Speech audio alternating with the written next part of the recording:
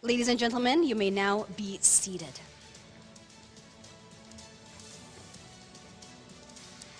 And as an expression of gratitude to the God Almighty for the 6th Jakarta Geopolitical Forum, Geomaritime Chasing the Future of Global Stability, let us pray together, ladies and gentlemen, which will be guided by Colonel Sus Abdullah SAG.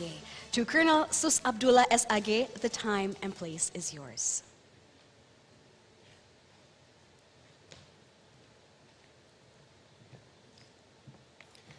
Hadirin sekalian yang kami hormati, sejenak mari kita panjatkan doa kehadirat Tuhan yang Maha Kuasa sesuai dengan agama dan kepercayaan kita masing-masing. Doa akan saya pandu sesuai dengan ajaran Islam. A'udzubillahi minasyaitonirrajim. Bismillahirrahmanirrahim. Assalatu wassalamu ala asyrafil anbiya'i wal mursalin wa ala ashabi ajma'in. Walhamdulillahi rabbil alamin. Allahumma ya Allah ya Rabbal Alamin.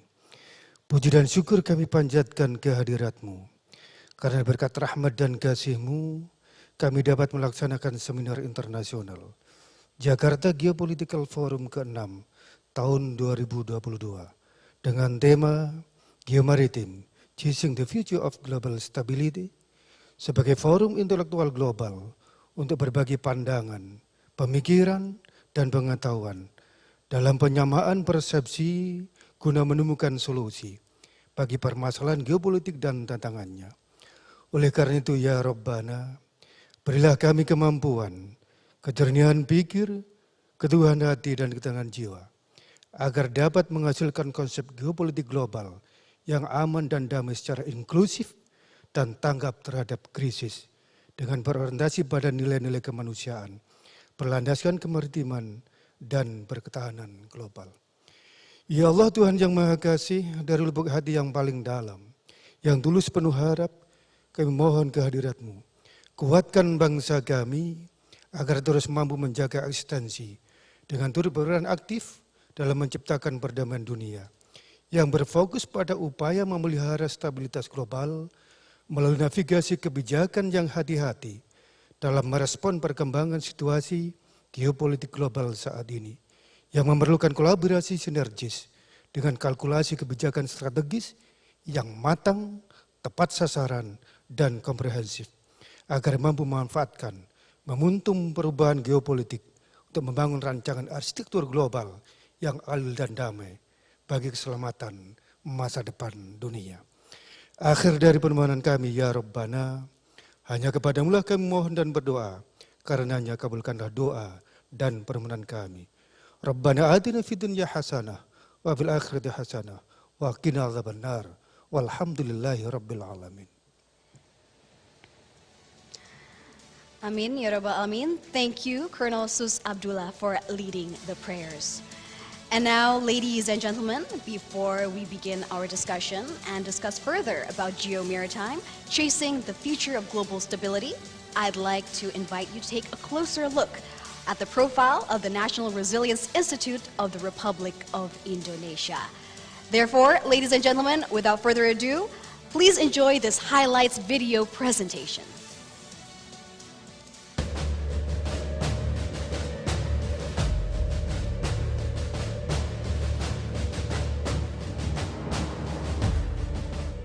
Eskalasi politik dunia tahun 60-an begitu kompleks, penuh ketidakpastian. Penerapan politik liberal dengan sistem multipartai justru menimbulkan persaingan antar partai yang tidak sehat, ditandai dengan konflik perebutan kekuasaan yang merugikan bangsa Indonesia. Guna melestarikan cita-cita proklamasi kemerdekaan dan menjaga ideologi Pancasila, maka tercetuslah pendirian Lembaga Ketahanan Nasional Republik Indonesia yang dicetuskan sejak 1962 dan terus dimatangkan hingga akhirnya resmi berdiri pada 20 Mei 1965 dengan nama Lembaga Pertahanan Nasional dan berada di bawah Presiden. Usai pergantian kepemimpinan Republik Indonesia tahun 1966 berdasarkan Kepres nomor 122 tahun 1967, posisi Lemhannas dialihkan kepada Menteri Pertahanan Keamanan dan bertanggung jawab kepada Menhankam Pangap. Seiring perjalanan waktu, dengan dipisahkannya jabatan Menhankam dan Panglima ABRI, tahun 1984, posisi Lemhannas berada di bawah Panglima ABRI. Lalu, sesuai Kepres nomor 4 tahun 1994 tentang Lembaga Ketahanan Nasional, Lemhannas berpindah ke Departemen Pertahanan dan Keamanan. Bersamaan dengan itu, Lemhannas berganti nama menjadi Lembaga Ketahanan Nasional. Ditegaskan bahwa Lemhannas merupakan lembaga tingkat nasional dalam mengembangkan, memantapkan, dan memasyarakatkan wawasan Nusantara dan ketahanan nasional. Sejak masa reformasi, berdasarkan Kepres nomor 42 dan 43 tahun 2001, Lemhannas melakukan restrukturisasi organisasi menjadi lembaga pemerintah non-departemen yang bertanggung jawab langsung kepada Presiden Republik Indonesia. Lemhannas kini dipimpin seorang gubernur dengan kedudukan setingkat menteri. Akhirnya, sesuai Peraturan Presiden nomor 67 tahun 2006 dan Peraturan Presiden nomor 98 tahun 2016 dengan berpedoman pada 11 prinsip pembaharuan, diadakan revitalisasi dan restrukturisasi Lemhannas. Langkah ini dilakukan guna mendukung visi Lemhannas, yakni menjadi lembaga yang berkualitas, kredibel, dan berkelas dunia dalam bidang ketahanan nasional. Lemhannas melaksanakan 3 misi, yaitu mewujudkan kader pimpinan tingkat nasional yang berdaya saing, berkarakter kebangsaan, demokratis, dan mampu berperan dalam pergaulan dunia internasional melalui pendidikan. Memberikan masukan pemerintah dalam pengambilan kebijakan internasional, regional, dan nasional melalui pengkajian strategis. Mewujudkan komponen bangsa yang berkarakter kebangsaan sesuai 4 konsensus dasar bangsa melalui pemantapan nilai-nilai kebangsaan. Dalam melaksanakan tugas tersebut, Lemhannas menyelenggarakan program pendidikan reguler dan program pendidikan singkat. Program ini diperuntukkan bagi kader-kader pimpinan tingkat nasional yang berasal dari pejabat senior terpilih di lingkungan TNI, Polri, maupun sipil.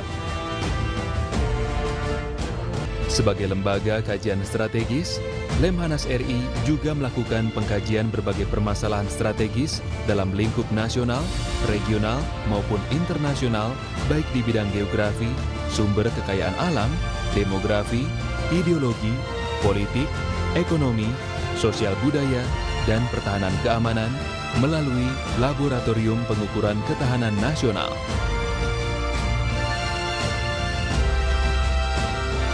Untuk melaksanakan pemantapan nilai-nilai kebangsaan, Lemhannas menggelar beberapa kegiatan lain, seperti program pemantapan pimpinan daerah, harmonisasi dan pemantapan nilai-nilai kebangsaan bagi anggota DPR RI, DPD RI, dan DPRD Provinsi, Kabupaten, dan Kota seluruh Indonesia.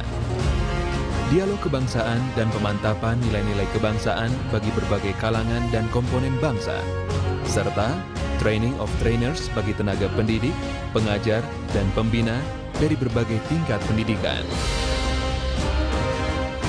Dalam rangka meningkatkan kerjasama dan tukar-menukar informasi, Lemhannas senantiasa menerima kunjungan tamu-tamu dari dalam dan luar negeri, baik pejabat sipil maupun militer. Lemhannas juga melakukan kunjungan dalam dan luar negeri yang dilakukan para peserta pendidikan PPRA dan PPSA dalam bentuk Studi Strategi Dalam Negeri atau SSDN dan Studi Strategi Luar Negeri atau SSLN.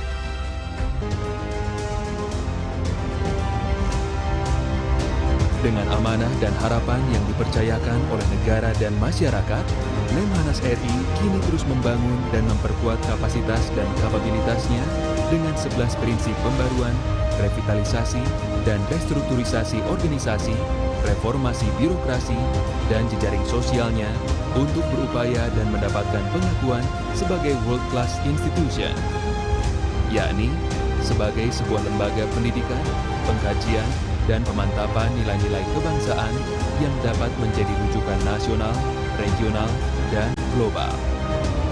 Itulah peran dan fungsi Lemhannas, kawah candra di muka bagi kader-kader pimpinan nasional Indonesia. Ladies and gentlemen, may I have a big round of applause for the National Resilience Institute of the Republic of Indonesia. And now, ladies and gentlemen, we will enjoy a show of contemporary dance right after this, where the dance is titled Gelombang Nusantara, or the Wave of Nusantara, which will be delivered by Income Creative. And this dance tells the story of how we all know that Indonesia is a large archipelagic country, and it's the largest archipelagic country in the world.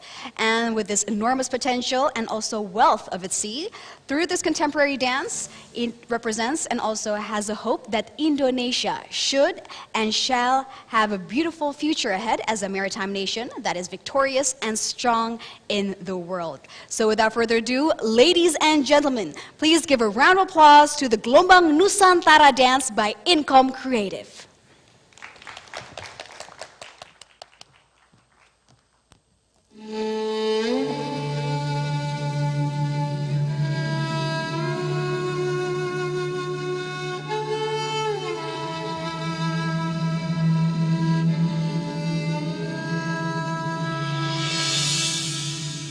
Membentang dari Sabang sampai Merauke, dari Pulau Miangas sampai Pulau Rote, dari serpihan ujung timur sampai ujung barat, berserak bersama luasnya samudra bidang datar dada kita, bersatu, berpadu, membangun Indonesia.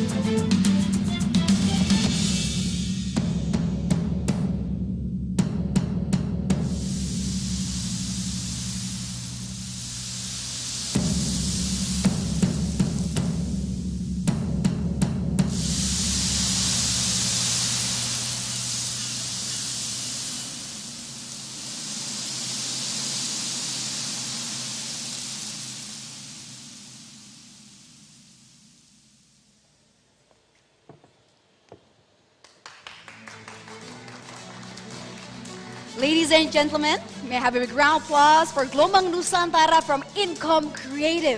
And this dance was choreographed by Resa Rizky Mutiara.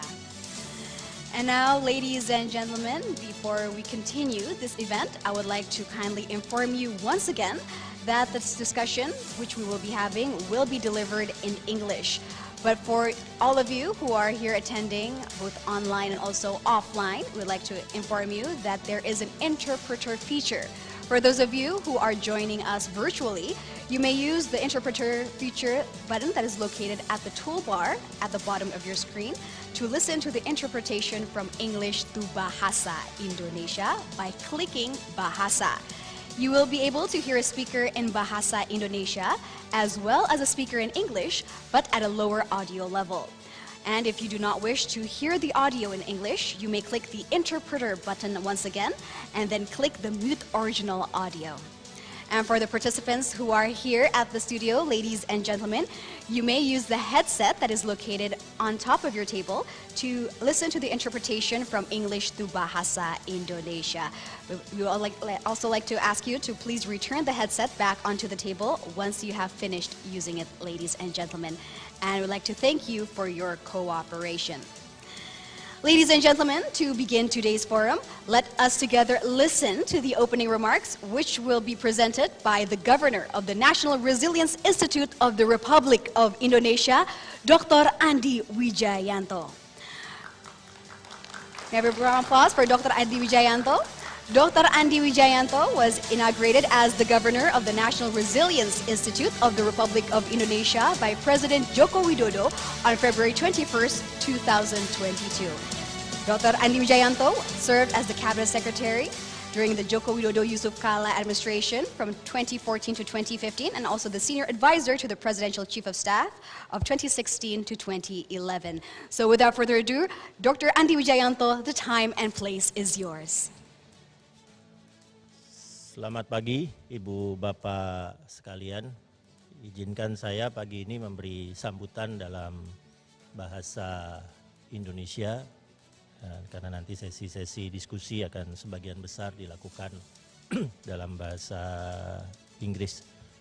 Pertama saya mengucapkan terima kasih atas kehadiran Ibu Bapak dalam acara JAKARTA GEOPOLITICAL FORUM yang ke-6. Kami di Lemhannas sejak didirikan oleh Presiden Soekarno tanggal 20 Mei 1965 diberi mandat untuk menjadi sekolah geopolitik. Mandat itu diberikan dengan satu arahan strategis dari Bung Karno agar Lemhannas bisa mencetak calon pemimpin nasional yang memahami konsekuensi dari pertarungan negara-negara besar, pertarungan geopolitik antara negara-negara utama di kawasan ini dan apa pengaruhnya bagi Indonesia. Arahan itu tetap kami pegang sehingga hari ini kami menyelenggarakan forum geopolitik yang ke-6 di tahun 2022. Ya, khusus untuk tahun ini tema yang kami angkat adalah tentang geomaritim, ya, dengan kesadaran bahwa pertarungan geopolitik di depan akan semakin dekat ke kita karena akan terjadi di kawasan Asia Timur dan akan menggunakan maritim, laut, samudera sebagai wadahnya, sebagai sarana pertarungannya. Kami menyadari bahwa geopolitik hari ini sudah masuk ke era yang kelima ketika yang terjadi seharusnya adalah konektivitas. Yang terjadi seharusnya adanya ketersambungan antara negara-negara di dunia. Yang terjadi seharusnya ada pembangunan infrastruktur global yang menggabungkan antar negara bahkan antar benua. Yang terjadi seharusnya adalah terciptanya satu rantai pasok global, ya, sehingga kita bisa melihat misalnya produksi satu mobil berlangsung di negara tertentu tapi bahan bakunya seperti lempengan stainless steelnya berasal dari negara lain, sementara bahan baku untuk menghasilkan stainless steel juga berasal dari negara lain, tapi tetap terkoneksi satu sama lain karena ada rantai pasok global.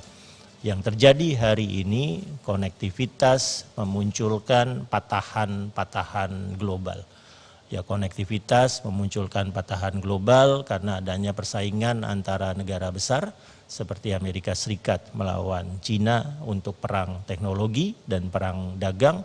Dan sejak Februari 2022 patahannya semakin keras karena ada pertarungan Amerika Serikat Rusia karena terjadinya krisis di Ukraina.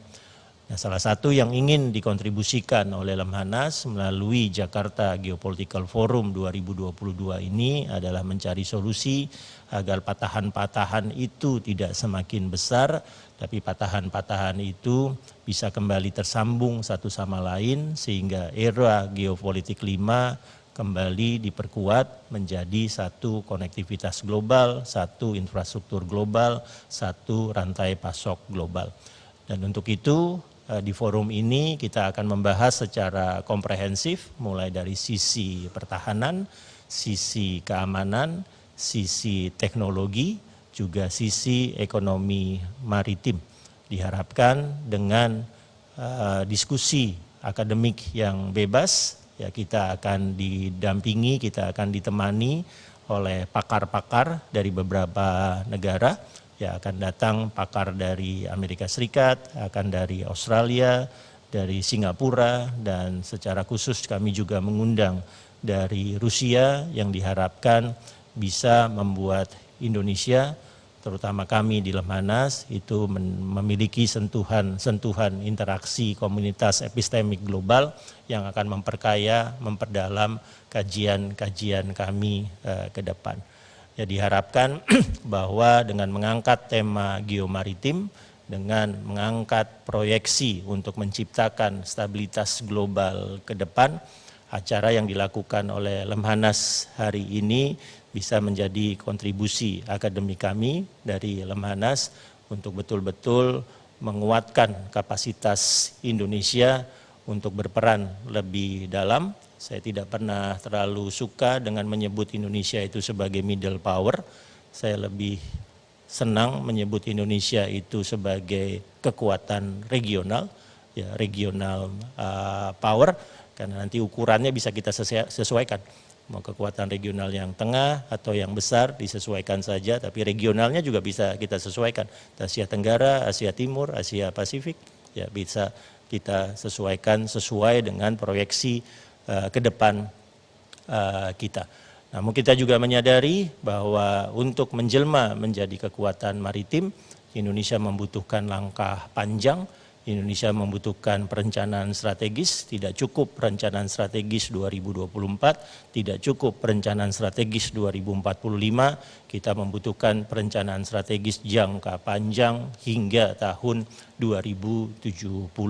Nah, diharapkan dengan melakukan Jakarta Geopolitical Forum hari ini, kontribusi dari kami di Lemhanas nanti berdialog dengan multisektor di pemerintahan, di akademik, di industri, dan juga lembaga-lembaga internasional bisa semakin memperkuat arah kita untuk mendapatkan kapasitas geopolitik yang ideal bagi Indonesia untuk memproyeksikan kekuatan regionalnya di masa depan. Sekali lagi terima kasih atas kehadirannya. Selamat datang di Jakarta Geopolitical Forum 2022. Dengan ini saya nyatakan Jakarta Geopolitical Forum 2022 dinyatakan secara resmi dibuka. Terima kasih. Thank you very much, Dr. Wijayanto. And we'd like to ask you to please stay on stage, Dr. Andi Wijayanto. For next, we will be having a photo session. And ladies and gentlemen, may I have once again a big round of applause for the opening remarks presented by Dr. Andi Wijayanto. And now, ladies and gentlemen, next we will be having a photo session. Therefore, I would like to kindly invite onto the stage, along with the governor, the vice governor, and also the deputies for the strategic studies, the deputy for education of national level leaders, the deputy for national values, and also the chairman of the 6th JAKARTA Geopolitical Forum 2022 of the National Resilience Institute of the Republic of Indonesia to please come up on stage and please take your place. And next, we'd like to also invite onto the stage the prominent speakers of the first day of our discussion session, and also our moderator to also please come up on stage. And next, we'd like to also invite the representatives of Media Group Network to also please come up on stage to join for the photo session of the 6th JAKARTA Geopolitical Forum 2022.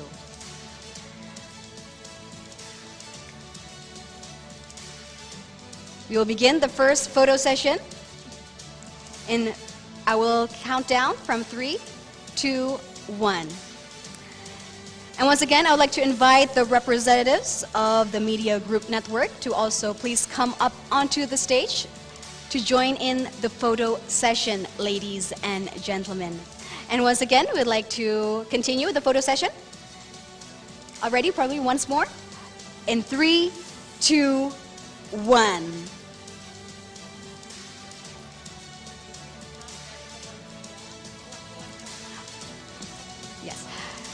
Therefore, we'd like to also invite the representatives atau perwakilan dari kepolisian dan perwakilan dari Kepala Staf Angkatan Darat untuk dapat juga bisa bergabung, dan juga Kepala Staf Angkatan Laut untuk dapat bergabung bersama. To all the representatives, we'd like to invite to please come up onto the stage and also join in for the photo session, ladies and gentlemen. To all the documentation team, kepada tim dokumentasi dapat bersiap. In 1, 2, 3. And once again, 3, 2, 1.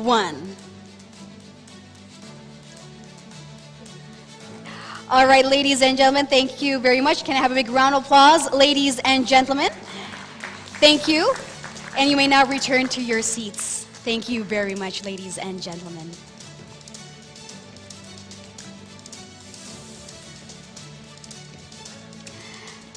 And ladies and gentlemen, we will begin the discussion of the 6th JAKARTA Geopolitical Forum 2022 in just a moment.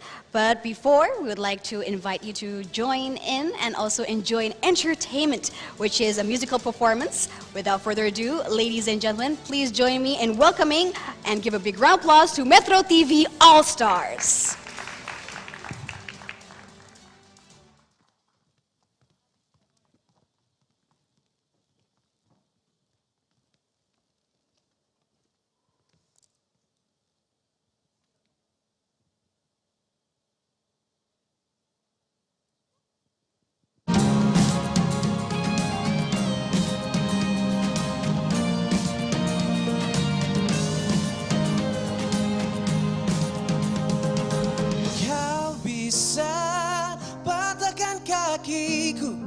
Tapi tidak mimpi-mimpiku. Kau bisa lumpuhkan tanganku, tapi tidak mimpi-mimpiku. Kau bisa merebut senyumku, tapi sungguh tak akan lama. Dan kau bisa merobek hatiku, tapi aku tahu obatnya.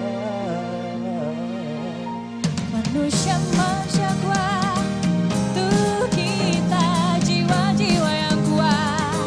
Itu kita, manusia kuat. Itu kita, jiwa-jiwa yang kuat. Itu kita.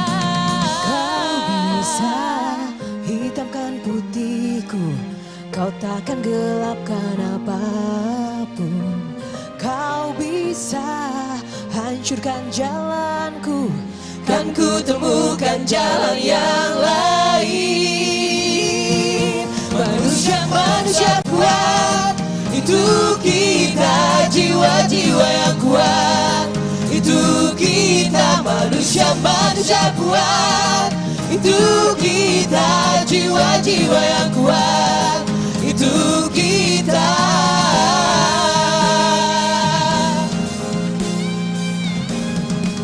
Bila bukan kehendaknya,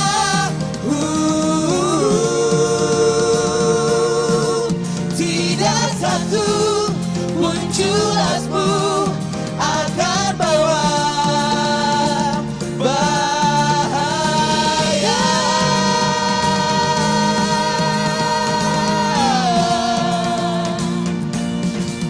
Bahaya.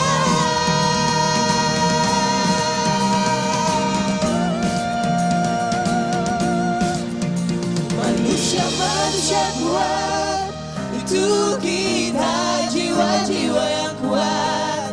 Itu kita manusia-manusia kuat. Itu kita jiwa-jiwa yang kuat. Itu kita manusia-manusia kuat. Itu kita jiwa-jiwa yang kuat. Itu kita manusia-manusia kuat. Itu kita jiwa-jiwa yang kuat. Itu kita.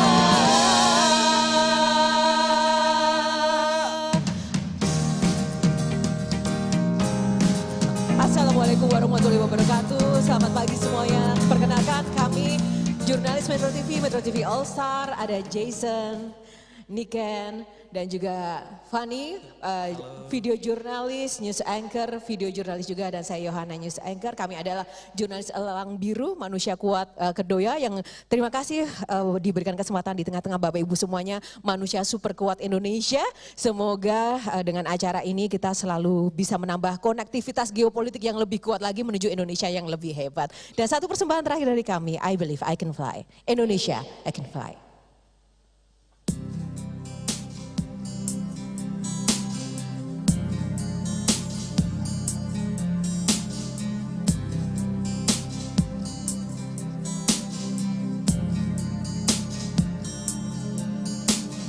I used to think that I could not go on, and life was nothing but an awful song.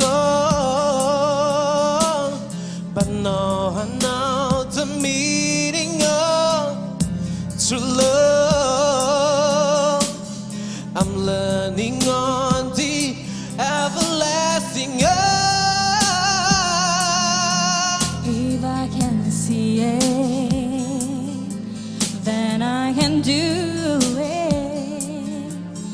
If I just believe it, there's nothing to it.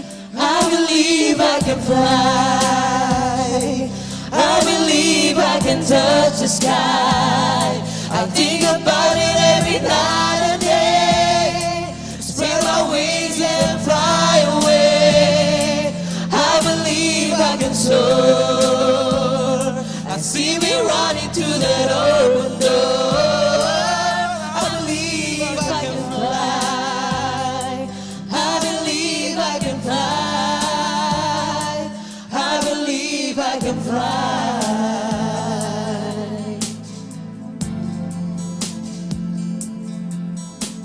See, I was on the verge of breaking down. Sometimes silence can seem so loud. There are miracles in life I must achieve, yeah. But first I know it starts inside of me.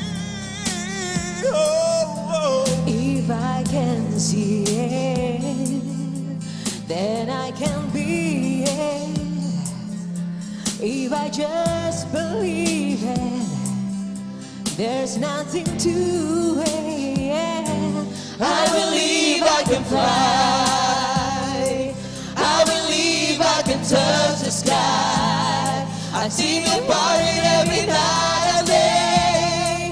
Spread our wings and fly away. I believe see me running through that open door.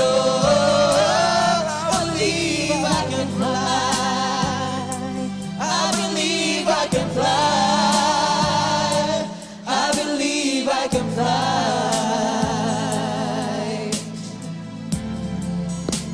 'Cause I believe in me.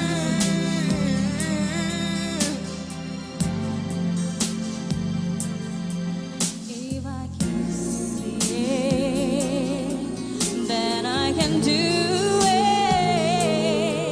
If I just believe it, there's nothing to it. I believe I can fly. I believe I can touch the sky. I think about it every night and day. Spread my wings and fly away. I believe I can soar. I see me running through that open door. I believe I can fly. I believe I can fly. I believe I can fly. If I just spread my wings, I can fly. I can fly.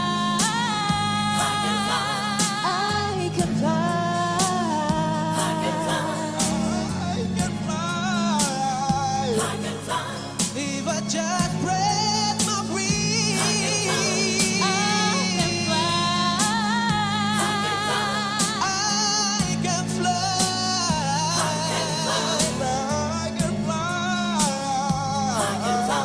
I can fly. I can fly.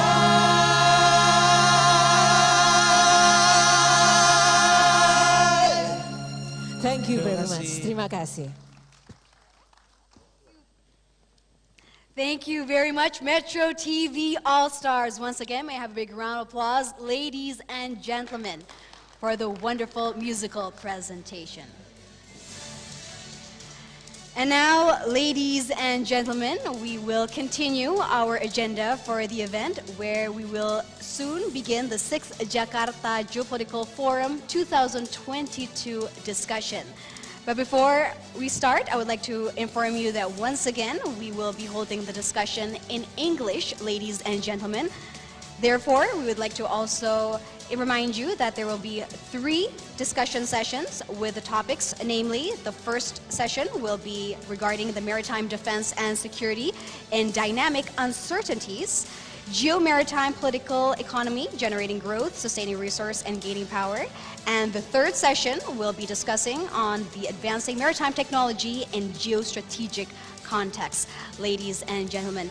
And since the discussion will be delivered in English, I would like to also inform you once again that we do have an interpretation feature available that you may use, both for those of you who are joining us offline here in the studio and also online.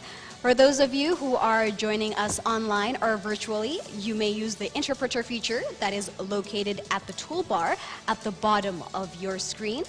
And you may listen to the interpretation from English to Bahasa Indonesia by clicking Bahasa.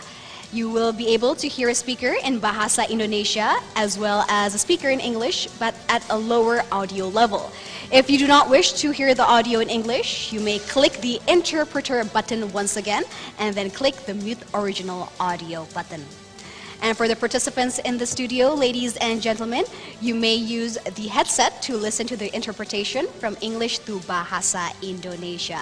But we'd like to also kindly ask you to please return it and place it back on the table once you have finished using it. And we'd like to thank you, ladies and gentlemen, for your cooperation and also understanding. And ladies and gentlemen, to guide the first session of our talk show, I would like to invite our moderator, Dr. Kuri Maharani, PhD, a lecturer for streaming of conflict and security studies at BINUS University. But before I invite her to come up onto the stage, I would like to read a short profile of Dr. Kuri Maharani. Dr. Kuri Maharani received her PhD in Defense Management and Leadership from Cranfield University in 2016. And previously, she received a cum laude in her master's study at Institut Teknologi Bandung, majoring in Defense Management in 2017. and her bachelor's degree at Universitas Indonesia, majoring in international relations in 2002. And prior to joining BINUS, Dr. Kuri Maharani has been actively working on the issues of defense management with the Ministry of Defense of the Republic of Indonesia, the National Development Planning Agency, or Bappenas, and S. Rajaratnam School of International Studies. She is an observer on defense procurement and industrial policy, offset, arms proliferation, and technology indigenization. She was part of the Southeast Asian Young Leaders Program at the Shangri-La Dialogue in 2017 and 2018. So without further ado, ladies and gentlemen, please welcome onto the stage Dr. Kuri Maharani.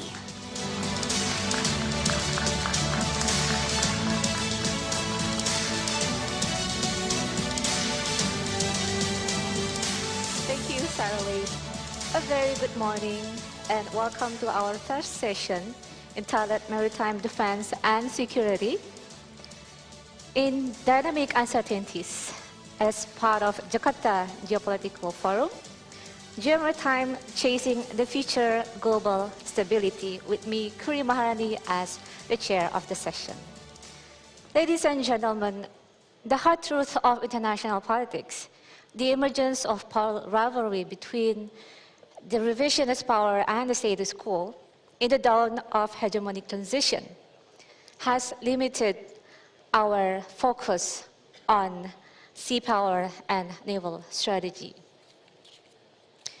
Dynamic uncertainties with threats emanating from military hard power becomes more prominent when its interaction takes playground on maritime sphere in the absence of strong maritime orders or sea governance.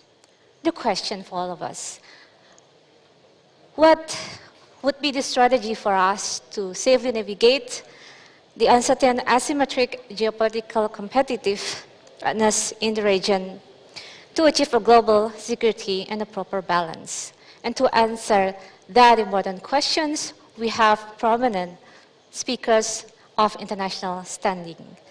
Please join me to welcome on stage Admiral Retired Professor Dr. Masatio, Professor at Indonesia National Defense University. Please take your seat on the stage. Professor Masatio is currently the Special Advisor to the Coordinating Minister and for Maritime and Investment on Maritime Defense and Security issue. And he also served as Indonesian Special Envoy to International Maritime Organization in London and Chairman of PT Pelabuhan Indonesia. The second speaker would be Mr. Sam Rajafin. Please take your seat on stage, sir. He is currently the Director of International Security Program of Lowy Institute, Australia.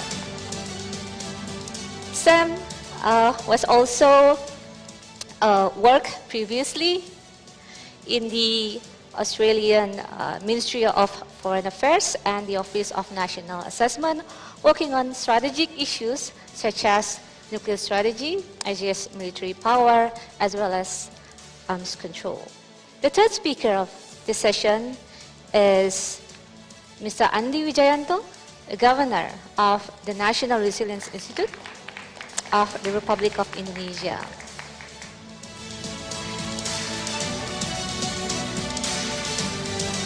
Governor is a hardcore academic at heart. He has read international relations as well as defense studies in many universities, among others, University of Indonesia, London School of Economics, National Defense University in USA, and also S. Rajaratnam School of International Studies. And lastly, our fourth speaker, joining us virtually, Dr. Colin Ko from S. Rajaratnam School of International Studies.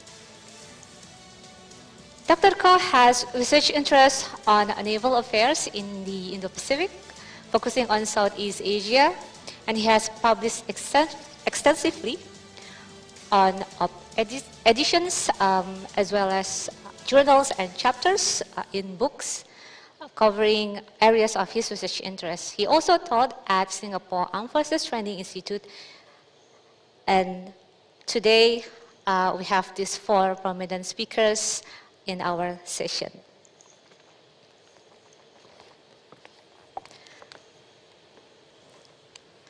So, gentlemen, before we start, allow me to ask, how are you today, Mr. Rajafin?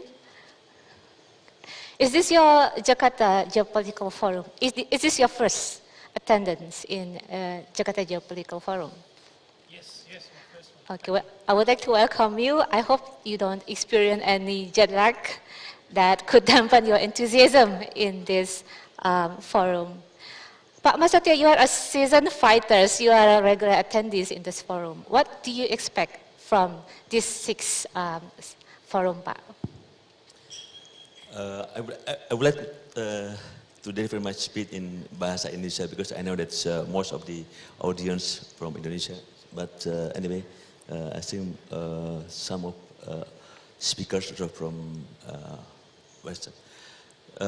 Saya berharap dan inilah merupakan sebuah momentum yang bagus sebab inisiasi yang dilaksanakan oleh Lemhannas di bawah leadership dari Gubernur Lemhannas, sahabat saya, Mas Andi Wijayanto, ini memang momentumnya pas sekali dikaitan dengan situasi geopolitik yang sangat dinamik.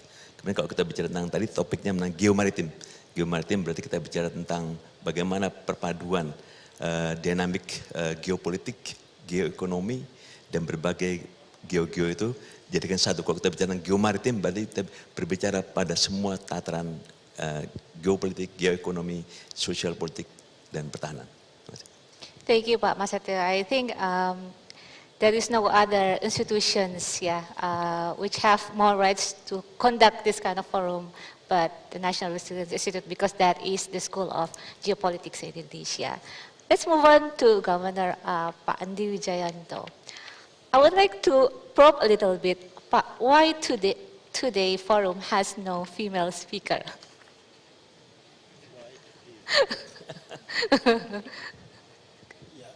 Well, then I have to apology for that. Yeah, we should invite more female expert, but I guess Indonesian female expert in maritime arena is quite few. Yeah, maybe we already try to invite several of them. Yeah, for example, one of them I realized that today has another event in Yogyakarta.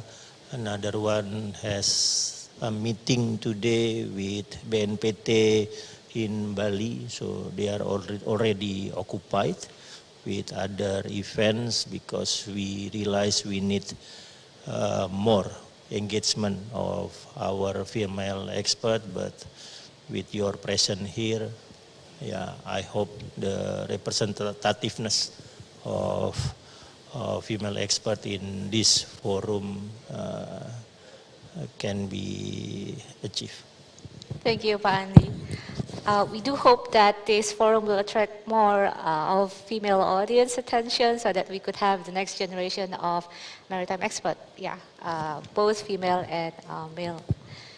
Okay, now that we have established the fact that all our speakers are comfortable and ready to deliver the top of the game, let's bring the session on.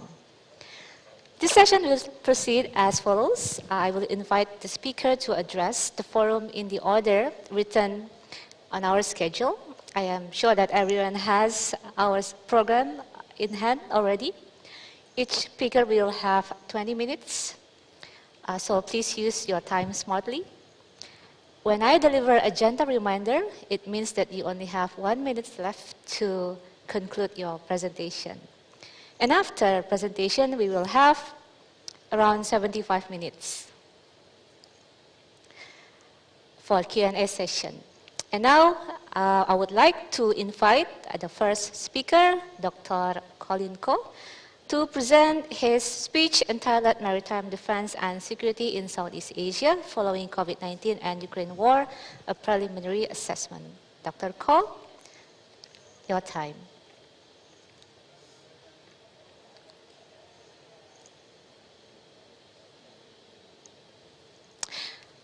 Okay, we have technical difficulties, so we will proceed to the next speaker. We have Professor Masetio to deliver a presentation. Pak Masetio, the time is yours. Terima kasih Mbak Kuri. Yang saya hormati sahabat saya Gubernur Lemhannas, Mas Andi Wijayanto, juga speaker Pak Sam. Thank you for and welcome to Jakarta. First of all, I would like to deliver my presentation in Bahasa Indonesia. So I know that most of the audience came from Indonesia. Pada topik ini saya akan berbicara tentang tadi nanti ada beberapa pembicara, ada yang fokus mengenai ekonomi, ada yang mengenai politik, ada yang mengenai dinamika antara politik dengan maritim, dan pada kesempatan ini saya akan bicara tentang bagaimana kita melihat, mereview hegemoni di kawasan Asia Pasifik. Next slide. Kalau kita melihat kawasan Asia Pasifik, kita melihat, saya akan meninjau dari sisi bagaimana Indonesia sebagai sebuah negara maritim besar. Tadi dari Gubernur Lemhannas sudah meng-quote bahwa tidak begitu sepakat dengan middle power. Jadi saya sepakat itu, kita bicara tentang bagaimana kekuatan pertahanan Indonesia. Sebab kalau kita bicara tentang pertahanan Indonesia, kita tidak hanya berbicara tentang kekuatan angkatan bersenjata, namun kita juga berbicara tentang bagaimana peran-peran diplomasi dari sebuah negara. Kalau kita lihat posisi Indonesia is the biggest archipelagic state, so we have as a pivot of the Indonesia area. Jadi kita sebagai pivot, maka bagaimana Indonesia memerankan sebagai pivot tersebut, memerankan sebagai sebuah negara besar. Kita lihat pada slide berikut, kita akan melihat topik yang diangkat oleh Lemhannas pada kali ini. Saya kira ini akan menyadarkan kita bagaimana suatu saat ini telah terjadi shifting, sebuah new geopolitik in the Asia Pacific. Kita akan melihat bahwa kalau kita sebelumnya melihat bahwa di Asia Pasifik kita mana ada macan-macan Asia, ada Korea, ada Jepang, pada waktu itu belum memasukkan Cina. Kita lihat sekarang ada 10 negara besar di dunia, dan kita lihat berdasarkan analisis dari para pakar ekonomi bahwa tahun 2030 ini adalah sebuah terjadi perubahan shifting di bidang ekonomi. Sebab di era saat ini kalau kita bicara tentang geomaritim, kita bicara tentang geopolitik, maka akan diperankan oleh negara yang memiliki kekuatan ekonomi kuat. Maka pada tahun 2030 sekarang sudah secara bertahap bahwa Cina nanti akan melit dunia ini. Kemudian yang kedua India, kemudian Amerika Serikat, dan Indonesia. Tentunya ini membutuhkan untuk Indonesia tetap bertahan pada ranking keempat dunia dalam konteks ekonomi. Kalau kita sudah bicara tentang ekonomi, berarti pertahanan negara kita juga kuat, berarti GDP termasuk anggaran pertahanan negara kita juga kuat. Kemudian kita melihat juga bahwa kalau kita melihat situasi geopolitik di kawasan, kita akan melihat bagaimana kebangkitan. Inilah kebangkitan negara-negara di Asia Pasifik. Kita lihat Cina,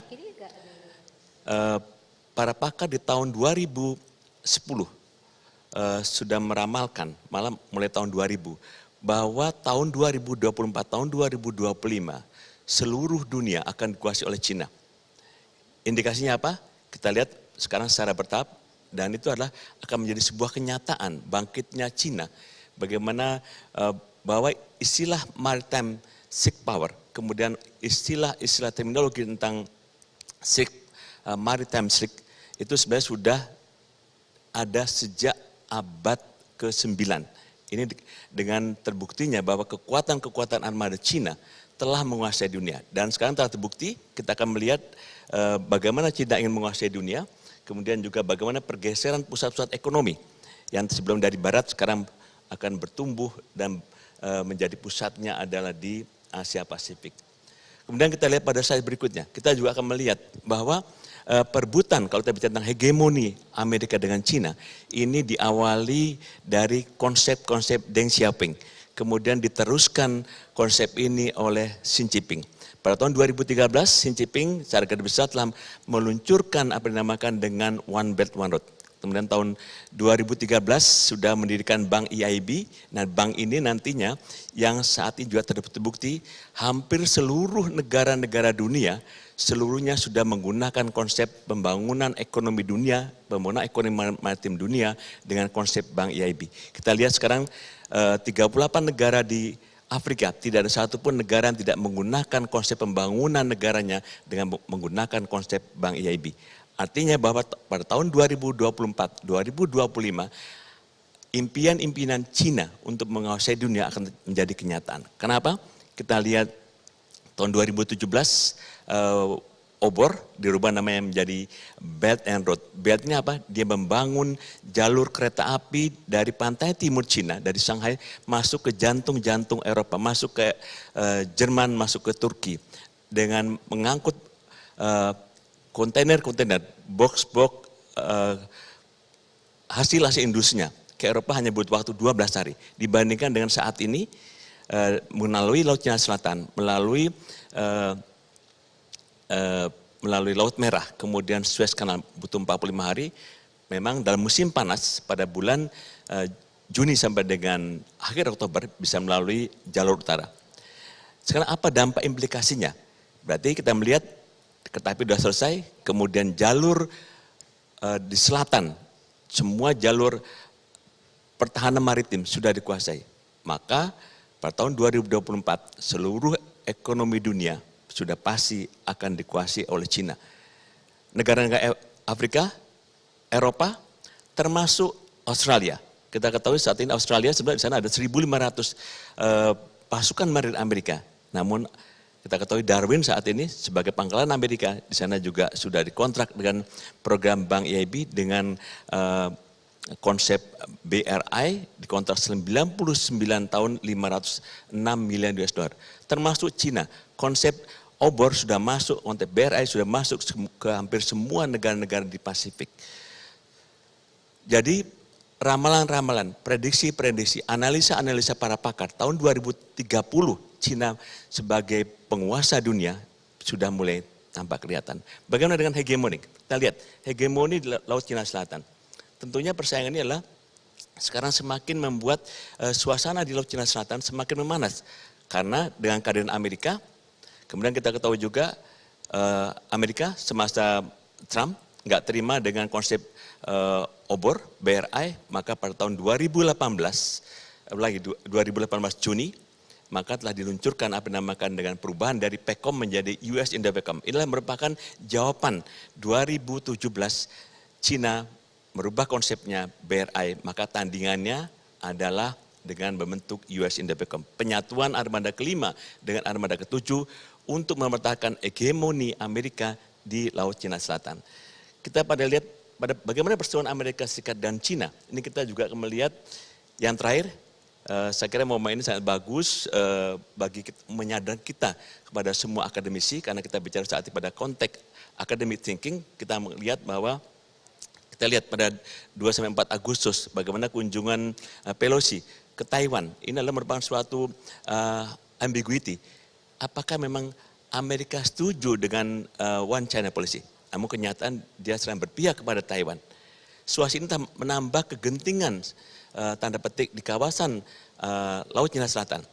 Kita lihat pada saat itu, pada minggu-minggu pertama, Amerika telah menggunakan 2 kapal induknya, kemudian Cina saat ini kita ketahui, Cina pada tahun lalu juga sudah awalnya dia hanya memiliki 1 kapal induk Liaoning, sekarang dia sudah ditambah dengan 2 kapal kelas Sendong, artinya dia sudah memiliki 3 kapal induk.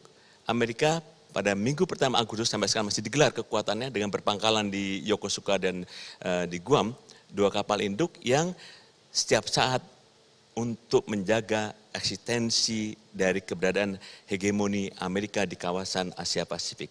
Nah, situasi ini juga semakin diperparah. Kita ketahui untuk mempertahankan hegemoninya, maka Amerika mengerahkan semua kekuatan NATO-nya. Kekuatan NATO saat ini juga sudah hadir di Laut Cina Selatan, bertambah lagi dengan kita lihat sini ada segitiga, bagaimana Amerika, kemudian link up-nya dengan Jepang, kemudian dengan India, kemudian dengan Australia.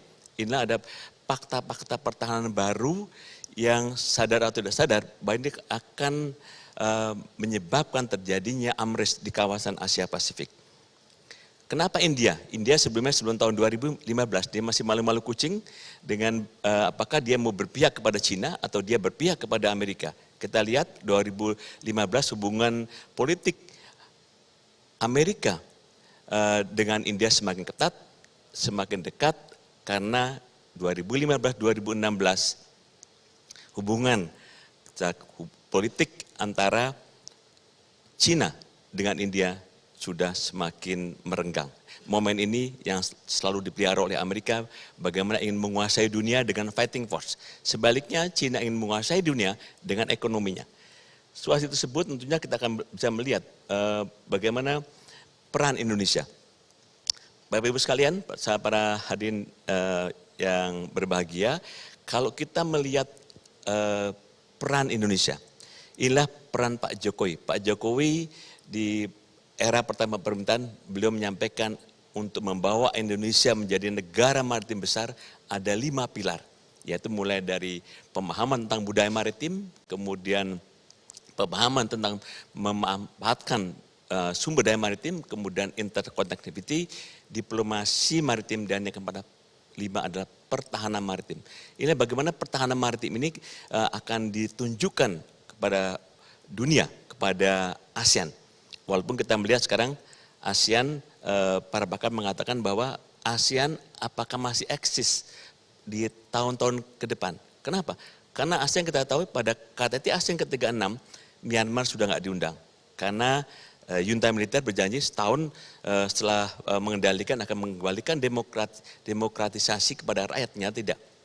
Sekarang kita lihat juga bagaimana Kamboja dengan Laos, juga ini sudah diambang akan dikuasai oleh Cina. So bagaimana dengan 3 tahun ke depan?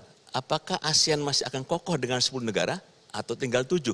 Inilah merupakan bagaimana kita melihat leadership, strong leadership dari Pak Jokowi untuk membawa ASEAN tetap utuh. Untuk itu maka beliau sebagai presidensi dari G20, inilah merupakan pertama kalinya Indonesia mendapat kesempatan sebagai presiden G20, beliau tidak tanggung-tanggung. Di tengah bergejolaknya perang Ukraina, beliau datang ke Kiev, beliau datang ke Moskow, ini merupakan suatu komitmen beliau. Sebab kalau G20 yang diharapkan akan digelar pada tanggal 15-16 November, apabila ini dihadiri oleh semua negara-negara dunia, sebagai negara-negara yang saat ini menjadi ujung tombak dari perseteruan AMRES, tentunya paling tidak akan menjadi pereda, akan menjadi Indonesia akan berperang sebagai safety valve di dalam menjaga kesabilan, ketenangan, ketentraman dunia yang ujung-ujungnya adalah ditujukan kepada menjamin keberlanjutan ekonomi yang saat ini sudah semakin merosot pertumbuhan ekonomi dunia karena sebagai akibat dari dampak perang di Ukraina.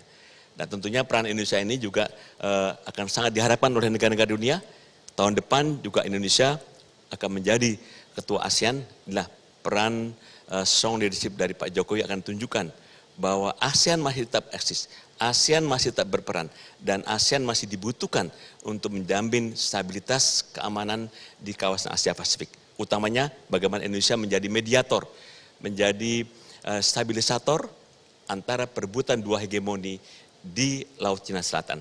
Bapak Ibu sekalian, sekira demikian yang dapat saya sampaikan. Nanti mungkin kita diskusi ya Mbak Kuri, mudah-mudahan bermanfaat. Terima kasih. Thank you. Thank you, Professor Masutu. You raised a very good point on how ASEAN could play a diplomatic role in the midst of superpower feud, yeah, that might be coming to us in several years ahead. And he also highlighted a number of indicators that we should concern about. The first is the increasing role of China in the economics, in the geo-economy of the region, and also the US response, among others, through the formation of Indo-Pacific Command and Freedom of Navigation operations. And we hope that this feud well, will not materialize into open conflict anytime soon or later. And I think the most important thing that we could take from your speech is how ASEAN could play that diplomatic role to dampen the situation. So I will move to our second speaker. We already have Dr. Colin Ko on the line. Dr. Colin, can you hear my voice? Yeah, hi. Hi, Julie. Hi. Okay. So Colin is actually my dear friend. He's going to share with us a speech entitled Maritime Defense and Security in Southeast Asia following COVID-19 and the Ukraine War, a preliminary assessment. Colin, the time is yours. Thank you. First of all, allow me to say, very grateful word of thanks to the organizer, Lemhannas, for inviting me. It is a great pleasure to be here. Special thanks, of course, to Pak Andi for having me. I apologize for not being able to join in person because of my passport issue, but I'm lucky to be able to share this panel with so many luminaries. It is humbling as well as a great honor for me. And of course, is one of the very rarest few times I'm able to actually share a panel with my good friend Kuri. Thank you so much for moderating this panel and allowing me to share my views.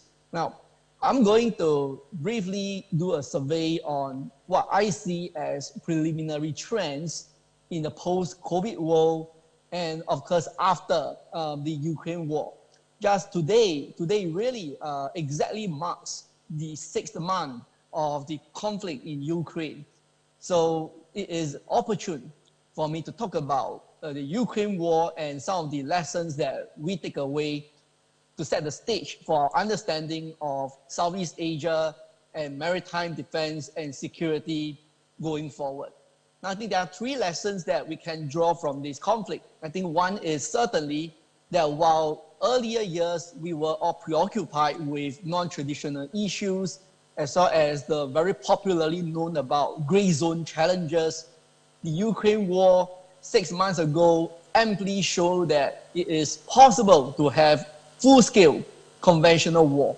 So it has never gone away, it was lurking, and it does also highlight that nation states do resort to this conflict if it fulfills their interests. And of course, it's another matter altogether whether, we are looking at, a protracted conflict. In this case, the Ukraine war is a very good example where, a supposed short conflict has ended up becoming a protracted war in itself.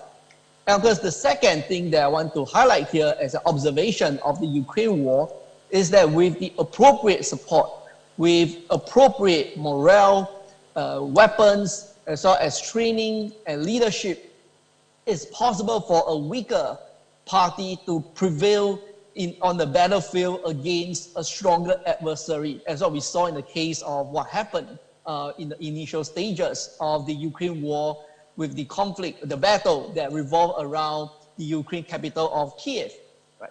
And because I'm dealing with the maritime issue, so I put forth here a collage of pictures of essentially what was Snake Island and the naval battles that took place. It was interesting and in fact instructive when it comes to Southeast Asia. That for Southeast Asian countries that are supposed smaller, weaker parties in the maritime domain with relatively modestly equipped navies, it is still possible to prevail in some circumstances against a stronger adversary. So it is something that I believe regional maritime forces could take heed and to pay more attention to.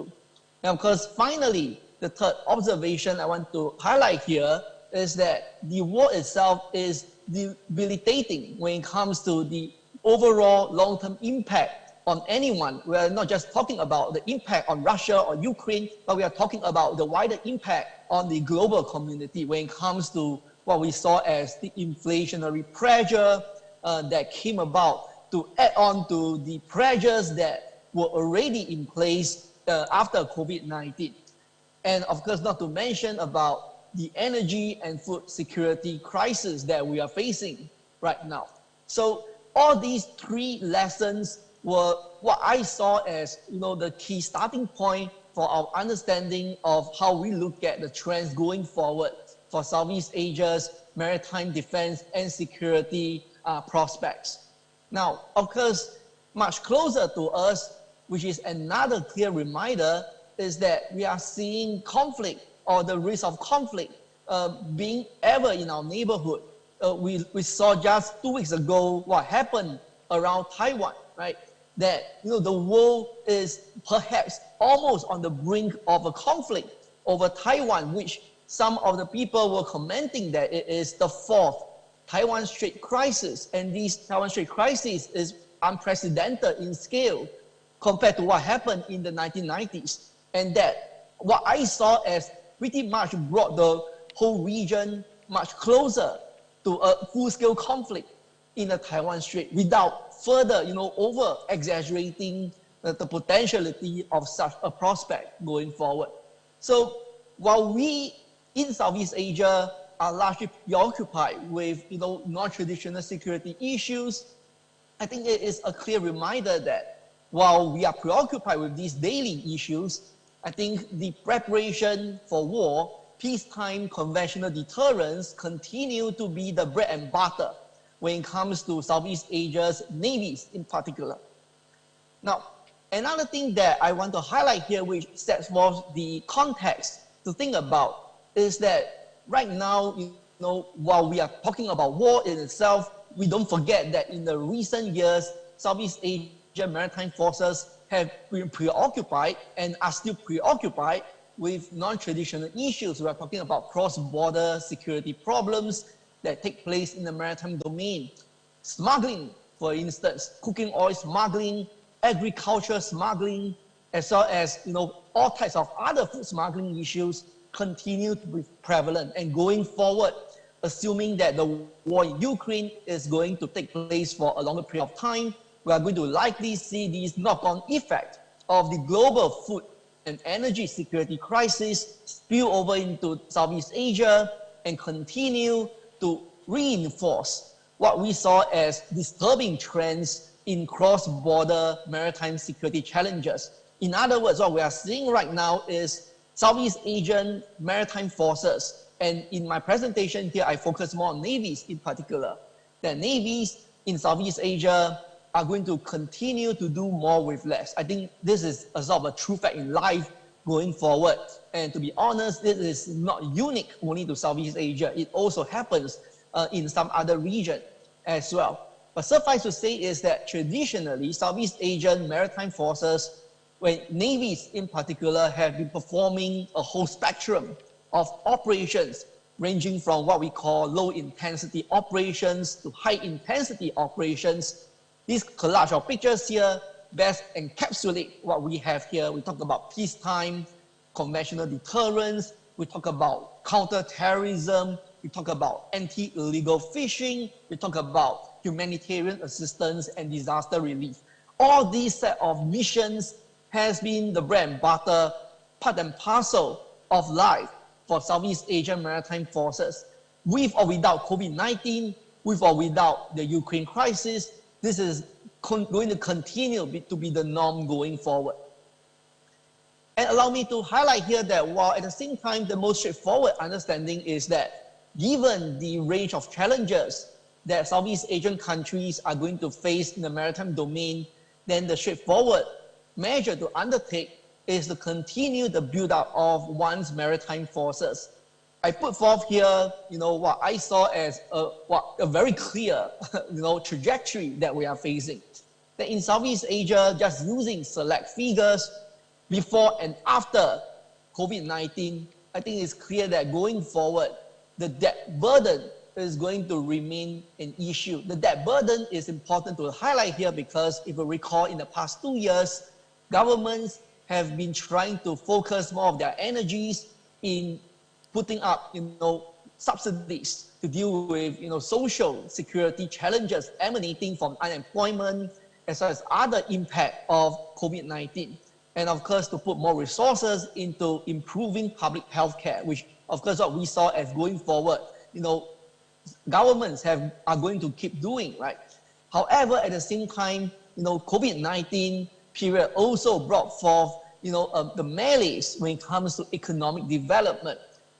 Revenues reduced drastically. At the same time, public expenditures increased, right? Which thereby led to the issue with fiscal and budget deficit in the countries, and going forward, it will take a few more years for the countries to breach their deficit.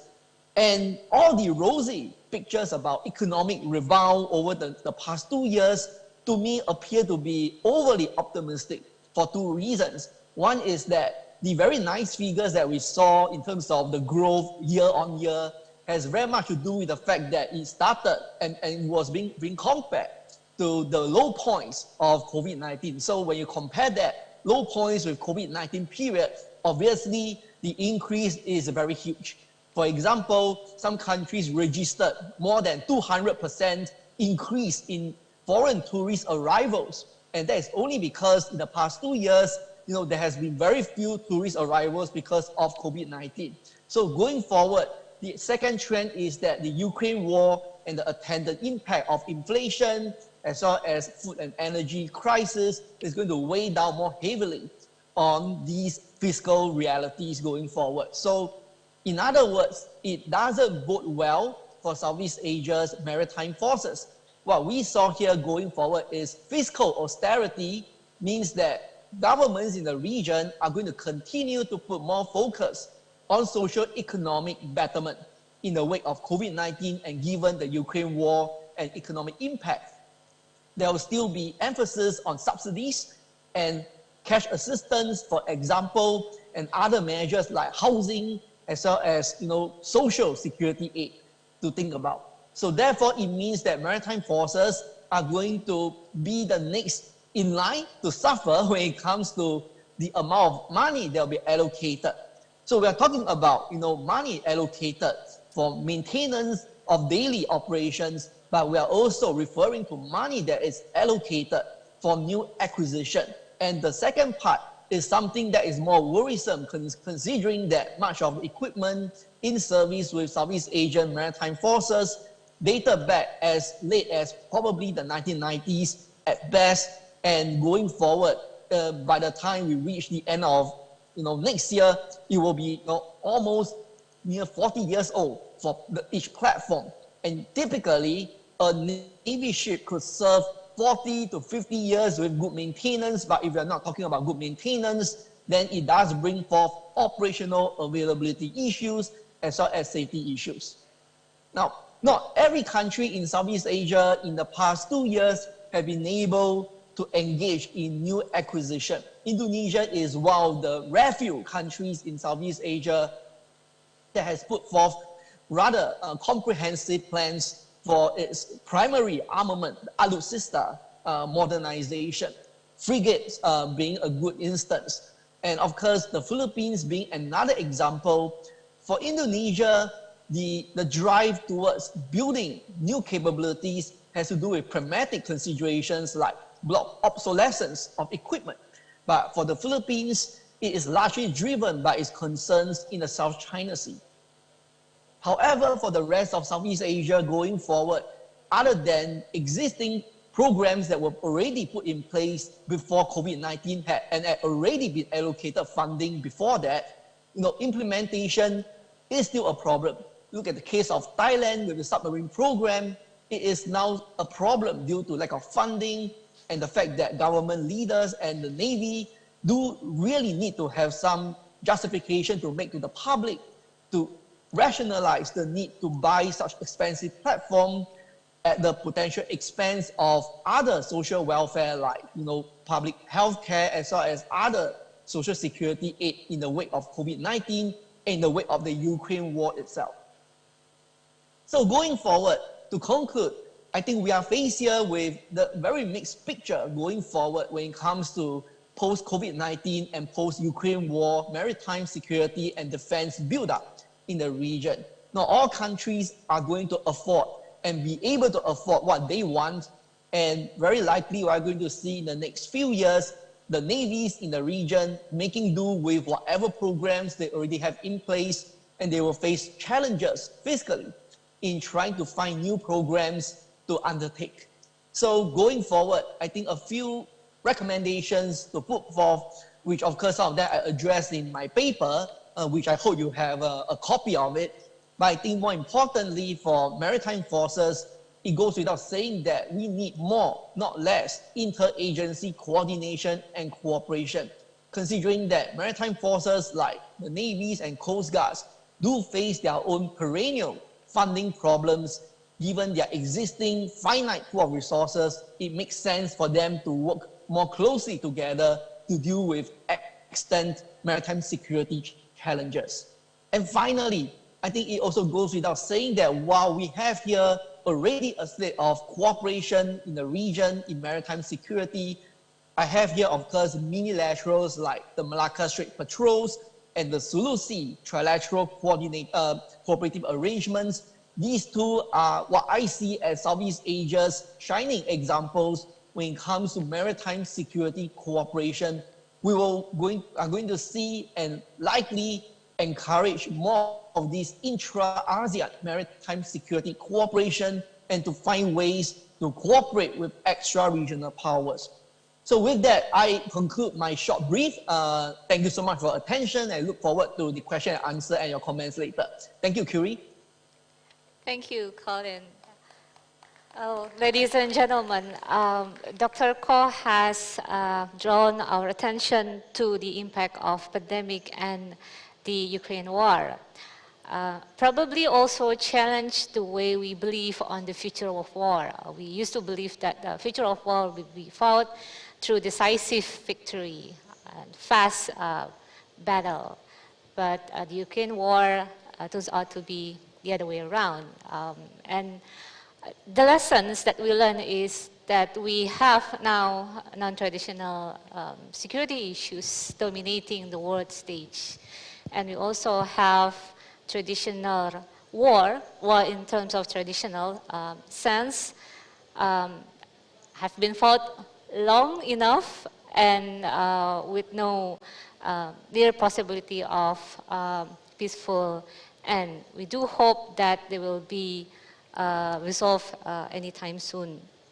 And the other thing would be what Southeast Asian countries should prepare themselves by taking such lessons. And Dr. Koh highlighted the focus on whole government approach. We cannot just rely on our Navy or other maritime security actors, but we have to employ a broader strategy. And he also highlighted the needs for interagency cooperations and the right strategy for arms acquisition. So in a way, Dr. Koh's presentation complements what Pak Masatio offered us about diplomacy, because diplomacy can only go hand in hand with hard powers. I don't think diplomacy alone, without being supported by hard power, would be effective enough. Next, we will have Mr. Rajafin delivering his speech. The time is yours. Well, thank you very much. I hope it's not a speech. I'll try to be as concise as I can. First of all, my thanks to Lemhannas for organising this wonderful event. I'm honoured to be here, and thank you to my fellow panellists. I'm from the Lowy Institute in Sydney, Australia, and the Lowy Institute is an independent think tank, research organisation, and that means all our scholars, all our experts speak their minds. There is no Lowy Institute view of the world. We all write and say what we think about how the world works, and sometimes we disagree with each other, and sometimes we debate with each other publicly. And in fact, the remarks that I'm going to make today are the subject of debate and controversy in Australia, because as I'm sure many of you know, Australia is a very close ally of the United States, and it's becoming much closer. In fact, since the 9/11 attacks in New York and Washington, the Australian alliance with the United States has become as close, as intimate as it's ever been, and that was reinforced of course, again last year by the announcement of the AUKUS agreement, and I hope in the question and answer period we get a chance to talk about AUKUS. I've got a lot to say on that subject, and I'm sure you have your own thoughts about it. I'll begin very briefly with just some remarks about China, because I think the two factors, China and the US, are the two critical factors in the future of maritime security in Southeast Asia. Very briefly though on China, because I think the facts here are not really in dispute, and we heard already about China's rise as a maritime power. This is not too controversial, so I'll be very brief. China is already, by some measures, the largest economy in the world, and certainly will be the largest economy in the world in the 2030s. And by reasonable projections, it will be the most powerful. It will have the most powerful navy and perhaps the most powerful armed forces in the world by 2040. It is certainly developing capabilities to conduct sustained maritime operations in what are referred to as blue waters. That is, global maritime operations that can be sustained for long periods and project significant military power over very long distances. We've seen, for instance, the development of an aircraft carrier program, and I think in a very short few years we will start to see China conduct long-range operations centred around its aircraft carriers, which will go throughout the Asian region and into Southeast Asia as well. I think we don't, of course, know what China's ultimate political ambitions are for its power in the region. China itself is very opaque about this question, but I think we can say quite safely that no country of China's size wants to be second or subsidiary to another power in its own region.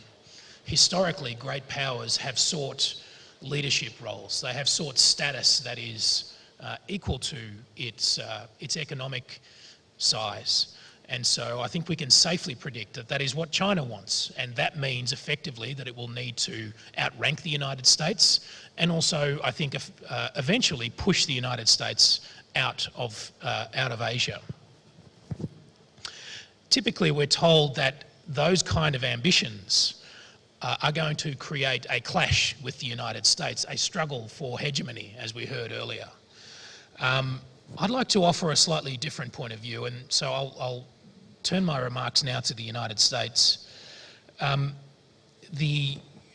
typical example of how the United States states its role in Asia came in the Indo-Pacific strategy in 2022, released by the Biden administration, where the document argued that the lesson from World War II was that the US cannot be secure unless Asia is secure.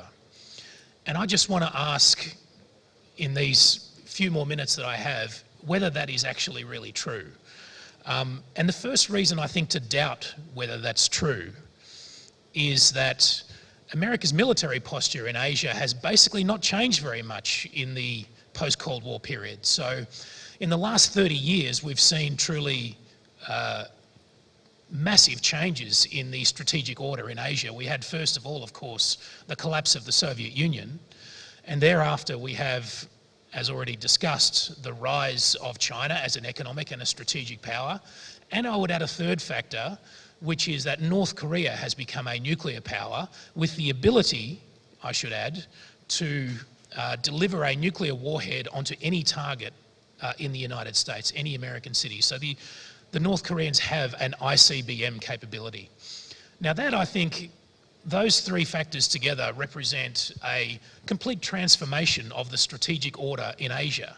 And yet, as I've already said, in that period, America's military posture in Asia has barely changed. The troop numbers in Korea and in Japan have shifted a little bit around the edges, but they're roughly the same. So I think that's the first reason to question whether the United States really does believe in its heart that for America to be secure, Asia must be secure. After all, if the entire region has transformed itself strategically in that time, you would think the United States would have responded. But I think basically it has not, despite rhetorical changes. I think it's also worth just questioning the idea that militarily America cannot be secure unless Asia is secure. After all, America's a long way away. It's surrounded by two vast oceans, friendly neighbours, north and south. It has a huge military force, thousands of nuclear weapons, and a very strong economy to support them. Sometimes it's also said that America's security presence in Asia is essential in order to help its allies secure themselves. But of course, that gets the whole idea of alliances completely backwards. The whole reason that the United States struck alliances with Australia, with Japan, with South Korea, not to mention NATO countries and others, is that these alliances ultimately serve America's national interests. If they no longer serve those interests, then I would say those alliances have served their purpose and are no longer a core interest of the United States. Sometimes it's also argued that economics is a strong reason for the United States to remain militarily engaged in Asia. Well, I think firstly it's important to say that the United States in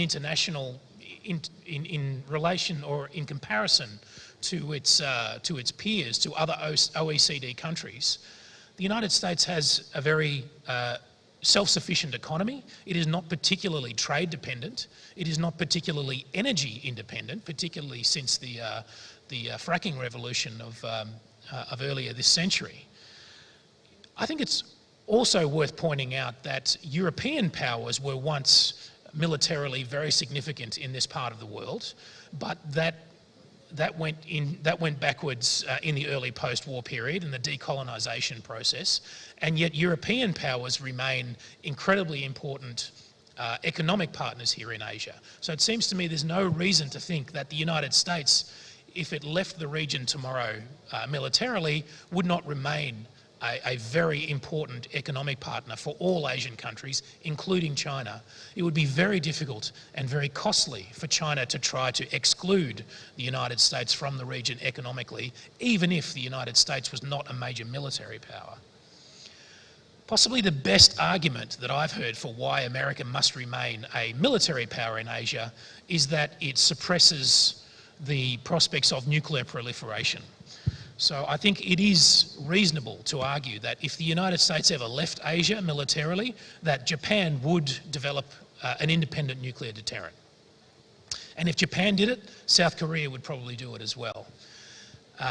It's possible, there's been some speculation in fact in Australia, that Australia would choose that route. If it could no longer rely on America's extended nuclear deterrent, then Australia might have to develop an independent nuclear deterrent as well.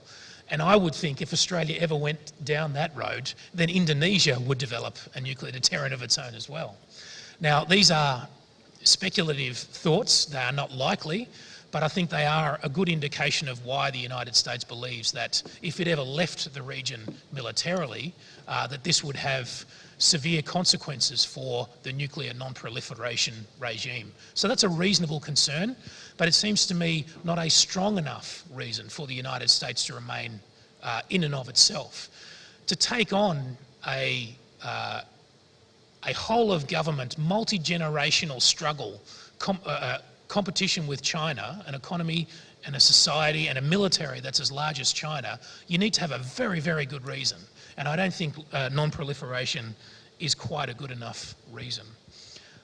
Ideologically, sometimes it's argued that China represents an ideological threat to the United States. I don't think that's persuasive either. China ultimately is really a defensive ideological power. It has no evident ambitions to spread communist ideology around the world. It is definitely fearful of Western ideology infecting China, but that is essentially a defensive mindset. So I don't think the United States has much to fear from China ideologically. So altogether, I think the argument that, as I put it at the beginning, that for the US to be secure, Asia must be secure, I don't think that argument really holds much water. I would stress, though, that I'm not making an argument here about American weakness. The US is in fact incredibly strong, and that's one reason why I think ultimately it will choose not to compete with China. The United States is a massive economy with a very young population, a culture of innovation that I think will sustain it over the long term. It doesn't need to compete with China in order to sustain those advantages and those strengths. Now, what does all of that mean for Southeast Asia? Very briefly. Well, I think first of all what it means is that Southeast Asian countries, and particularly Indonesia, will have to do more of this work itself. If Southeast Asian powers want to maintain a strategic balance in their region, they cannot rely on the United States to do it for them. I think one thing that separates Southeast Asia from the broader Asian region is that there is no resident great power in Southeast Asia. So wherever China looks on the map of Asia, its ambitions, I think, will be constrained by other great powers. India, of course, in the Indian Ocean and in South Asia. Russia, of course, will be a constraint on Chinese ambitions in Central Asia. And then, of course, Japan in maritime North Asia will be a constraint. But Southeast Asia is different because there is no resident great power. I would argue, though, that Indonesia must become that great power in Southeast Asia. We heard earlier Indonesia referred to as a middle power, and I think that's true at the present moment. But Indonesia is the only country in this region with all the ingredients to become a great power. In fact, there are, I think, reasonable predictions that Indonesia will become the 4th largest economy in the world by the middle of this century, and that alone suggests that Indonesia will become a great power. From an Australian perspective, I think it's very much in our interests for Indonesia to take on that position of being the resident great power in this region. And that means not just economic size, but it means also taking on responsibilities to be a balancing power in this region. Now, I understand that that's not a particularly popular sentiment in Indonesia, the idea of Indonesia becoming a balancing power. But I would stress that for Indonesia, that does not mean that it needs to be confrontational with China. It does not mean that it needs to be aggressive with China. In fact, I think what it means is that for Indonesia, it does need more hard power tools, but they don't need to be the kind of tools that provoke arms racing or that provoke reactions from China. I think Australia, in fact, offers a lesson here because Australia has, I think, taken the wrong path in recent years. We are developing a military posture that is, in my view, too aggressive and too assertive, with long-range strike capabilities. We are investing in hypersonic weapons. We have, our previous government announced that it would arm our destroyers with long-range cruise missiles. We have, of course, now invested in the AUKUS relationship, which will include at least 8 nuclear-powered submarines with very long range, also with land attack cruise missile capabilities. I think these kind of weapon systems send the wrong signal to the region. I think we can develop a force structure that is much more defensive in orientation. We can take a lesson from the kind of force structure that China itself developed in the early phase of its maritime modernisation, one that is focused on area denial. And that, in fact, I think offers a model for Indonesia and other Southeast Asian countries as well. In the maritime sphere, the natural advantage goes to the defending power, the power that is not seeking to project power but to defend its coasts. It is much easier to, and cheaper, I would argue, to be a defensive maritime power than to be an offensive maritime power. And that is the kind of course that I would recommend for Southeast Asian states.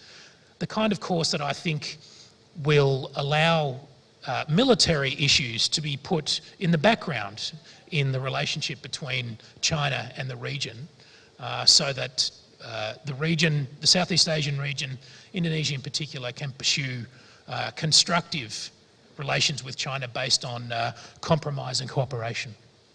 I'll leave it there. Thank you very much. Okay, thank you, Sam. Ladies and gentlemen, applause for our speaker. Mr. Rajafin provide us with Australian perspective on China's military rise in the region, and he actually offered a a more optimistic view, if I may. So you actually pointed out that the rise of China and the declining power of the US might lead to the rise of China's leadership in the region. And this leadership can materialize into a continuum, from positive to negative. The positive side would be Chinese leadership in economy, in which I believe that most of the Pacific countries are welcome about it. But there's also another continuum in which China could exercise its leadership through influencing the foreign policy of other countries through military means, which we will try to avoid through what Mr. Rajafin offered as a way of balancing China. And there are many ways of balancing China. Mr. Rajafin has mentioned the existence of other powers in the region. We shouldn't rely on US. We should, as Southeast Asian countries, and especially Indonesia, strengthen ourselves. And interestingly, Mr. Rajafin offered the idea that Indonesia should be a balancing power on its own. So this strengthened the previous points mentioned by Professor Masatio, that we should play a stronger diplomatic role. At the same time, we also think about how to strengthen our military posture in a way that it wouldn't raise the issue of arms control and risking the stability in the region. So thank you, Mr. Rajafin. And the last, we have Governor Anju Wijanto as our speaker. Governor is my teacher. He's actually teacher of many new generation of military and security scholars in Indonesia. Pak Andi will share with us his point of view about the shifting geopolitics and geomaritime in the region. Pak Andi, the time is yours. Thank you, Mbak Kuri. Same with Pak Marsatyo. I will present my thought in Bahasa Indonesia. I already provide my PowerPoint presentation in English, and now I will explain by using Bahasa Indonesia. Paparan saya tentang pertahanan dan keamanan maritim di era geopolitik 5. Silakan lanjut slide-nya. Di Lemhannas kami sudah melakukan kajian lalu membuat evolusi tentang perkembangan geopolitik sejak terminologi ini pertama-tama dimunculkan. Saat ini kita berada di era geopolitik 5. Geopolitik 1 itu memunculkan 2 pilar kekuatan, land power dan sea power. Lalu di geopolitik 2, Perang Dunia 1, Perang Dunia 2 memunculkan era air power. Di era geopolitik 3 itu adalah puncak dari kekuatan konvensional, ya, ditambah dengan kemunculan dari senjata pemusnah massal terutama nuklir. Geopolitik 4 menjadi berubah, saat itu mulai ada pikiran bahwa kita melihat akhir dari geopolitik klasik, kita melihat akhir dari perang konvensional, sehingga muncullah era baru, era 4 tentang perang sumber daya. Hari ini kita masuk mestinya ke era 5. Era 5 ketika kita berbicara tentang konektivitas, kita bicara tentang infrastruktur global, kita bicara tentang rantai pasok global. Yang dibicarakan tidak lagi land power, sea power, air power, tapi yang kita bicarakan sudah kompleks sistem yang membutuhkan teknologi kombinasi dari maritime, digital, cyber, dan space, yang semuanya harus berbarengan. Dan kalau kita melihat evolusi dari sea power, dari maritime power, itu kira-kira bisa dibagi menjadi 4 secara global. Yang pertama-tama kemunculan 3 negara saat itu sebagai negara utama untuk sea power. Spanyol, Portugal, dan Belanda. Yang diandalkan ketiga negara itu saat itu adalah satu armada, terutama armada pengangkut komoditas, Yang kedua adalah kolonialisasi, ya, penjajahan. Yang ketiga adalah merkantilisme, perdagangan. Itu membesarkan Spanyol, Portugal, dan Belanda. Lalu muncul era baru yang disebut British Rules the Wave. Ya, ketika memunculkan kekaisaran, emporium, Inggris yang betul-betul menguasai perdagangan dunia. Kunci dari Inggris sama seperti Belanda, Spanyol, dan Portugal, ada armada, ada kolonialisasi, dan juga ada perdagangan ditambah dengan industrialisasi. Itu kunci dari Inggris. Inggris kemudian patah, digantikan oleh Pax Americana sejak 1945. Nah, Pax Americana ditambah dengan satu kunci lagi, yaitu aliansi militer global. Ditambah dengan keberadaan armada-armada perang global sampai ke 7 armada dan sangat lengkap. Ada kapal induk, ada kapal selam bertenaga dan berhulu ledak nuklir, sampai kepada tempat-tempat fasilitas-fasilitas strategis di seluruh dunia. Nah, itu perkembangan dari sea power, maritime power, 3 perkembangan itu. Yang pertanyaannya, setelah Pax Americana, berikutnya apa? Yang akan keempat apa? Ya, apakah itu akan tetap berwujud satu negara atau sudah akan tergantikan oleh sistem yang baru? Kalau disambungkan tadi dengan era geopolitik 5, kemungkinan malah bukan negara yang akan menggantikan Pax Americana, tapi satu sistem global baru. Sistem global baru itu, ya ramalannya sekarang adalah siapapun yang bisa menghasilkan connectivity, siapapun yang bisa menghasilkan global infrastructure, siapapun yang bisa menghasilkan global supply chain. Ini yang akan menggantikan Pax Americana. Lanjut. Lalu kita sekarang melihat masalah-masalahnya. Ya, lanjut adalah Amerika Serikat selalu menginginkan satu tema dasar dalam mengamankan kepentingan vitalnya untuk maritime. Tema dasar itu adalah freedom of navigation. Itu tema dasarnya. Ya, bukan penguasaan, bukan okupasi. Yang membedakan Amerika Serikat dengan Belanda, Spanyol, Portugal, dan Inggris adalah dia tidak mengandalkan kolonialisasi. Dia tidak mengandalkan okupasi teritorial secara fisik dalam bentuk jajahan. Dia tidak mengandalkan itu. Tapi yang dipentingkan oleh Amerika Serikat adalah free trade, yang dipentingkan adalah aliran dari logistik global, yang dipentingkan adalah freedom of navigation. Karena itu yang diperhatikan adalah titik-titik sumbat, choke point-nya yang diperhatikan. Nah, tabel ini menunjukkan choke point utama di dunia.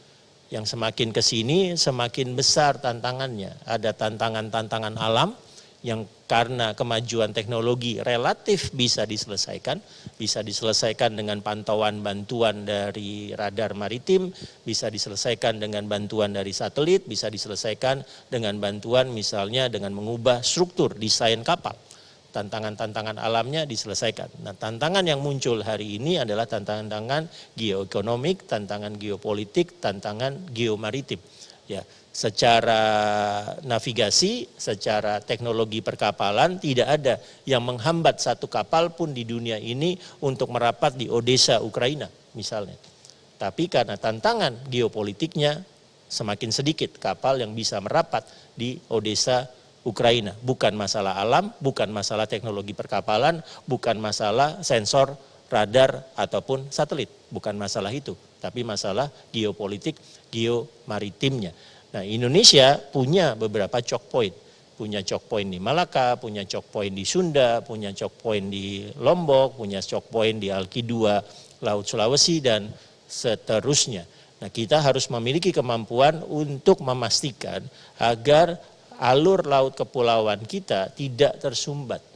Begitu kita gagal mengatasi sumbatan di alur laut kepulauan kita, maka kemudian kita akan dianggap gagal untuk menyajikan kebebasan navigasi, dan negara-negara yang berkepentingan akan masuk membuka sumbatan itu dengan apapun cara yang mereka anggap perlu.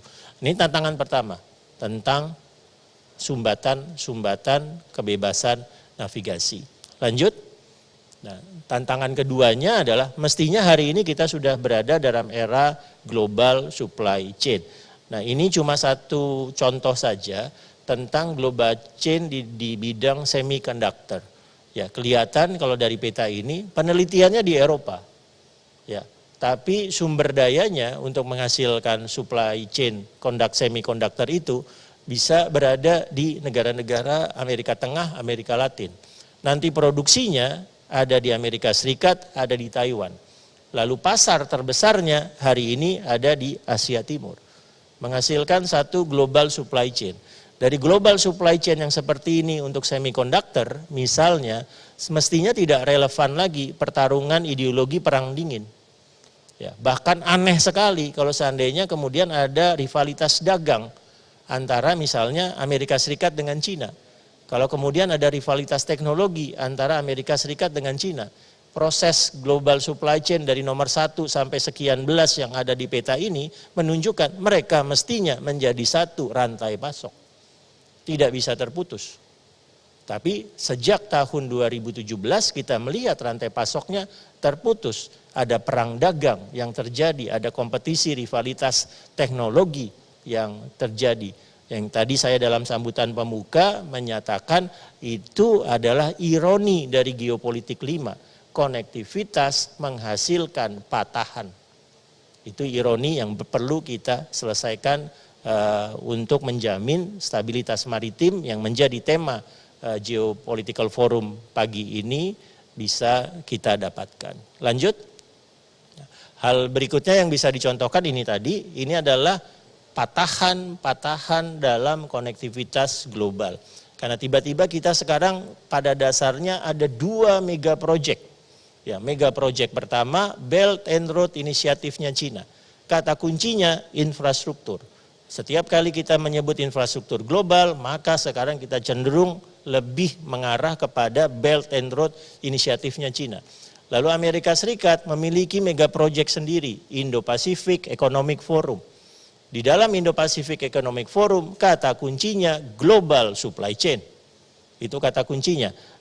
Biden meluncurkan executive order, ya kalau di Indonesia Inpres tentang global supply chain Februari 2021 tahun lalu.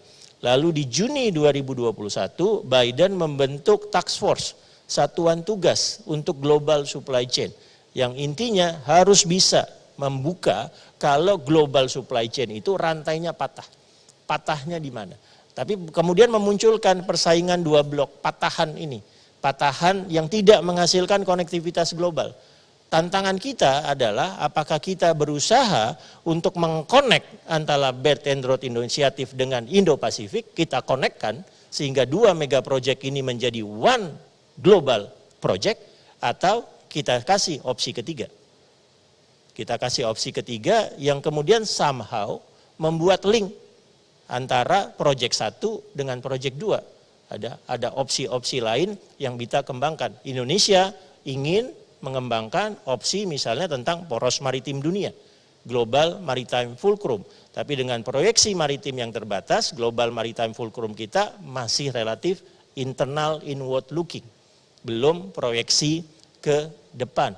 Ya, negara seperti India bisa memiliki proyeknya sendiri, negara seperti Afrika Selatan bisa memiliki proyeknya sendiri. Sekarang kita bisa melihat peran vitalnya Turki mengatasi krisis rantai pasok yang ada di Laut Hitam. Kita sebentar lagi mungkin bisa akan melihat inisiasi yang dilakukan oleh Argentina untuk mengamankan rantai pasoknya terkait misalnya dengan litium global.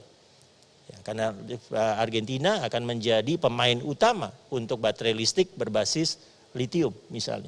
Nah, itu inisiatif-inisiatif yang mungkin bisa dilakukan supaya 2 patahan ini tidak terlalu keras menimpa kita dan mengacaukan keinginan kita untuk mendapatkan konektivitas global.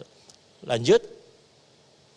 Ya, hal yang lain yang bisa kita lihat adalah tren-tren ke depan.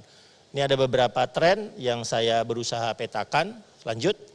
Pertama, ya tren pertama adalah melihat dari perkembangan penguasaan teknologi kapal selam. Ya, salah satu kabar baiknya adalah tetap saja hanya sedikit negara yang mampu membangun sistem kompleks kapal selam. Negara utamanya tetap saja Amerika Serikat. Negara kedua adalah Rusia. Negara ketiga sekarang Cina. Di Eropa mungkin Jerman dan Perancis. Di Asia Korea Selatan. Indonesia berusaha masuk menjadi penghasil kapal selam. Tapi untuk sistem yang sangat kompleks yang mengarah kepada kapal selam misalnya bertenaga nuklir atau berhulu ledak nuklir, ya sekarang cuma 3. Rusia, Amerika Serikat, dan Cina. Ya, kapal selamnya yang makin kompleks itu pada dasarnya memberikan kesempatan lebih besar kepada negara-negara tersebut untuk melakukan first attack. Melakukan serangan pertama. Ya, first attack yang tidak terdeteksi. Lalu negara-negara kemudian karena tidak mampu bersaing membuat kapal selam, strateginya menjadi anti kapal selam. Strateginya menjadi anti akses. Strateginya menjadi area denial. Itu yang berkembang di mana-mana. Anti akses, area denial karena antara lain tidak mampu mengatasi tren ini. Ya, di seluruh dunia, seluruh kawasan di dunia ini proliferasi penyebaran kapal selamnya turun. Amerika Utara turun jumlah kapal selamnya. Di Eropa turun jumlah kapal selamnya. Tapi 2 kawasan di dunia ini jumlah kapal selamnya meningkat. Yang pertama Timur Tengah. Meningkat jumlah kapal selam dibandingkan 20 tahun yang lalu dibanding sekarang di Timur Tengah. Nomor 2 di kita, Asia Timur. Jumlah kapal selam di Asia Timur 20 tahun yang lalu dibandingkan dengan sekarang meningkat secara tajam. Proliferasinya ada di 2 kawasan. 2 kawasan ini ingin mengembangkan perang dasar laut, perang bawah laut, perang kapal selam. Lanjut. Nah, tren ketiga adalah kemampuan amfibi.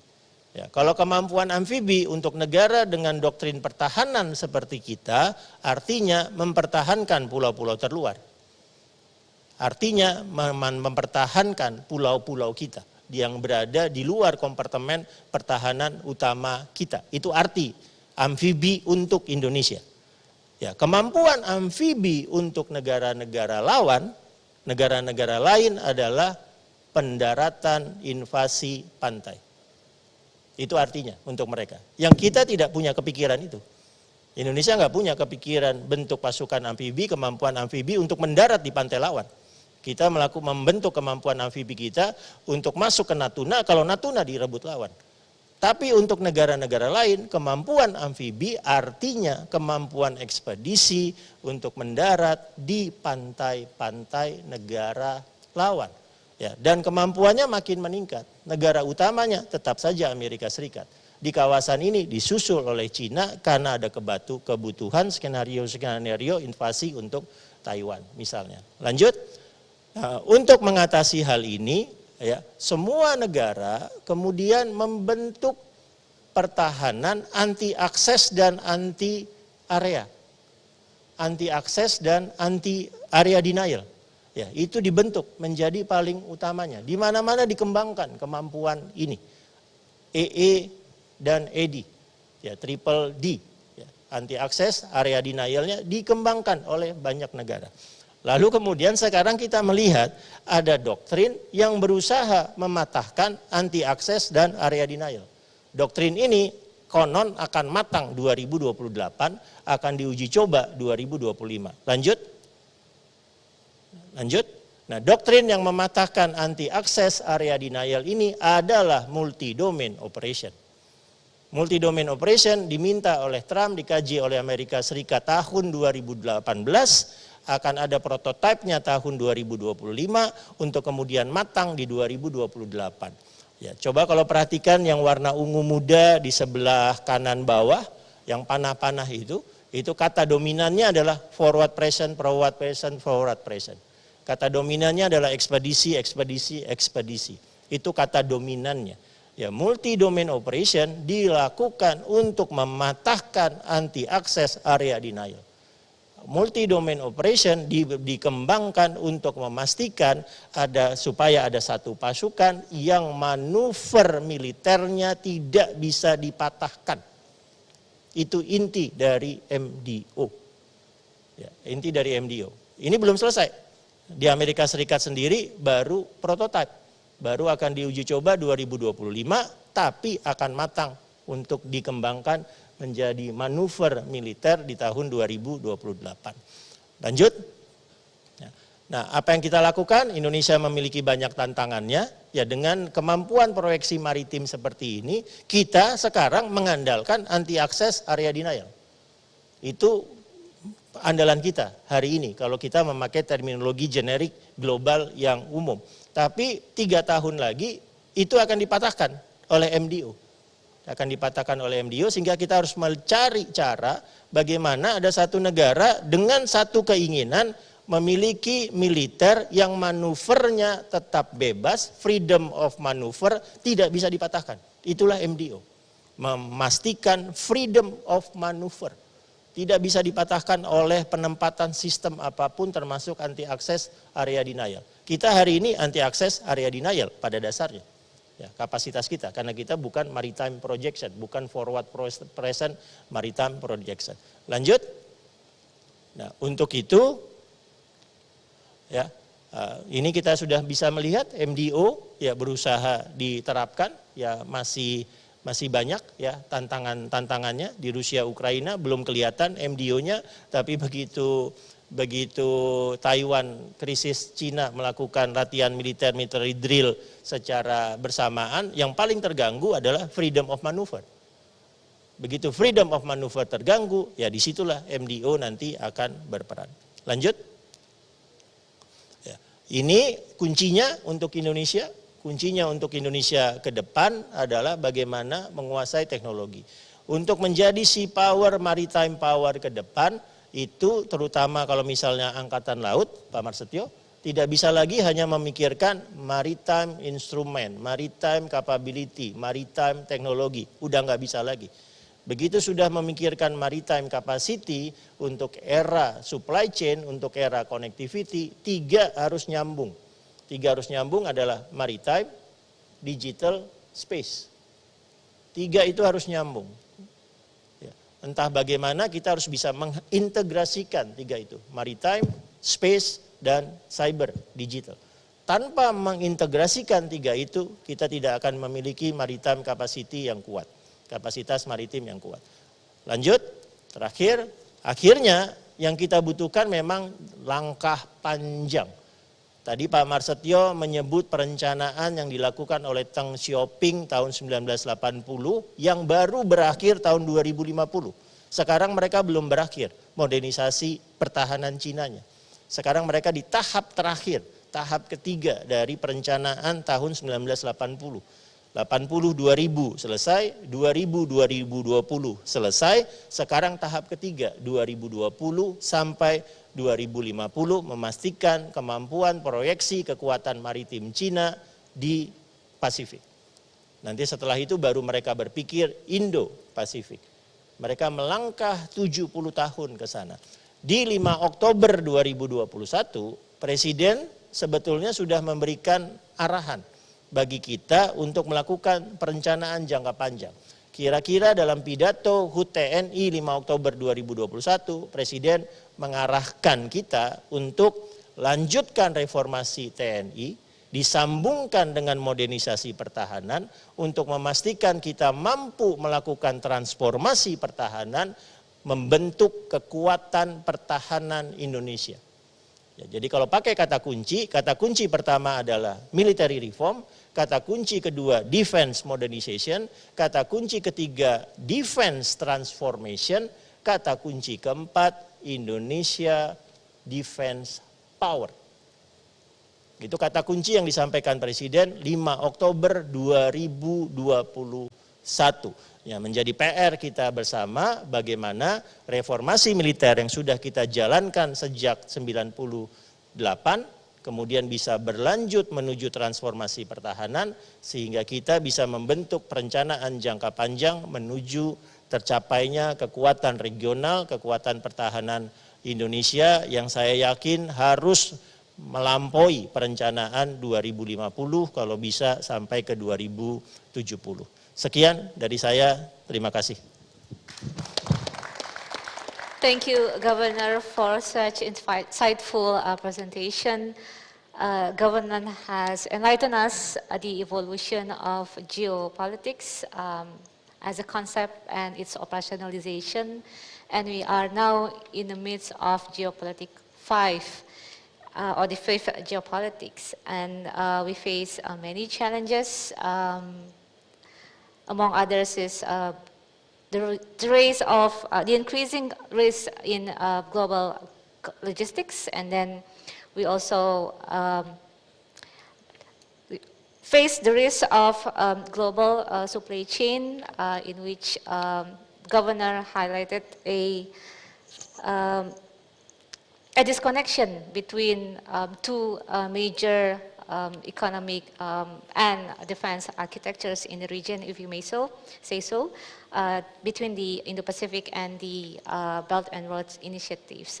Interestingly, a governor also offer a concept of being a connector, or the third way, in between the two offered concept of Indo-Pacific and the Belt and Road initiatives. The governor also offered a number of global trends that we should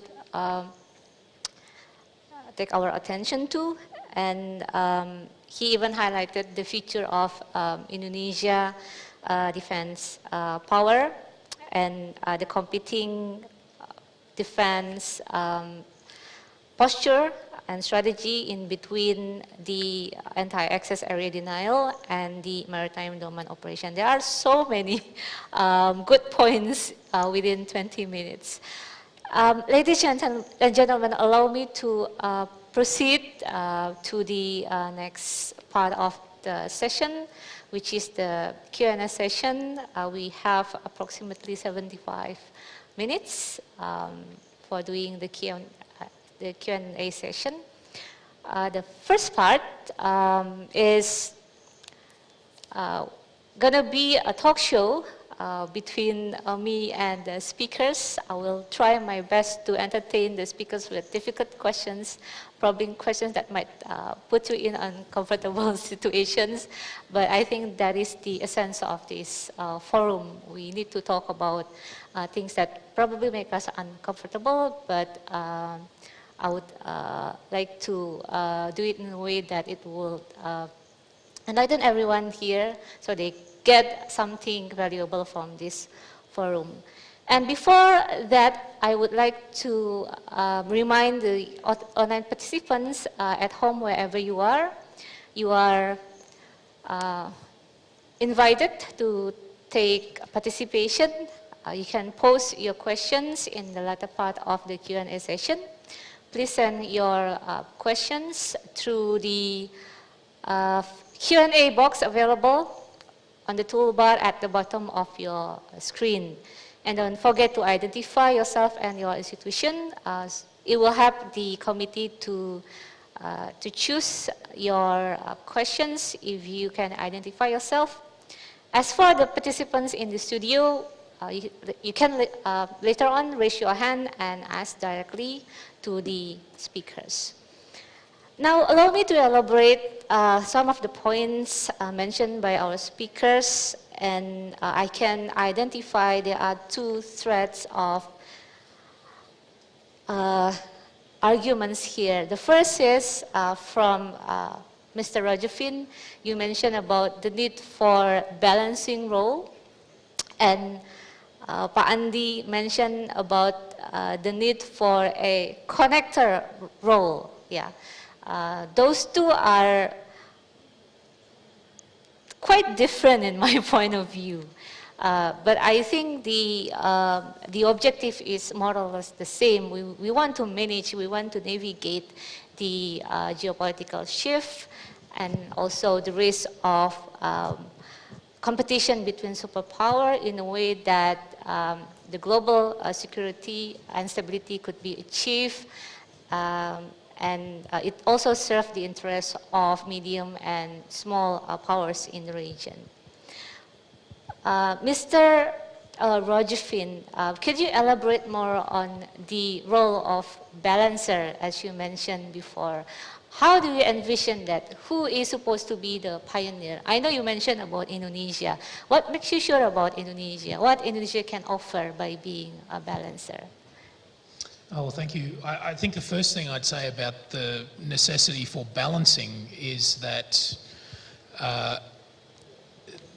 the objective, I'm sure, in this country and throughout the region, and certainly in Australia, is for our relations with China to be fundamentally about issues of mutual benefit, and that those are going to be largely economic issues, and that disputes ought to be resolved through cooperation and compromise.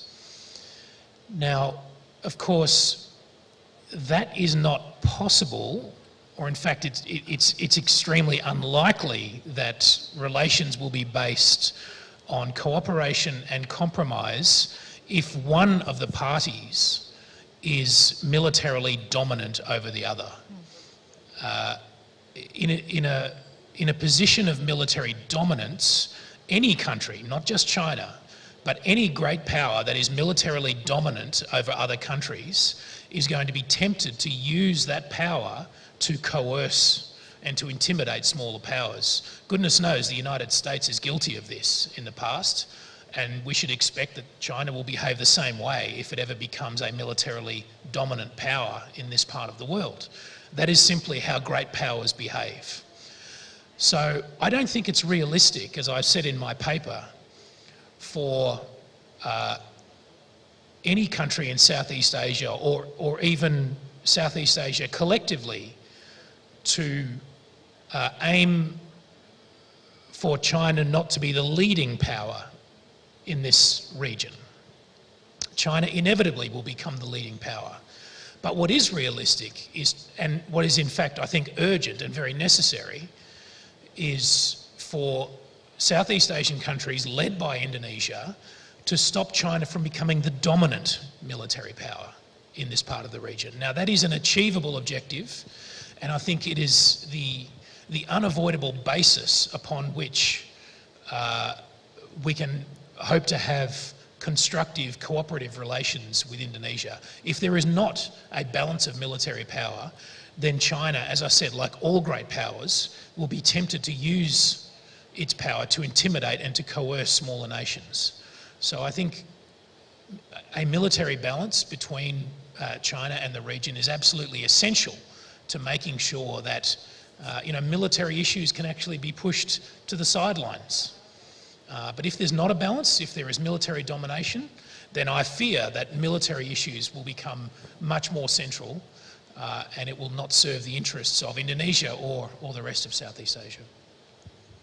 Thank you, Mr. Rajafin. So the key is, among others, the military balance, as you mentioned. I would like to ask Dr. Colin Ko. Colin, are you still with us? Yes, I am. Okay, Colin, how do you foresee the Southeast Asian countries achieving the so-called military balance? What kind of military balance are we talking about, which is realistic and achievable in the near future? Yeah, Curie, thanks so much for the question. When we talk about balance, I think it's important to draw the distinction between the qualitative aspects of military build-up and the quantitative aspects of military build-up. I think in terms of the defense spending as well as the quantity of acquisitions and the rate of acquisition, I don't think it is possible for Southeast Asian countries to match any of the extra-regional powers surrounding us. However, there's always what we call the same league type of balance and not the same league type of balance, right? And what I'm referring to earlier was, the asymmetric relationship between Southeast Asian parties and extra-regional powers. But within Southeast Asia, when we talk about a number of these countries and their military sharing more or less the same baseline capabilities or capacity, then it is possible to attain some form of balance in a way, in a more comprehensive manner, both quantitative and qualitative. However, if we talk about balancing against extra-regional powers like China, then I think the way to go forward is to rely on two aspects. One is certainly to rely on qualitative build-up. We are not going to look at, the one-for-one, comparison with China in terms of ship for ship, aircraft for aircraft, tank for tank. That's not possible. But through the use of appropriate strategies, as well as concept of operations, as well as the right force structure, comprising of what I would see as predominantly denial type capabilities, or, in other words, Southeast Asia's own version of the anti-access and area denial capabilities. I think it is possible to maintain some form of a qualitative balance of sorts. Or if you don't call that balance, then at least, in true pragmatic terms, it means that, possibly, these capabilities might be able to make the potential aggressor, which is stronger, think twice in terms of the cost that it will have to pay, right? So that is one. The second is that, of course, this is already been in place for decades. Southeast Asian countries have been engaging in defense and security cooperation with extra-regional powers. So that sort of external balancing is still going to be the case. And in fact, if you have seen the tone of my presentation earlier, I think due to the post-COVID-19 and post-Ukraine war fiscal realities, at least in the foreseeable future, we're going to see countries in Southeast Asia going to rely more on the external balancing aspect. And in fact, in the recent years, we have seen, a more intensified spate of such activities taking place, and that truly reflects the trend that we just discussed about earlier. Thank you. Thank you, Khalid. So actually, two of our speakers here mentioned the need for outside actors to engage in balancing of the region. Allow me to ask Pak Masatio. Pak Masatio, Southeast Asia, as mentioned by Dr. Koh, we will have difficulties in matching the capabilities of other great power military. So balanced military must be operationalized in such a way that it would be achievable by South Asian countries and also for Indonesia. Another aspect of balancing would be cooperation. How do you assess the cooperation within South Asia? You, as a former scholar, soldier, and sailor, but you have many experiences. And Navy is actually one of the forefront in our defense diplomacy. So how do you see the cooperation being enhanced in the future to create a balanced military in the region? What is the opportunity and what is the challenges for Southeast Asian military cooperation?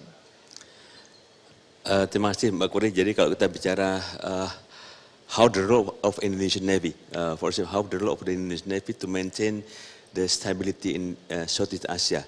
When we talk about the Southeast Asia, it means we talk about how the role of the ASEAN. So I would like to highlight that. Jadi Mbak, pada 3 hari lalu, jadi baru saja berakhir dilaksanakan ASEAN Chief Navy Meeting. Okay. Jadi ASEAN Chief Navy Meeting di Bali. Jadi dalam ASEAN Chief Navy Meeting di Bali itulah merupakan momentum juga. Jadi momentum bagi Navy, bagi Indonesian Navy, bagi TNL, bagaimana kita memerankan. Jadi pada ASEAN Chief Navy Meeting tersebut hadir semua negara-negara Chief Navy di ASEAN.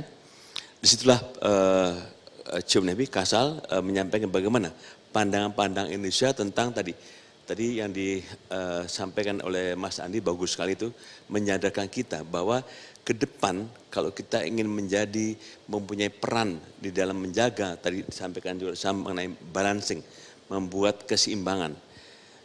Memang kalau kita lihat kawasan Asia Pasifik, kemudian Laut Cina Selatan, intinya adalah bagaimana memperebutkan hegemoni antara Amerika dengan China.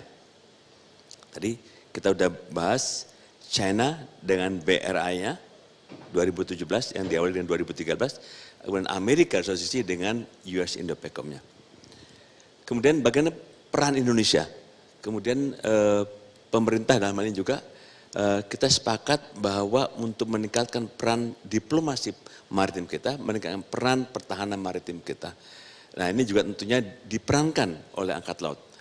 Bagaimana Amerika untuk mengajak negara-negara di kawasan Asia Pasifik. Kita lihat sekarang, tidak ada satupun negara di kawasan Asia Pasifik yang tidak ikut latihan di bawah kode operasi. Yang pertama adalah terkait dengan RIMPAC. Okay. You heard about that. It's every 2 years that United States they invite all the country in all over the world. Before 2015, China also invite together with the huge maneuver involve more than 200 warship. It means that tahun 2015, bagaimana Amerika mengajak semua negara dunia. Artinya Amerika ingin mempengaruhi kekuatannya dengan menggelar latihan RIMPAC, Rim of Pacific. 2016, mulai 2015, Cina udah nggak diundang di dalam latihan RIMPAC. Karena dianggap, wah ini kalau diundang, berarti Bapak Ibu sekalian, kita lihat bagaimana kebijakan maritim Cina. Cina, semua kebijakan politiknya, kebijakan maritimnya, kebijakan untuk membesarkan Coast Guard-nya. Inilah hebatnya Cina. Dia mengambil, karena siswa sebelum COVID, lebih dari 350 siswa, ada dalamnya ada sebagian besar militer dan sipil, yang mereka ikut di dalam lembaga-lembaga pendidikan, ikut di sekolah-sekolah top di US, di Harvard, di MIT, di NPS, dan seterusnya. Mulai tahun 2016, nggak boleh lagi sekolah. Nggak boleh lagi ikut latihan RIMPAC. Kenapa? Karena semua di cloning, tidak hanya teknologi, juga bagaimana persoalan-persoalan terkait dengan konsep-konsep tadi yang disampaikan oleh Mas Andi juga, bagaimana konsep-konsep ini sudah ditangkap oleh orang Cina. Kemudian bagaimana Cina, Amerika punya Coast Guard, punya konsep Coast Guard. Tadi yang disampaikan konsep Coast Guard-nya adalah sama dengan konsepnya Navy-nya. Beyond the horizon. Tadi beda, kalau Indonesia kita kan menjaga stabilitas dengan apa? Dengan mempertahankan. Kita bukan negara agresor, makanya konsep pertahanan negara kita juga ke depan harus kita lihat lagi, harus kita teliti kembali. Nah kembali lagi, sehingga ke depan bahwa Amerika akan tetap menggunakan konsep ini. Bagaimana dia menyatukan US Indo-Pacific, kemudian dia menyatukan armada ke-7 dengan armada ke-5. Kenapa? Amerika menyatukan, kita lihat. Kalau kita lihat sequence dari tadi, Mas Tadi juga menyinggung tentang Deng Xiaoping. Kapan 2020, 2030, sampai dengan 2050. Kita lihat, 2013, Xi Jinping, dia punya konsep yang sangat luar biasa dan dia dianggap sebagai meneruskan grid konsepnya dari Deng Xiaoping. Makanya Presiden Xi Jinping diangkat sebagai presiden seumur hidup. 2013, 2017 obor ganti nama BRI, 2018 Amerika menyatukan armada ke-5 dengan armada ke-7 US Indo-Pacific. 2019 akhir, Cina membuat pangkalan terbesarnya di luar Cina. Ini adalah suatu lompatan yang luar biasa. Bagaimana Cina yang mengembangkan, ditaruh di Djibouti Desember. Tujuan apa? Pada saat itu Cina sudah punya satu kapal induk, Liaoning. Walaupun kapal induknya masih 45 hari di laut. Karena kalau kita lihat dengan kapal induk nuklir, dia bisa 25 tahun di laut tanpa refuel. Kemudian Cina tahun lalu sudah menunjukkan lagi 2 kapal induk. Ke depan bagaimana? Cina sudah merencanakan membangun lagi 2 kapal induk nuklir. Artinya balance of power di kekuatan Asia Pasifik ini, konsep-konsep pengembangan kekuatan, konsep-konsep pengembangan kekuatan maritim yang ada di Cina, dia mengimbangi dengan Amerika. Tadi 2019 dibuat di Djibouti. Artinya apa? Untuk mengontrol kekuatan Amerika sudah menjadi satu. Kita lihat, kalau kita lihat kawasan Asia Pasifik, mulai dari dibangun Pulau Veracruz yang menjadi naval base terbesar di Laut Cina Selatan. Kemudian kalau kita lihat, kita masuk ke bawah, kita lihat Myanmar. Myanmar sekarang sudah boleh kata 100% ekonominya dikontrol oleh Cina.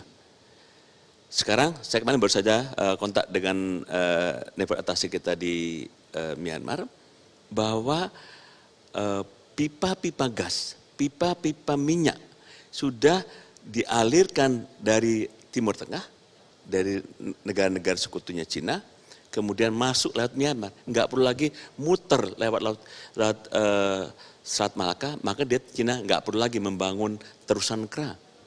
Artinya Myanmar dipegang. Kemudian kita lihat ke bawah, Sri Lanka sudah fail state, ekonominya sudah digadaikan kepada Cina. Kita lihat lagi ke Pakistan, Pakistan demikian juga. Terus masuk ke Djibouti. Kita lihat juga Nigeria, semua negara-negara sekarang sudah, Afrika 36 negara sudah semua dari kontrol dari Cina. Nah inilah bagaimana dunia ini saat ini kita akan melihat bagaimana kalau kita peran Indonesia, bagaimana kita memainkan peran. Dan ini saya kira sudah inline. Kebijakan pemerintah, Pak Jokowi sebagai Presiden G20 mengajak negara-negara untuk hadir dalam G20, kemudian tahun depan kita ke ketuaan ASEAN, artinya apa? Kita memiliki peran yang luar biasa nih. Tinggal bagaimana Indonesia ini mengaplikasikan, meredesain sistem pertahanannya disesuaikan dengan tadi yang disampaikan oleh konsep dari Mas Andi pada maritim era kelima. Demikian Mbak. Thank you, Professor Masatio.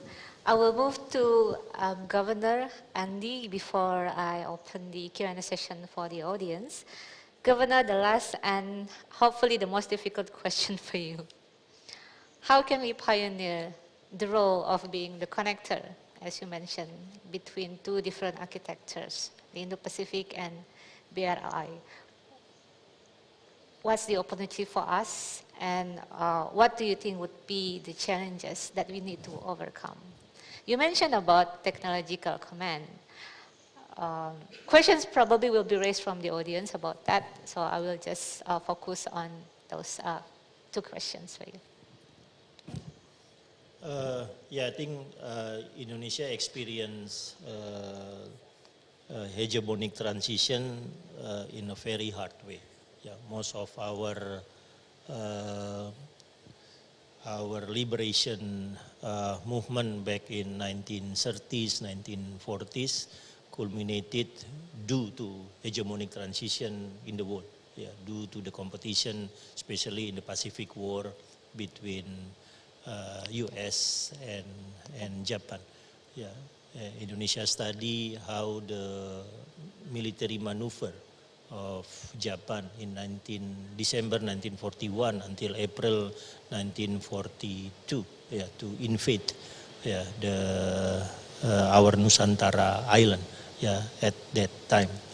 So we learned a lot from that experience. Until now, we realize that we do not have the capacity to significantly build up our maritime power, as Colin said, to compete with other major power in the region. Yeah, it is not realistic for us to aim as, for example, the third power, yeah, between US and China. It will not be realistic. It is not also realistic for Indonesia, for example, to initiate a kind of new alliance, yeah, between Southeast Asia countries, yeah, to compete with US alliance network, to compete with the China presence in South China Sea. Yeah, for the next 30 years, that will not be possible, realistic scenario, yeah, for us. So we need to find another way. Yeah, yeah. Normatively, if we have to address the question of how to mitigate the competition between two big powers, then our first normative answer is return to our independent and active foreign policy doctrine. That will be our first normative question. This doctrine will lead only to one policy, balancing. This doctrine cannot give another option of bandwagoning. Only have one logical policy of balancing. Yeah, the second option, the second normative answer of Indonesia will be strengthening ASEAN centrality. That will be our second answer. Yeah, to strengthen ASEAN centrality, for example, to handle the situation in South China Sea, then we rely on ASEAN mechanism, we rely on DOC, we rely on Code of Conduct on South China Sea, and so on.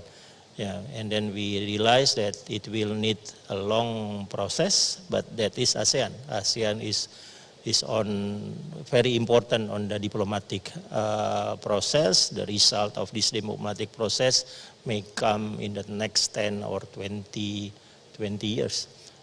The third answer for us will be focusing in a low technical functional cooperation between countries, not on the high politic, high sensitive issues. So low technical functional cooperation. Yeah, low technical functional cooperation, one of the issue will be maritime cooperation. Yeah, for example, upgrading the process, or accelerating the process of digital network between port. Yeah, Pak Marsetio here is one of the commissioner of our Pelindo. Yeah, so he understands clearly the requirement for us to digitalize our port, and not only digitalize our port, but to create a connection, a network between major port, yeah, in the region. Yeah, and last insight for me will be, if we see the capability of naval projection in the world, the only country that has a global naval projection is only US. Yeah. You can trace the route, for example, of USS Ronald Reagan, yeah, from Hawaii, Guam, Japan, yeah, can be in Singapore, yeah, back to South China Sea, Thailand, back to Singapore, Malacca Strait, Diego Garcia, Mediterranean. Yeah. Only US can have that kind of maneuver capability. China, mainland China, Hainan, South China Sea, return to Hainan, back to mainland China. That's it. Yeah, that's it right now. Indonesia, Tanjung Perak, Tanjung Priuk, North Natuna, return to Tanjung Priuk, Makassar, that's it. We cannot project to South China Sea because we do not have any logistic network, logistic infrastructure to support the presence of our ship beyond our territorial sea. Only US can maneuver the fleet globally. They really have the freedom of military maneuver globally. Only US. China right now doesn't have that kind of capability. So the next war between China against US, the worst scenario, will be in South China Sea, will be in East Asia. Why? Because China cannot project its power to Guam. China cannot project its power, for example, to attack Australian Navy in Darwin. They cannot. They do not have infrastructure in Indonesia to support that kind of maneuver. But US, they can. Yeah. They can attack Balikpapan because they have support from Darwin. They have support from Singapore. But China, they are not in the position to do that kind of maritime projection. But that's why still right now the biggest power still United States. In the theory of hegemonic transition, we are going to differentiate two blocks, status quo against revisionist. Right now, status quo is US. Revisionist is China. Yeah. Logical policy, when you have this kind of competition between status quo and revisionist, only two. bandwagoning with status quo, balancing with revisionist, again the status quo. Our foreign policy dictate us, we cannot have bandwagoning policy. Active and independent foreign policy means balancing, not bandwagoning. Yeah, that's already create a kind of limitation of our strategic option in the next future. Thank you. Yes. I very much agree with the point that you made, Governor, about the limits of Chinese power projection capabilities. I very much agree.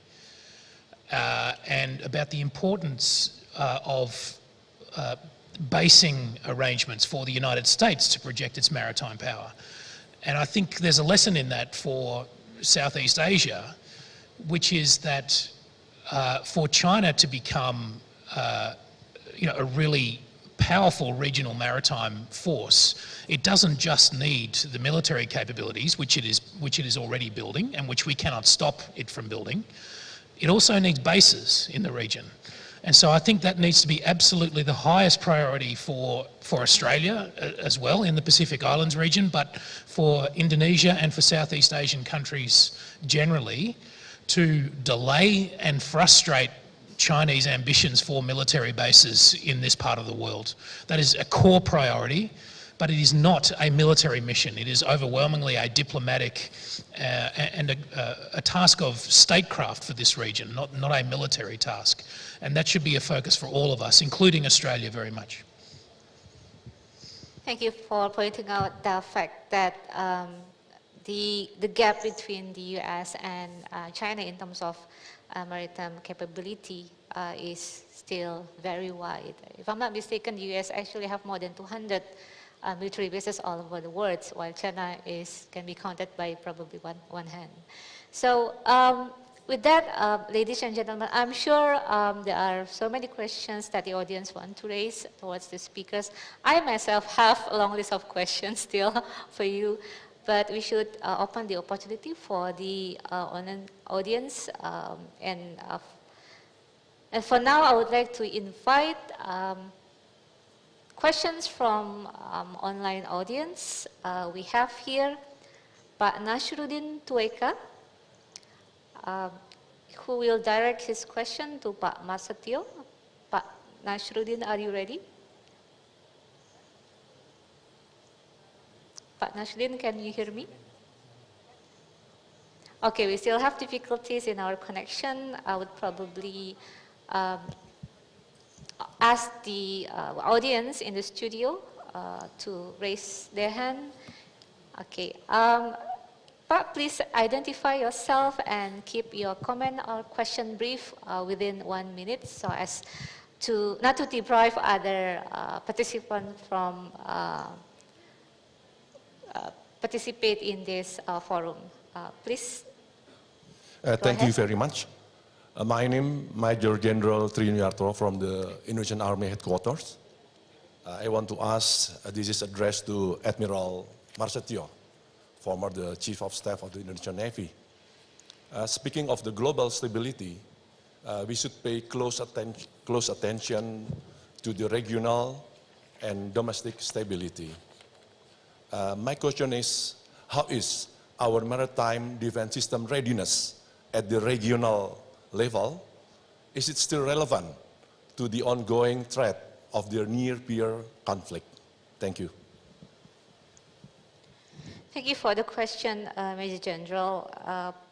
Professor Masetio, we talk about maritime power readiness. I think we should view this in a broader sense, which is military capability, and we cannot just limit ourselves talking about how many warships we have or how many personnel we have, but we also need to ask whether they are properly trained, whether they have the right strategy and doctrines, whether they have enough experience and also knowledge about the adversaries. What's your take on the readiness of the military in our region, Pak? Thank you. If we back to the history, how the Indonesian Navy, actually, our power projection to maintain, so that I think Mas Andi that already thought that our power projection, if we look again how the manpower we have, so we never talking about the aggressor. So that's why if we would like to have a look, are they still accommodate our power to maintain the stability and security in this area. So I would like to back that how Indonesian Navy right now, for example, how all the ASEAN countries right now, they support the code name of the Operation Carrot, for example, a cooperation afloat, readiness and training, led by the United States. Not less single country, the ASEAN, including China, except China, Japan and South Korea. Also, they participate in this kind of the carrot exercise led by the United States. Why? This one of the how Indonesia would like to maintain the capability, to maintain the manpower, to maintain the same method, the same doctrine. This is the way that even we have enough warship, for example, or we have the submarine. So it means that how Indonesia, we spoke before that 3 days ago, our Chief of Navy also they invite all the Chief of Navy of the ASEAN country, and at the time also some Chief of Navy as the officer from the other country to give an example that how Indonesian Navy, we would like all the ASEAN country to maintain the diplomacy, to maintain the cooperation. So if we talk the ASEAN, Indonesian Navy, we still strict to the policy from the government. We're starting from ASEAN, how the president would like to support as an example, to give that example, give the role Indonesia as the leader for the ASEAN. We acknowledge together that next year Indonesia will be the chair for the ASEAN. So again, that kalau kita kembali kepada bagaimana ASEAN ini untuk dapat menjaga keamanan di kawasan. Tadi disinggung juga oleh Mas Andi bahwa dalam konteks keamanan di Laut Cina Selatan, Cina ingin mengembangkan kekuatannya, kemudian ingin menyelesaikan persoalan batas wilayah dengan negara-negara ASEAN dengan bilateral. Tapi ASEAN sepakat bahwa dengan DOD, COC, kita ingin menyelesaikan segala permasalahan dengan payung ASEAN. Jadi saya ingin mengatakan bahwa memang beda antara China dengan Amerika. Kalau kita ingin melihat lebih luas, Amerika ingin menguasai dunia dengan fighting force, sebaliknya China ingin menguasai dunia dengan ekonomi. Jadi kekuatan yang dibangun dalam rangka mengembangkan kekuatan untuk readiness-nya juga berbeda.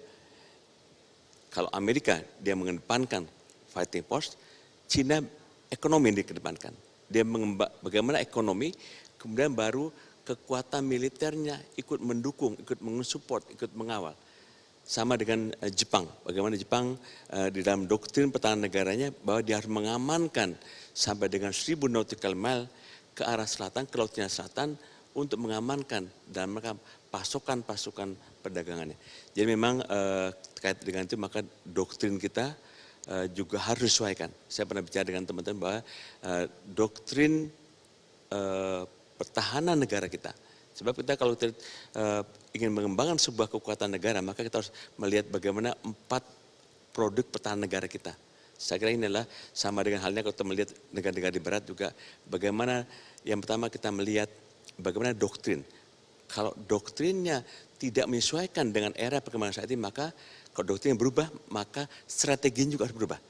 Begitu strategi berubah, maka juga akan berubah postur yang akan kita bangun seperti apa.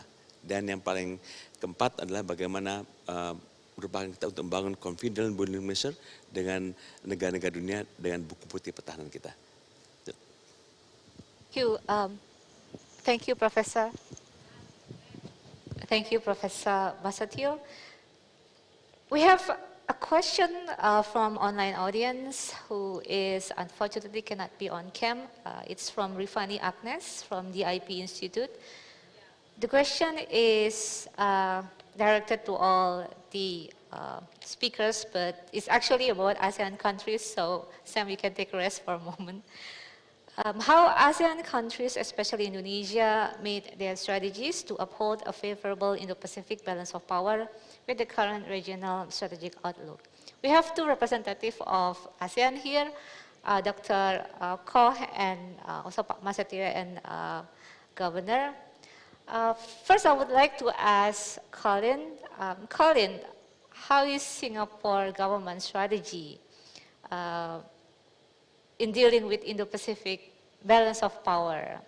What is Singapore perspective on that? What do you consider as ideal Indo-Pacific balance of power in the region?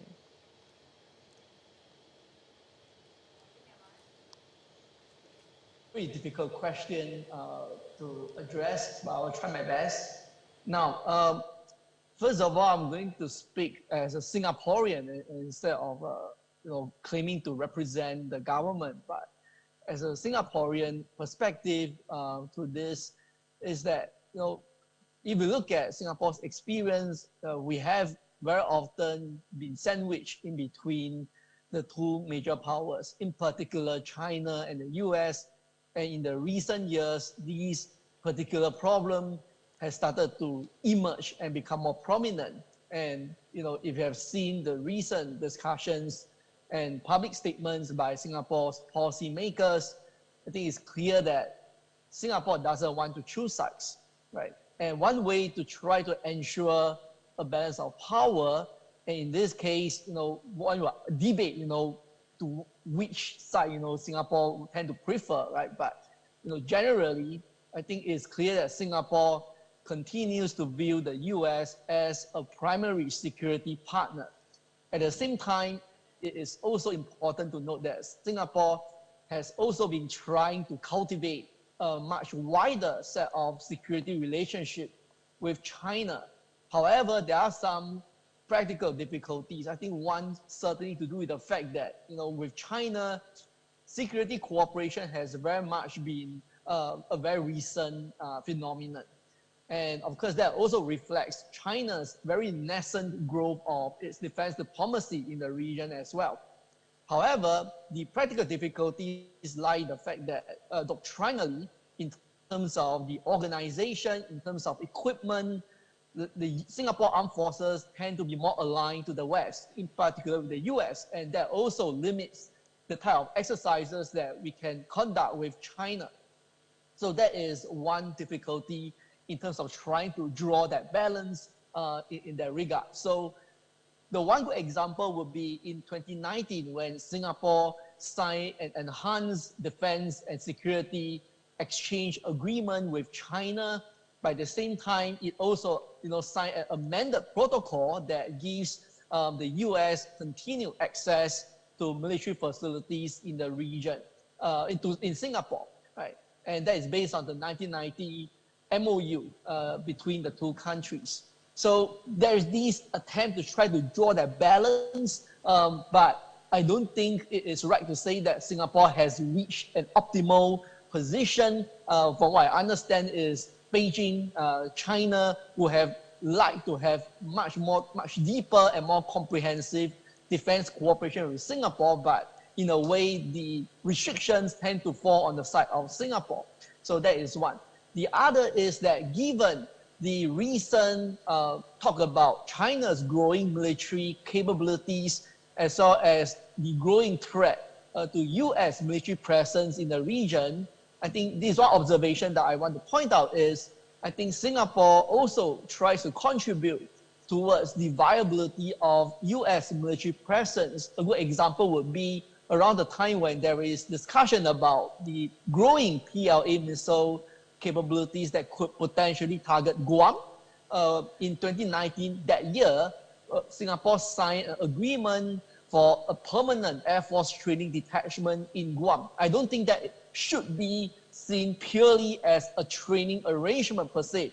It certainly carries much greater underlying strategic undertones in terms of trying to maintain that balance that, of course, Singapore appears to view to be rather precarious in the recent years. So I hope that addresses your question, and I look forward to any further discussion on that. Thanks, Kiwi.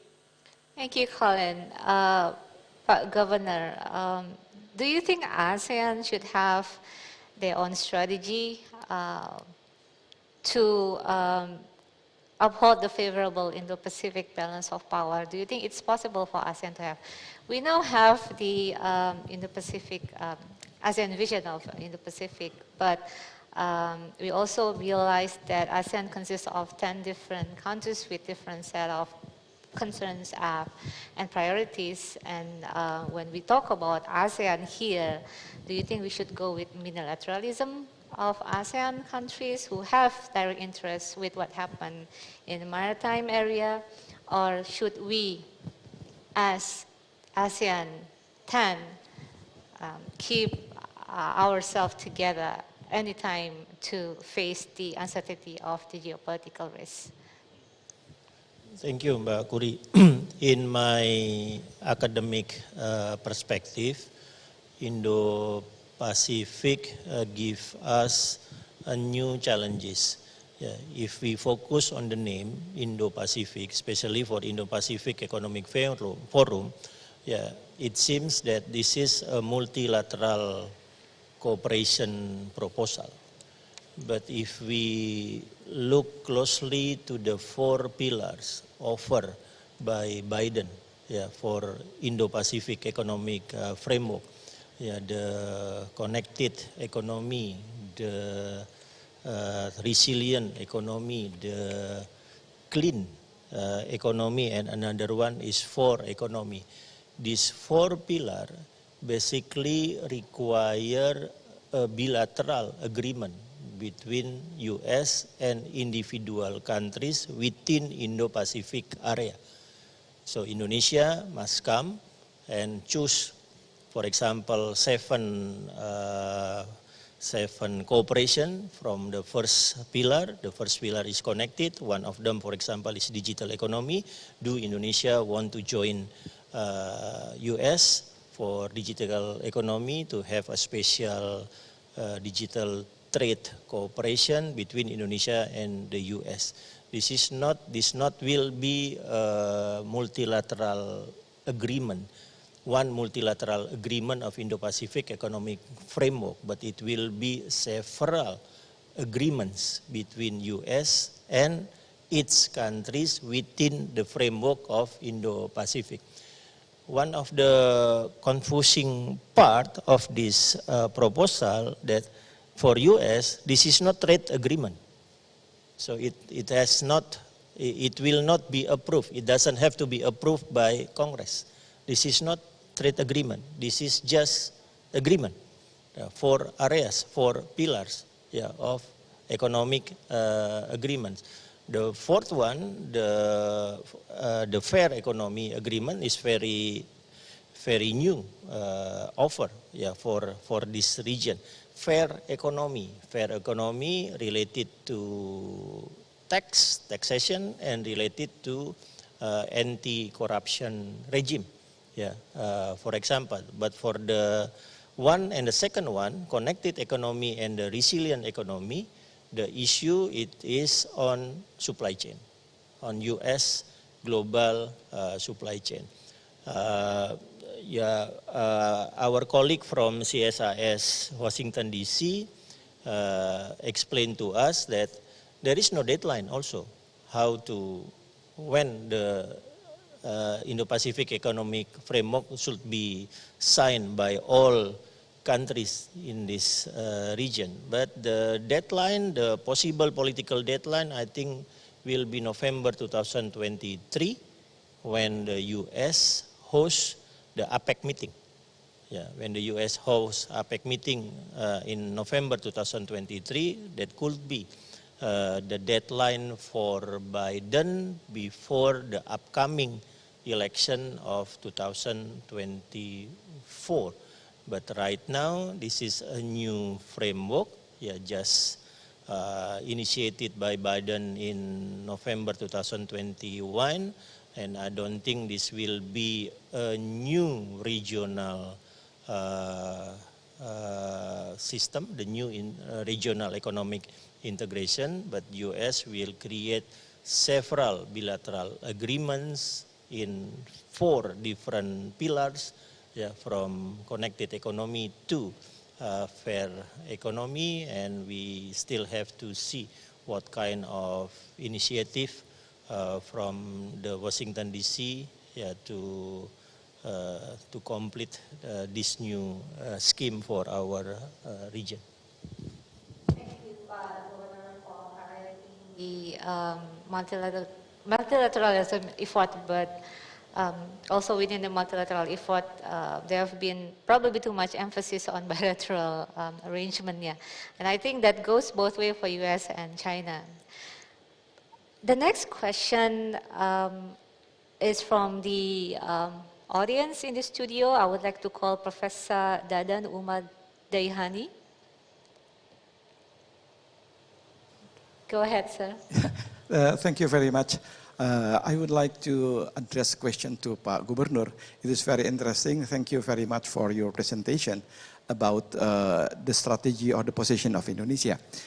We all know that Indonesia is exactly located in the middle of between the BRI in left side and our US Indo-Pacific in the right side. Should we, as a bridge or balancer, or what I call the wild card? Wild card is mean if I go to the right, so the right will be the winners. If I go to the left side, and the left side will be the winners. So what is the best, can you elaborate, what is the best strategy for us to make this world is very peaceful and the geopolitics connected again? Thank you very much. Thank you, Professor Dadan. It's very interesting how other parties outside Southeast Asia perceive the regional approach towards the superpower competition. If I'm not mistaken, last year there was a critics towards ASEAN countries which says that when you stay neutral, you actually give advantage to either superpower, and in this case, the speaker was talking about militarization of South China Sea. So the Southeast Asians' neutrality means benefit for one party. So how to achieve the delicate balance between right and left, between two choices? It will be much easier if the Belt and Road Initiative or the Indo-Pacific Economic Framework is just offer us option. For example, to build our digital infrastructure. For example, we just focus on Belt and Road Initiative. There is option to integrate, to synergize our digital infrastructure, our 4G capacity that will be upgraded to 5G and so on to China digital technology. Or we just focus on the pillar or connected economy of US, and we are going to choose one suitable technology for us. If that only the problem, that will be easy. We can focus on the G2G agreement followed by B2B cooperation. And then we are going to have a strong global consortium in Indonesia, for example, for upgrading our digital infrastructure. But the problem is not that simple. This is not technical functional cooperation alone. This is the competition between economic paradigm, economic framework. US, of course, the economic framework will be economic liberalization. The economic framework will be free trade. The economic framework will be globalization. The economic paradigm of US will be the role of private sector. China, quite different. The role of the state, very, very dominant. Centrality of state, very, very dominant. It is not necessarily that China will develop the Belt and Road Initiative to create a new free trade area. That's never be the paradigm, the main paradigm of China. But for the US, we can see the evolution of free trade paradigm. For example, from the era of early free trade liberalization after the Second World War to the era of WTO, and now, interestingly enough, for the 4 pillar of Indo-Pacific Economic Forum, the US used the word fair economy. Usually the third countries, the third world countries that impose the importance of the use the word fair economy, but not fair economy, fair trade. Now US imposing this new terminology, not fair trade, but fair economy. And if we want to join the Indo-Pacific Economic Forum, the 4th pillar related to taxation, the 4th pillar related to anti-corruption regime. So behind this proposal of economic integration, behind this proposal of economic connectivity, we should learn very carefully what are the paradigm behind them. And of course, we in Indonesia has our own economic paradigm. We have our own politic economy. We are dictated, we are mandated by our 33 article of our constitution, to develop our own national economic system. Our national economic system is not liberal. Our national economic system also not controlled by state. We try to create our own special economic system, so we cannot jump in too quickly, because before we understand what really the economic paradigm, what really the ideology between these 2 competing mega project right now. Thank you, Pak Dadan, for the question. Thank you, Governor. I would like probably to highlight that the need for technology enhancement and economic cooperation should not be framed only in the light of superpower rivalry. That doesn't mean that our choice of economic cooperation and technology can be translated into our preference to either superpower. I think state has its own set of interest, values, as well as consideration behind every decision.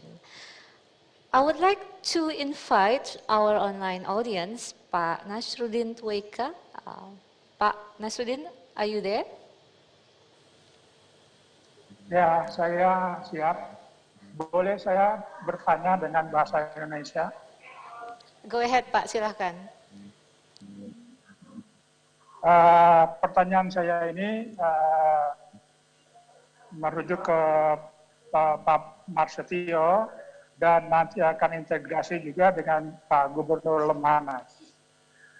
Dengan perencanaan strategi geomaritim dan isu rebalancing pergerakan Cina kepada Taiwan dengan memantapkan bahwa itu adalah satu daratan China, tetapi di lain sisi China telah mengklaim mengenai nine dash line mengenai sampai ke Laut Cina Selatan. Dan AS sendiri dengan AUKUS juga melakukan penguatan kekuatan strategi. Bagaimana Indonesia menyangkut kebijakan strategi pertahanan keamanan dalam perspektif sebenarnya ini kedaulatan maritim sumber daya dan modernisasi alutsista terutama mantra laut.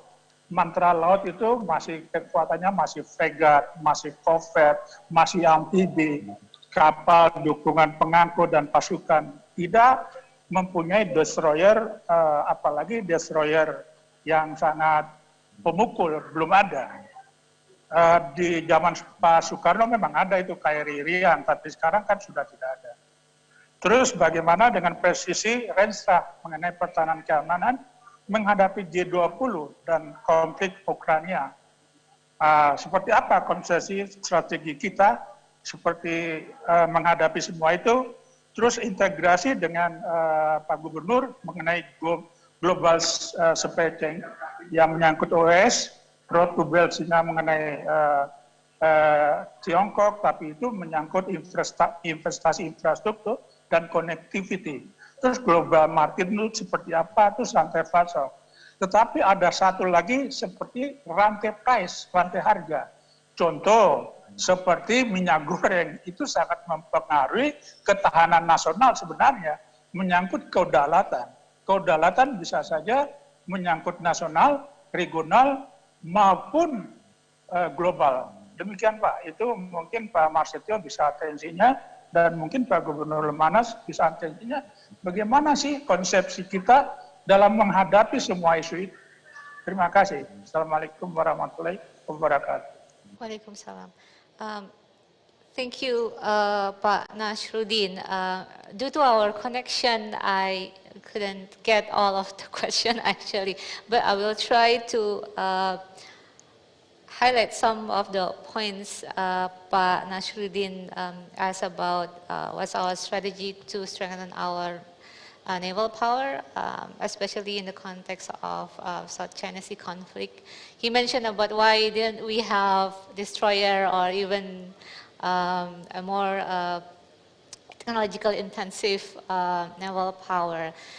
But Pak Nasruddin, I would also like to highlight one of the point mentioned by Dr. Ko about lesson learned from Ukraine. I think asymmetrical power could also work in dealing with higher capability adversary in terms of conventional war. And I remember a couple of days ago, I think Indonesian Ministry of Defense sort of pondering a new capability that is a smaller warships, because apparently in Ukraine, Russia doesn't get lots of benefits from having their destroyer or big naval ship in place. It could get easily attacked by anti-ship missile. So, Pak Marsetio, what is the best way forward for strengthening our naval power? Terima kasih Pak Nasruddin. Tadi ada 3 hal. Yang pertama mengenai Taiwan. Jadi memang di tengah gejolak dunia, termasuk tekanan-tekanan ekonomi dunia, kita ketahui bahwa Ketua DPR US, Nancy Pelosi, datang ke Taiwan. Memang pada saat itu terjadi klimaks dinamika geopolitik yang bisa menimbulkan tensionnya menaik dalam konteks keamanan di Laut Cina Selatan. Walaupun Amerika mengatakan bahwa dia sepakat dengan One China Policy, namun kenyataan inilah dinamika politik, kebijakan politik luar negeri Amerika Serikat, kita lihat memang sangat dinamis dan diperankan oleh siapa yang memimpin pada saat itu. Kita lihat pada saat kunjungan Pelosi ke Taiwan, memang terjadi puncak, di mana Amerika pada waktu US George Washington sudah di sana, kemudian ada 2 kapal induk Amerika dari sana, kemudian Cina juga mengerahkan 2 kapal induknya, kemudian juga Cina sudah mengerahkan 10 kapal perangnya, frigatnya, destroyernya, kemudian pesawat tempurnya. Namun kembali lagi, bahwa tidak ada satupun negara yang menginginkan terjadi perang. Namun itulah menunjukkan bagaimana perseteruan, kemudian masing-masing menunjukkan unjuk kekuatan. Inilah unjuk kekuatan di Laut Cina Selatan, namun sebuah negara punya prinsip bahwa kalau kita cinta damai, maka kita siap untuk berperang, siap parabellum. Pastinya bahwa Amerika juga menahan diri, Cina pada waktu juga menahan diri, dan semua melihat bahwa krisis di Ukraina saat ini berdampak kepada Indonesia juga, kepada negara dunia, masalah krisis pangan, kemudian krisis energi. Jadi masalah yang terkait dengan energy security akhirnya semakin mengemuka. Bagaimana dengan Indonesia? Tentunya Indonesia dalam situasi seperti ini, bagaimana seperti kita lihat bagaimana peran diplomasi Pak Jokowi. Beliau datang ke Kiev, ketemu Zelensky, beliau datang ke Moskow, ketemu Putin. Kemudian tidak semata-mata dalam konteks untuk mengundang hadir di G20, namun juga memberikan sinyal-sinyal kuat agar kedua negara mengakhiri perang tersebut. Sebab perang menimbulkan dampak yang luar biasa, tidak hanya negara-negara awalnya negara-negara Eropa yang mengalami tekanan, namun saat ini seluruh negara-negara dunia juga mengalami dampak dari ketegangan yang ada di Taiwan. Yang kedua mengenai kapal. Dulu betul di era Pak Soekarno pada waktu perebutan kembali Irian Jaya, Irian Barat, bahwa kita memiliki kapal cruiser, ada RI Irian, kita sudah memiliki 12 kapal selam, kita memiliki kapal-kapal destroyer, kita memiliki kapal-kapal frigate. Bagaimana dengan saat ini? Memang situasinya berbeda di era saat itu, tahun 60-an, dengan era saat ini. Di era saat ini, walaupun sebuah negara tidak memiliki kekuatan pertahanan yang cukup, misalnya kita melihat bagaimana target pemerintah, misalnya apakah sudah tercapai di tahun 2024 mencapai kita saat ini kita masih memegang yang namakan dengan MAF misalnya, minimum essential forces. Harusnya ini meningkatkan dari minimum kemudian essential force sampai dengan optimum essential forces, ini juga butuh waktu dan sangat tergantung kepada dukungan anggaran pertahanan negara yang kita terima. Apakah kita perlu memiliki dasar? Apakah kita memiliki kapal cruiser? Tidak mesti. Sebab kita adalah bukan negara agresor. Kembali kita adalah konsep kita adalah defense in depth. Artinya kita ingin mempertahankan negara ini, kita ingin tadi konsep operasi amfibinya pun berbeda. Kita menyiapkan satuan-satuan yang tidak untuk dideploy over the horizon, namun adalah kekuatan-kekuatan dalam rangka mempertahankan keutuhan kedaulatan NKRI. Nah kemudian di era saat ini tentunya tidak semata-mata kekuatan angkatan bersenjata yang kuat, namun lebih mengedepankan diplomasi. Kita lihat tadi saya ingin menekankan kembali bahwa semua negara-negara di ASEAN, termasuk Taiwan, termasuk Jepang, Korea, jadi mau dikata ASEAN plus 3 atau ASEAN plus 2 atau ASEAN plus 1, semua mengikuti latihan keretnya, Cooperation Afloat Readiness and Training. Artinya bahwa negara-negara ini tadi one command, ujung-ujungnya one command dari US. Kita bukan negara yang memihak kepada salah satu fakta. Namun kenyataan kita bagaimana kita tadi membuat balancer tadi. Negara kita dengan negara yang bebas aktif sepanjang diabdikan untuk kepentingan negara. Kita lihat, kita diundang latihan karet juga ikut. Kita diundang latihan SEACAT, Southeast Asian Against Terrorism, kita ikut. Kemudian kita ada kapal perang Cina datang ke Indonesia, oke kita terima dalam konteks diplomasi. Kemudian ada kapal perang dari Pakistan datang melaksanakan latihan pasek, kita ikut juga. Artinya bahwa kita ingin membuat balance. Kemudian kalau mengatakan bahwa loh kita kok lebih berpihak kepada Amerika atau kita lebih berpihak kepada Cina. Inilah merupakan suatu momentum bagi Indonesia memainkan peran sebagai negara yang bebas aktif. Nah kemudian terkait dengan G20. Jadi G20 inilah merupakan salah satu key point juga. Kalau saya mengatakan sebagai safety valve dalam konteks kita menjaga stabilitas di kawasan. Presiden telah memainkan peran diplomasinya, tidak hanya ke negara-negara yang bertikai antara Iran, termasuk misalnya Iran, juga kita tetap membina melalui atas pertahanan kita di sana. Bagaimana kita terus menjalin hubungan, misalnya juga dengan negara-negara di Timur Tengah. Kita menjalin negara-negara di Timur Tengah dalam konteks membangun negara, dalam konteks investasi. Nah, yang ujung-ujungnya adalah merupakan suatu model-model diplomasi menjaga stabilitas keamanan di kawasan. G20 adalah merupakan taruhan bangsa Indonesia. Apakah Indonesia masih bisa memainkan peran? Jadi artinya tadi tanpa kita memiliki destroyer, tanpa kita memiliki kapal cruiser, dengan diplomasi ini kita ingin tetap menjaga stabilitas di kawasan. Jadi juga ada message yang disampaikan juga bahwa tahun depan Indonesia menjadi ketua ASEAN. Disinilah akan kita lihat juga bagaimana leadership Pak Jokowi untuk mengajak negara-negara ASEAN agar negara ASEAN ini tetap utuh, negara ASEAN tetap kokoh.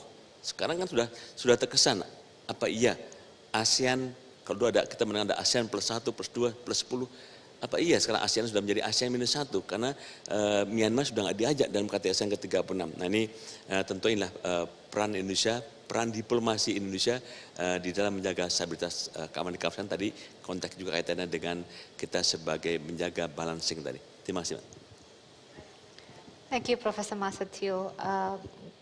Pandi, would you like to address the questions about our national resilience with regards to the impact of Ukraine war?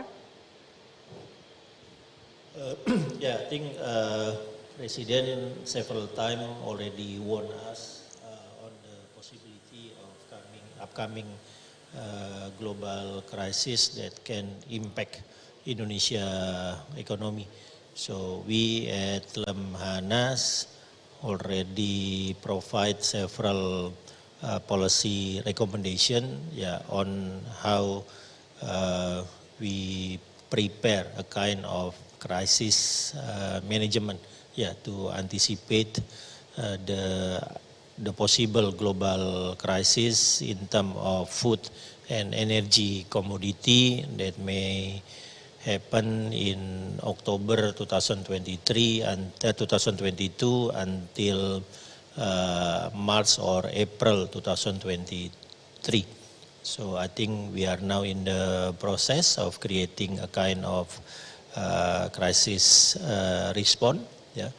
We are now focused in making sure that the rise of commodity price can be managed by controlling our inflation rate. I think yesterday the governor of our central bank increased 0.75 point of our credit rate.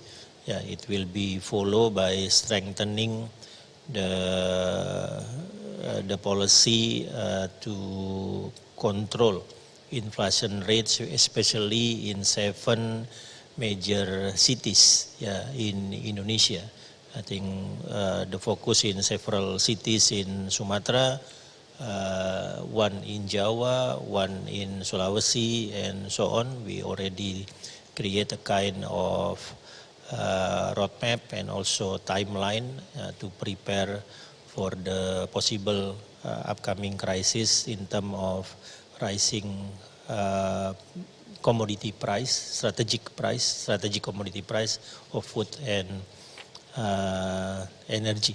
But we have to be very, very careful. The challenge is great, especially during the month of October 2022 until March or April 2023. Thank you, Governor. Ladies and gentlemen, we have more questions coming in from the audience in the studio. I would like to invite now Rear Admiral Edi Sucipto.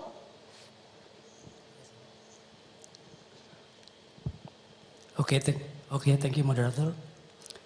Edi Sucipto, Rear Admiral from National Resilience Institute. I think this is the good momentum, so my question will be addressed to Mr. Sam and Koh. Let me place my question in bahasa. Kalau kita ikuti dari presentasi seluruh narasumber, itu sepertinya semakin memperkuat evolusi gambaran geopolitik yang disampaikan oleh Pak Andi tadi.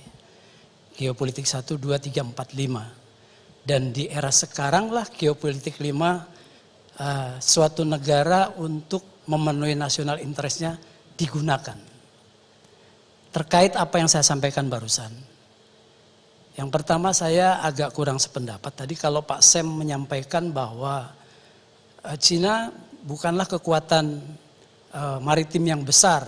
Tidak seperti Amerika karena tidak punya keinginan atau belum punya pangkalan sebesar Amerika. Ya kalau kita lihat memang Amerika sebagai pemenang perang dunia kedua khususnya. Kalau tidak salah ada 7 pangkalan Amerika di seluruh dunia. Betul Cina memang tidak punya pangkalan sebanyak Amerika. Tapi kembali lagi ke geopolitik 5 tadi, kelihatannya justru Cina untuk memenangkan atau memenuhi national interest-nya, memanfaatkan berbagai momentum untuk bisa muncul sebagai pemenang di dunia. Sehingga kalau menurut saya, bisa saja Cina itu untuk memenangkan geopolitik 5 tadi, dengan cara misalkan seperti tadi dikatakan oleh Pak Andi, masalah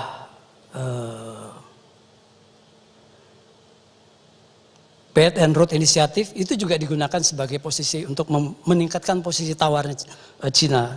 Terus kemudian kalau kita lihat juga perang dagang juga digunakan untuk memenangkan keinginan nasional interestnya Cina. Nah terkait dengan hal tersebut itu yang pertama Pak untuk Pak Sam. Kemudian juga yang kedua untuk Pak Sam juga pertanyaannya. Terkait dengan kebijakan AUKUS, apakah dengan adanya kebijakan AUKUS tersebut kira-kira tidak memacu perlombaan senjata di kawasan? Atau juga bisa jadi justru semakin menjadikan Cina semakin agresif dalam menciptakan hegemoninya untuk di kawasan Asia Pasifik. Kemudian pertanyaan yang kedua saya tujukan ke Mr. Koh. Saya ingin pendapatnya Pak Koh tentang kebijakan AUKUS. Apa pendapatnya Pak Koh sebagai warga negara Singapura? Terima kasih. Okay, thank you Pak Edi. Sam, I would probably want to add one point regarding Mr. Edi remarks about how China exploits some momentums for its advantage, even though China is behind the United States in terms of maritime power, but it does have that knack in exploiting some momentum. For example, last year when we had submarine accident, China was among the first to offer help to recover the submarines, and we did get the same offer extended by the United States. So I think Mr. Edi's remark has some good points in it. Your response? Yeah, thank you. Thank you for the question. I don't at all want to diminish what China has achieved in the maritime sphere over the last 30 years. In fact, I don't think the world has seen anything like it since the Second World War. The sheer scale of the build-up of its maritime forces, particularly its naval forces, but also Coast Guard and other constabulary forces, and also long-range air power and missile power that can be directed against maritime threats. So it's a very comprehensive modernisation program. And in fact, just yesterday, some of you may have seen circulating on social media the image of a Chinese shipyard which is at the moment constructing 5 new destroyers at once. These are vessels of around 10,000 tonnes, roughly similar to the Hobart-class destroyers that Australia now has in its Navy. We have 3 of those. It took us more than 10 years to build those. China's building 5 of them at once. So I wouldn't at all want to diminish China's capabilities and you know, the achievements of China's maritime modernisation. And I think it will continue well into the future. The only point I was making earlier is that it is difficult to be a comprehensive regional maritime great power without foreign basing. It is simply in the nature of maritime power that it moves slowly and that it is very difficult to concentrate power in one particular area and to replenish it without foreign bases. Now, from an Australian point of view, the fact that China lacks these regional bases is very much in our interests. Distance is our best friend in Australia. It is the greatest defence asset that we have is our distance. I often say to people, and they are surprised to hear this, but Beijing is closer to Berlin than it is to Sydney. Now, you wouldn't know that when you're in Sydney and you listen to the tone of the Australian debate about China. You wouldn't necessarily know that China is a long way away, but it is, and it's very much in our interests that the distance between Chinese military power and Australia is never reduced. And that's why I think delaying or frustrating Chinese attempts to develop military bases in Southeast Asia and in the Pacific Islands region is so important. On the second question about AUKUS, I'm in a minority in Australia amongst defence commentators in that I'm very critical of AUKUS. I do think that it has the potential to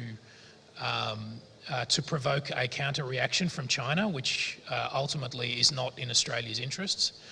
But actually, I think the main objection to AUKUS is much more practical than that, which is that the timeline for this project is extremely long. It's measured in decades, not in years. It'll be, before we get a fully operational nuclear submarine capability, we're looking well into the 2040s. If we are getting involved in this project in order to balance Chinese power, then boy, we're really leaving it very late. We ought to be acting much more swiftly than that. But even then, I think, yes, if we ever do get these submarines, and I think there's real doubt as to whether we will ever get any of them, but if we ever do, then yes, I do think it has the potential to provoke a counter-reaction, a response from China, which will ultimately make Australia less secure, not more secure.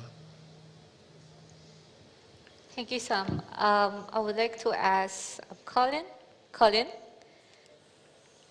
Yeah.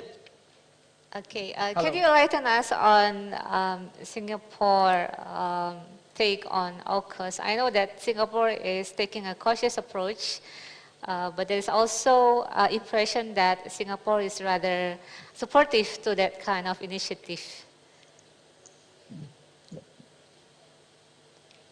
Colin. Thanks, Curie, and many thanks to Pak Eddie for the question. As it has been quite well known, is that Singapore, at least if you look at the tone of the official statements in response to AUKUS, one will argue that it is generally positive. It is positive from the perspective that what I see as more of a realpolitik perspective, that it is seen as part of the balancing game in the region, and it also takes into account that both Australia, US, and the UK are long-time security partners of Singapore.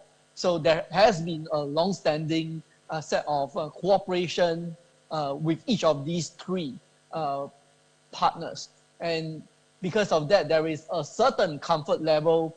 There is already an established reservoir of confidence in the type of security public goods that these three powers could offer, as well as the knowledge that these AUKUS goes beyond the nuclear submarine deal. Because I think very much, of course, I agree with Sam regarding the potential risk of these AUKUS deal. But much of the emphasis, especially played out by the media, has always been on the submarine itself. But if you look at it, AUKUS is more than the submarine. It looks at a whole variety of security cooperation. It looks at cyber, it looks at hypersonic, for example. It also talks about potential basing opportunities. And all these, if you look at it all together, contribute as I believe, to be seen from the lenses of Singapore's policy elites, to be seen as helping to at least maintain some sort of balance. Because I think one way to look at it, whether we like it or not, with or without AUKUS, the PLA Navy build-up is a fact. I mean, it is continuing with or without AUKUS. The only thing about AUKUS is that it offers, a brand new justification and ammunition for the Chinese to argue that, they need to invest more in their own build-up, which in any case has been ongoing anyway, with or without AUKUS. And the main target has always been the US anyway. So I hope that helps to clarify, Singapore's position. I look forward to any further exchange with you, Pak Eddie. Thank you so much. Thank you, Colin. I would like to call the next question from the audience. Major General Dr. Kup Yanto from the National Resilience Institute. Go ahead, sir. Thank you.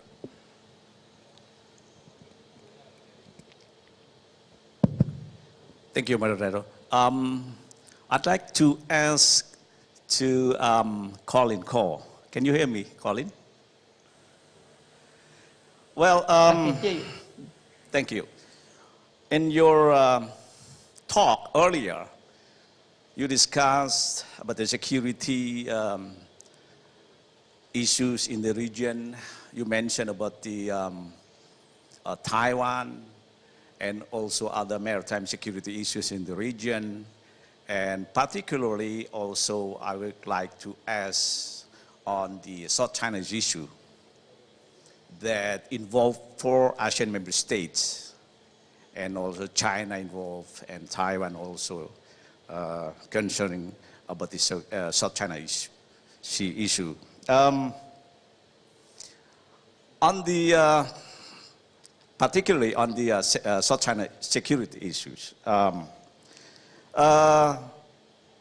what should the ASEAN, particularly all the ASEAN member states that involved in this South China issue, what should this ASEAN as a group, ASEAN as the institution, organization, do or to respond or to manage this security issue from growing or from bigger conflict? That is very short question for you. Thank you. Thank you so much, Park. Curie, can I go ahead to address? Yes, Colin, go ahead. Yeah, sure. Thank you, Park, for the very good question.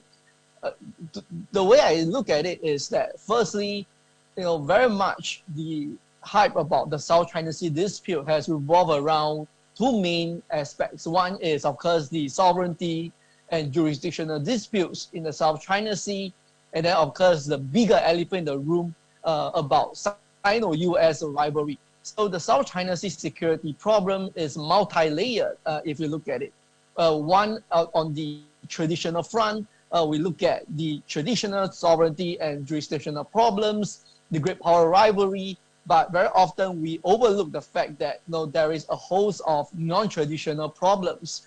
And of course, when I try to use the word traditional and non-traditional, it is purely for the sake of academic discussion, because granted, every country regards security issues in their own way and their own right. What could be traditional to you might be non-traditional and vice versa. But I think it is safe to say that there is a nexus of security problems in the South China Sea.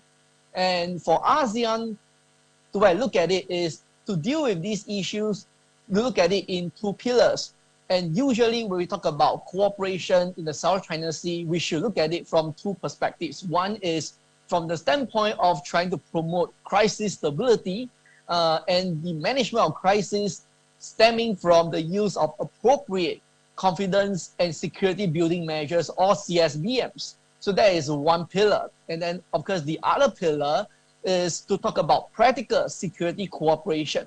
The distinction between these 2 is that the second one that relates to practical security cooperation deals with commonly perceived security threats. They are functional in nature. We are talking about things like, say, climate-induced weather contingencies. We're talking about illegal fishing, and all these, require countries to come together collectively to deal with them. Of course, not to mention the issue with piracy and armed robbery against ships in the region. So we can deal with these issues and try to compartmentalize them. What we saw in the case of practical security cooperation could also have a confidence building element to it, right? So as what I saw right now, and based on the question that Park you asked, and I will use the ongoing discussions about the code of conduct in the South China Sea, right? So far, the discussion has largely been focused on maintaining and promoting practical security cooperation. Because if you look at the original draft negotiating text that came about in 2018, if you look at all the clauses being put into it by China and the concerned ASEAN countries, you'll find that predominantly the emphasis has been on practical security cooperation. They talk about search and rescue cooperation, environmental pollution control, and all that, but it is very short when it comes to CSBM. And understandably so, because this is a very thorny issue to think about. It's going to open new cans of worms. But the bigger problem that I see here is that right now, as it is not ASEAN with China. Right now, it is 10 distinct ASEAN countries with China. So it's a 10+1 format and not a 1+1 format, as it would have been originally envisaged. But what I see as going forward, looking at the existing state of cooperation, what I feel is within ASEAN, it's important for interested parties to come together and to try to initiate some form of a minilateral, right? A minilateral, because we have to consider that it's a fact that within ASEAN, we are going to continue to have divisions and differences amongst the 10 countries regarding how they view the South China Sea dispute and how they prioritize it anyway for their national interest. So we are not going to have all 10 ASEAN countries converging all together. This is going to be difficult, if not impossible to attain. So we can think about a more minilateral approach to it. And one way to start doing that is for bilateral intra-ASEAN disputes in the South China Sea to be resolved as soon as possible. I'm referring to the EEZ boundary delimitations between Indonesia and Vietnam, and also referring to the fishery issues between Malaysia and Vietnam as well. So all these has been under the table and less emphasized than the one with China. But I think, addressing these intra-ASEAN problems in the South China Sea might potentially lead us to new avenues for cooperation against security challenges in the South China Sea. Thank you. Thank you, Colin. Ladies and gentlemen, do we have any more questions from the audience in the studio? Okay, we are actually also a bit running out of time, but if there's another one, I would like to offer the last opportunity for a question. No? Okay. Okay, I apologize for not being to accommodate all participants who's joining us online. But no worries, there will be session 2 and session 3 of this forum. I would like to convey some of the highlights and offer a bit of conclusion from this session 1. We have touched upon a number of different issues across defense and security in the Indo-Pacific. We have talked about geopolitical shifts as touched upon by Professor Masatio, by Mr. Rajafin, and also by Dr. Ko, that the reality is China is rising, the US is declining, and there will be new form of leadership that we are still unsure about how it will affect all of us. But it surely increase the geopolitical risk for all of us, especially for small and middle power in the region. And we also have touched upon the issue of evolution of geostrategy, as mentioned by Governor, that we are in the midst of Geo 5, in which connectivity-based conflict seems to be the highlights. And we are still unsure because we have a divergent path offered by superpower. One side, it is the Indo-Pacific. The other side is the BRI, or Belt and Roads Initiatives. The narratives in the region has been dominated by superpower rivalry, but we want to bring more the voices of the small and middle power, especially Indonesia. And there is cautious optimism that we want to convey to all of the audience. And there is possibility of strengthening the role of Indonesia in particular and Southeast Asia in general, that we could be, as Mr. Rajafin framed, a balancing power, or as the governor said, a connector power. And the question for all of us here is, where do we start? What do we have? What does it take to be a power that could help to create stability in the region, and to make sure that the transition of the leadership is going to be safe and even bring prosper to the region. We have also mentioned the issues about the need for balancing act by actors from outside the region, but it is more important that we in Southeast Asia, and also with Australia as our partner, to strengthen ourselves and to enhance cooperation, as well as the adoptions of technology, as mentioned by Pak Governor.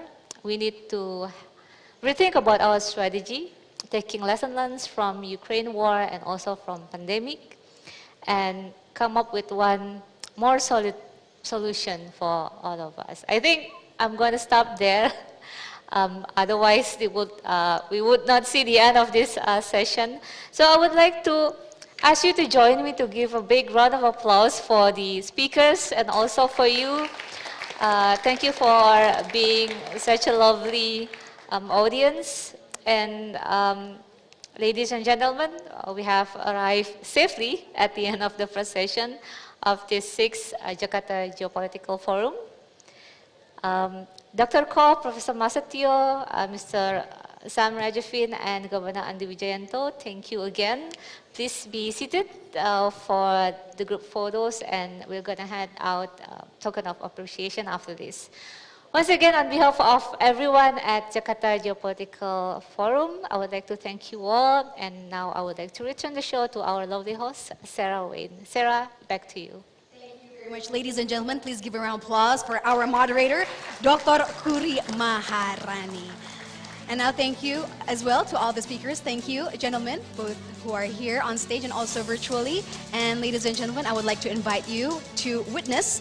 For next, we will be giving the token of appreciation to our promised speakers and also our photo session. Therefore, I would like to kindly invite Dr. Andi Wijayanto, the Governor of the National Resilience Institute of the Republic of Indonesia, who will be accompanied by the Deputy of Strategic Studies and also the Chairman of JGF 2022, to please come up on stage to give the token of appreciation to our prominent speakers. And to all the speakers, I would like to invite you to please stand up and please take a spot on stage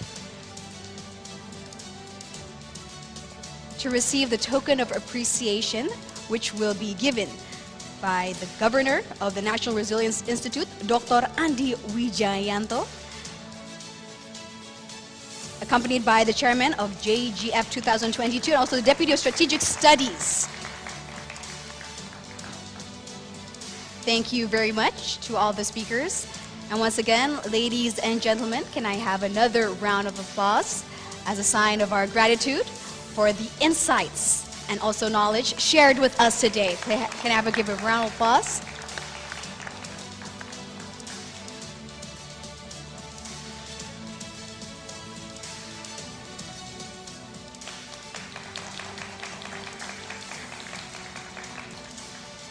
And here are our speakers for the first session of the 6th Jakarta Geopolitical Forum 2022, ladies and gentlemen.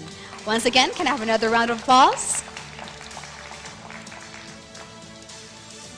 Thank you very much once again. And next, we'd like to invite to all the gentlemen, also our speakers and moderator, to please take your place on stage, where we will be having a photo session together.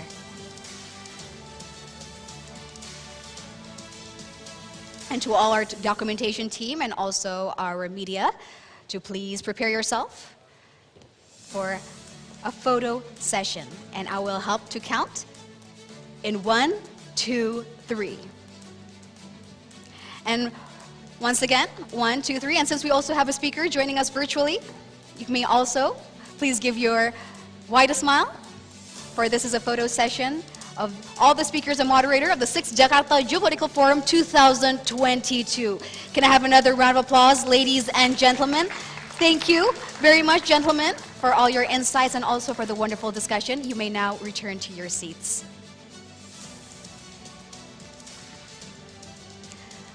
Once again, ladies and gentlemen, we have come to the end of our first session of the 6th Jakarta Geopolitical Forum 2022. And we will continue the agenda with a press conference, which will be held, ladies and gentlemen, on the first floor of the Grand Lobby of Metro TV. And next, ladies and gentlemen, we will be having our second session of Geomaritime Political Economy, Generating Growth, Sustaining Resource, and Gaining Power, but after the break.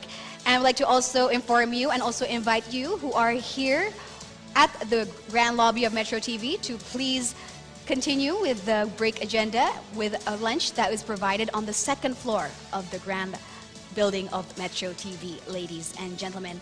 And for those of you who are joining us virtually, we'd like to also ask you to please come and join us once again for our second session, which we'll be having after the break, ladies and gentlemen.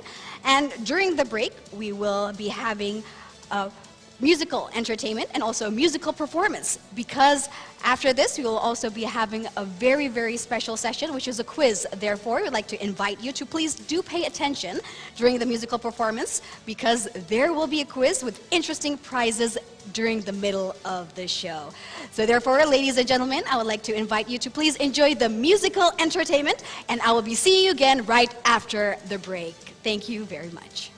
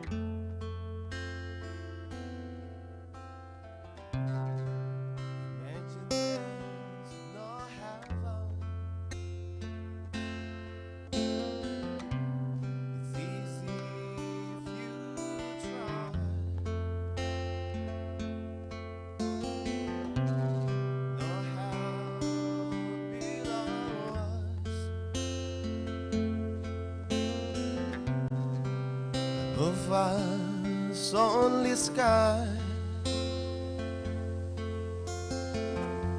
Imagine all the people living for today.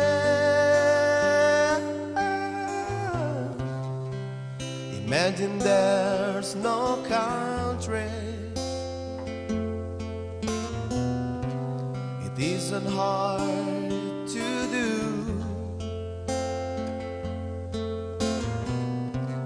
Nothing to kill or die for, and no religion too. Imagine all the people living life in peace.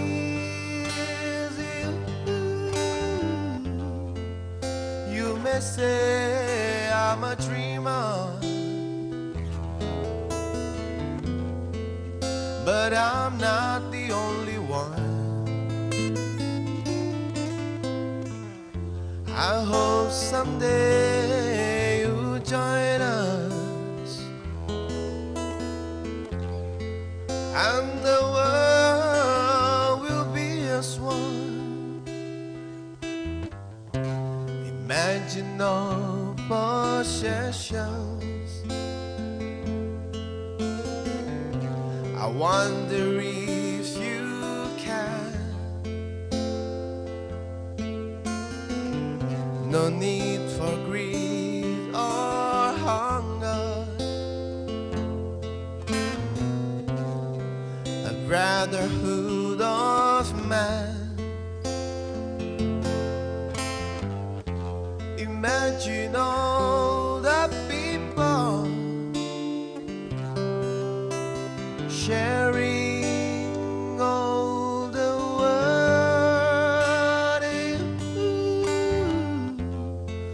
You may say I'm a dreamer,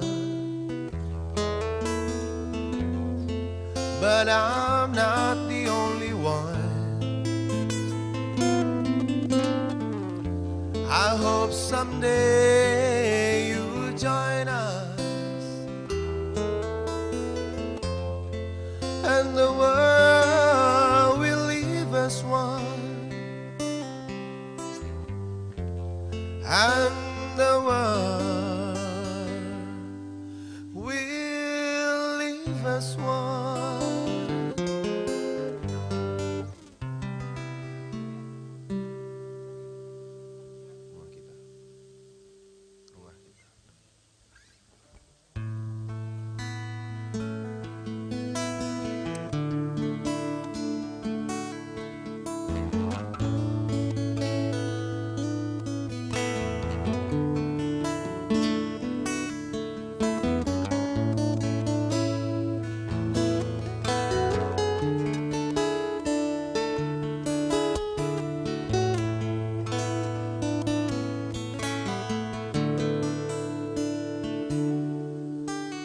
Hanya bilik bambu, tempat tinggal kita, tanpa hiasan, tanpa lukisan.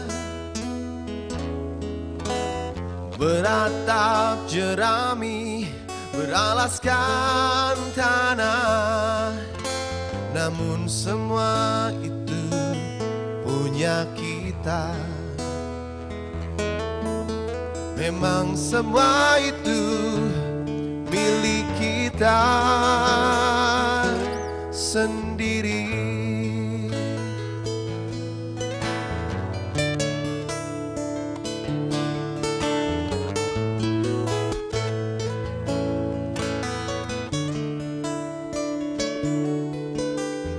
Hanya alang-alang pagar rumah kita, tanpa nyelir, tanpa melatih.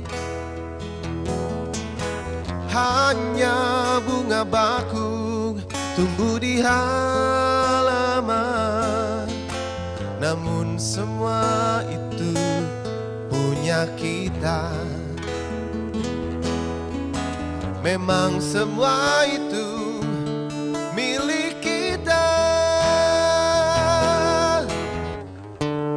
Haruskah kita beranjak ke kota yang penuh dengan tanya? Lebih baik di sini,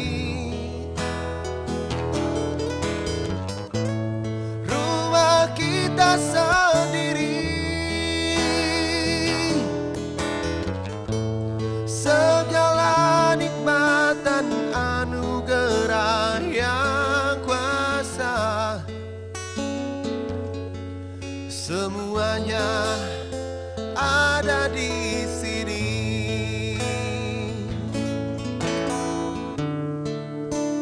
Rumah kita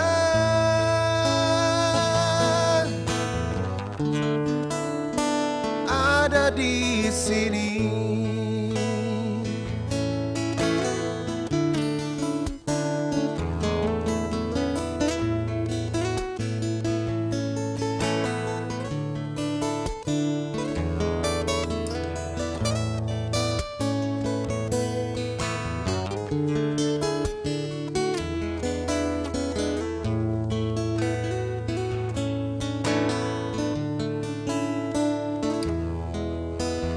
Hanya alang-alang pagar rumah kita, tanpa anjali, tanpa melati. Hanya bunga bakung tumbuh di halaman, namun semua itu punya kita. Memang semua itu milik kita. Lebih baik di sini. Rumah kita sendiri. Segala nikmat dan anugerah yang kuasa, semuanya ada di sini.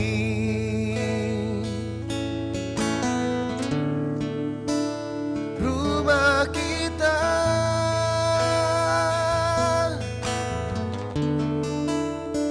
ada di sini.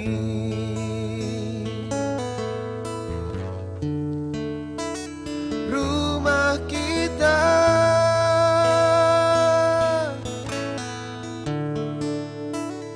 ada di sini.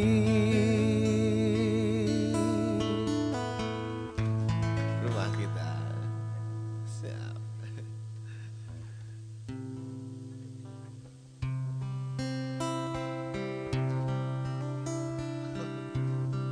Belum ada. Isu, Pak.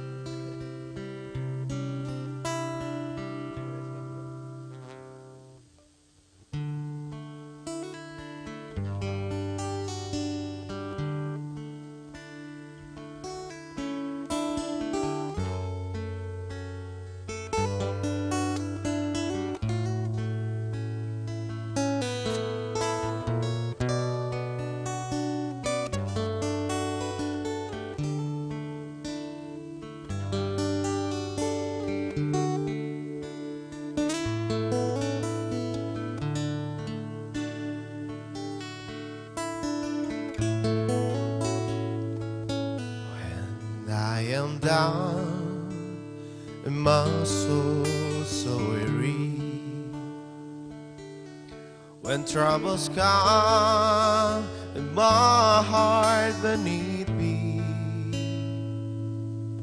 then I am still and wait here in this silence until you come and see the world with me. You raise me up so I can stand on mountain. You raise me up to walk on stormy seas. I am strong and I am on your shoulder. You raise me up to more than I can be.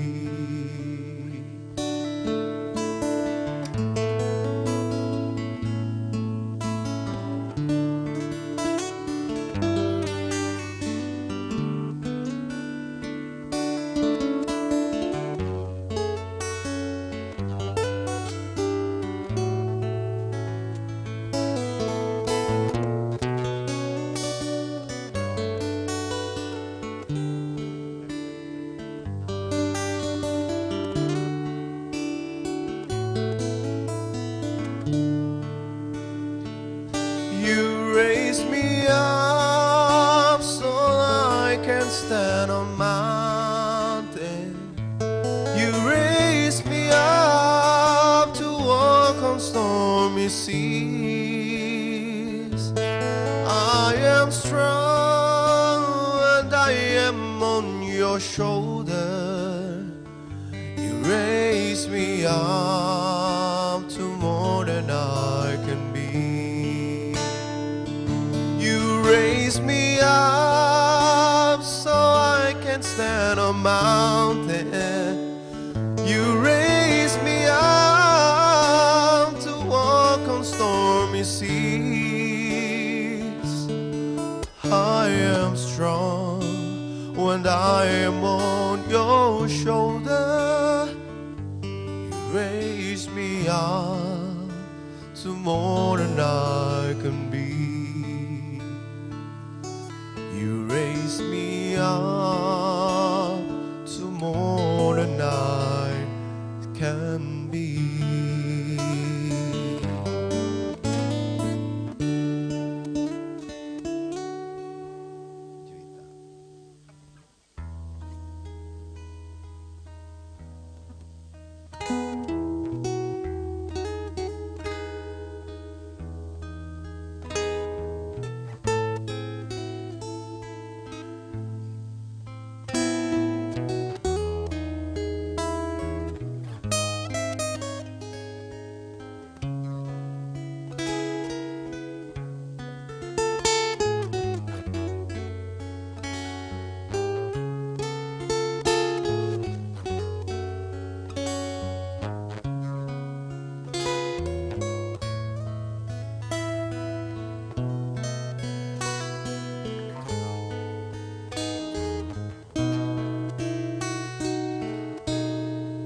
Engkau gemilang,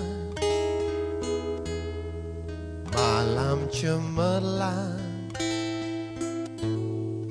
bagaikan bintang, timur sedang mengambang.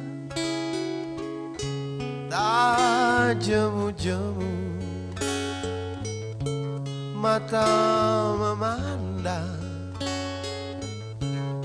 Aku namakan di kau juita malam.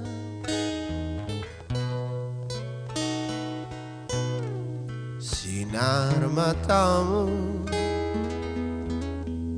menari-nari, langsung menembus ke dalam jantung kalbu. Aku terpikat masuk perangkap. Apa daya asmara sudah melekat. Juita malam,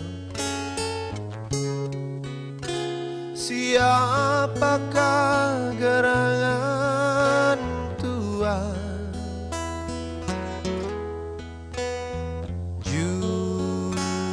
Juita malam,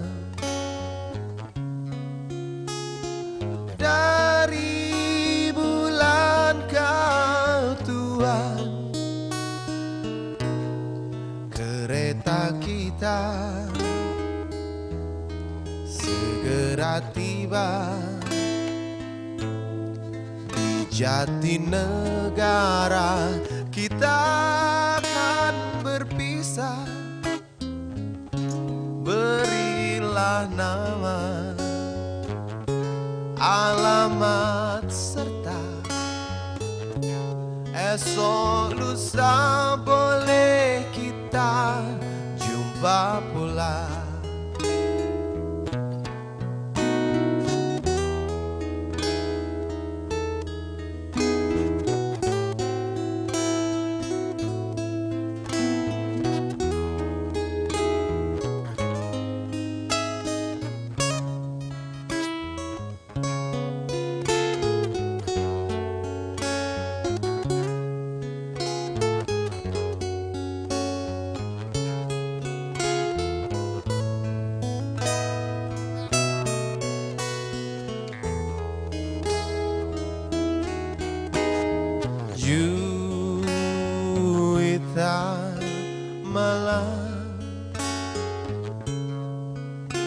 Siapakah gerangan Tuhan?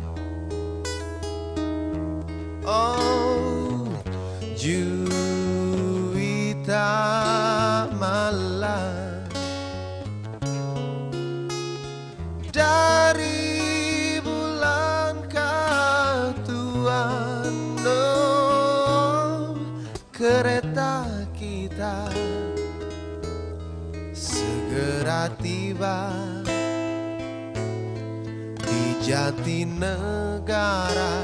Kita akan berpisah.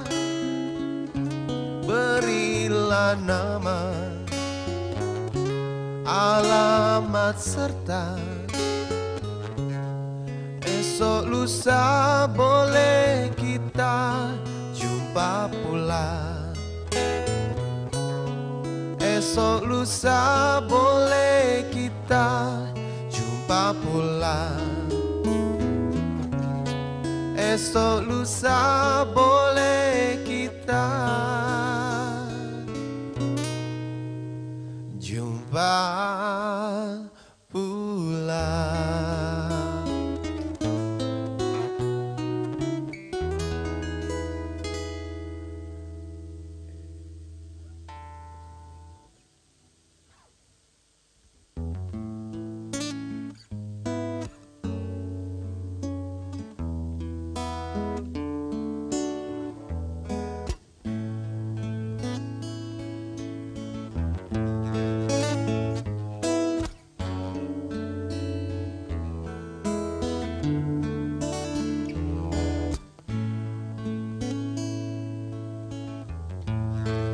You know my name,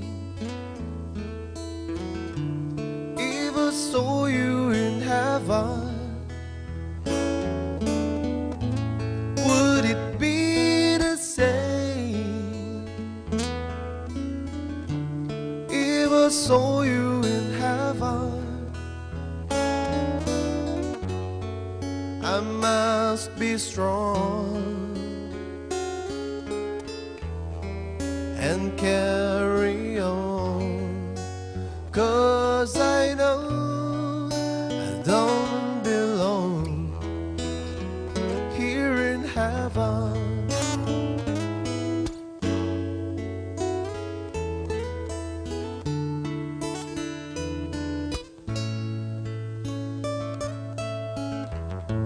Would you hold my hand?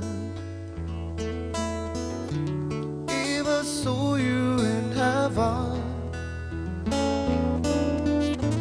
would you help me stand? If I saw you in heaven, I'll find my way some night and day, 'cause I know can't stay here in heaven.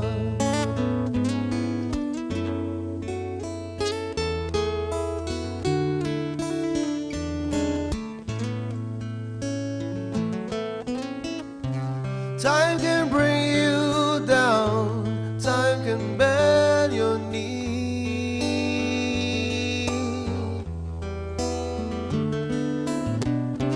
Time can break your heart, have you begging please, begging please.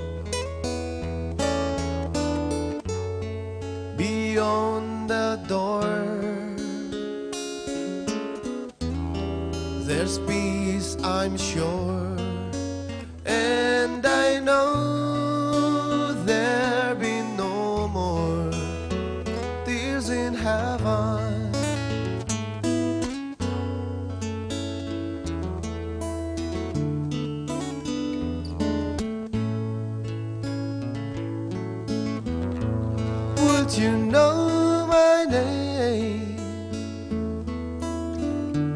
if I saw you in heaven? Would it be the same if I saw you in heaven?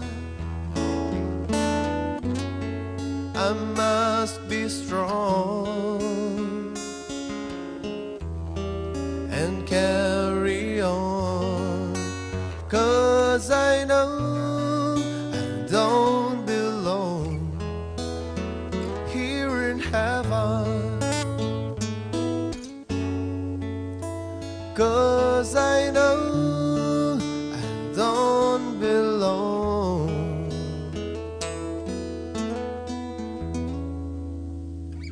here in heaven.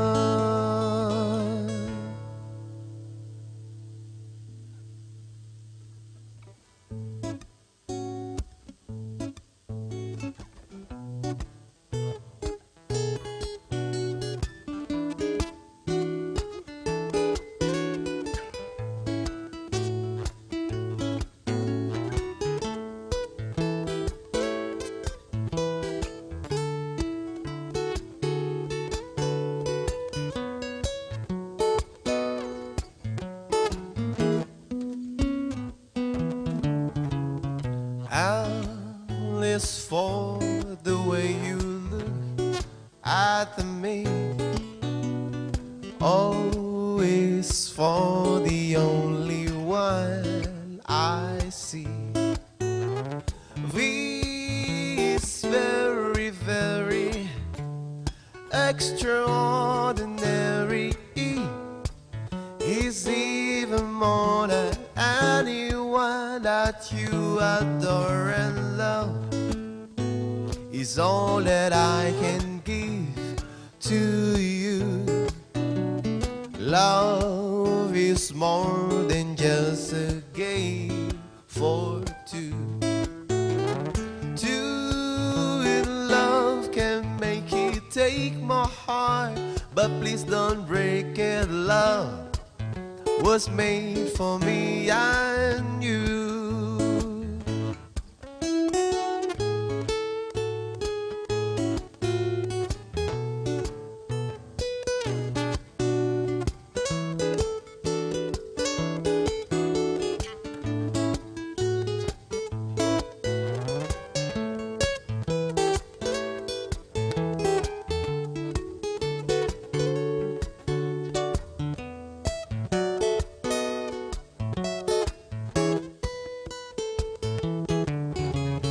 Alice, for the way you look at me, oh, is for the only one I see.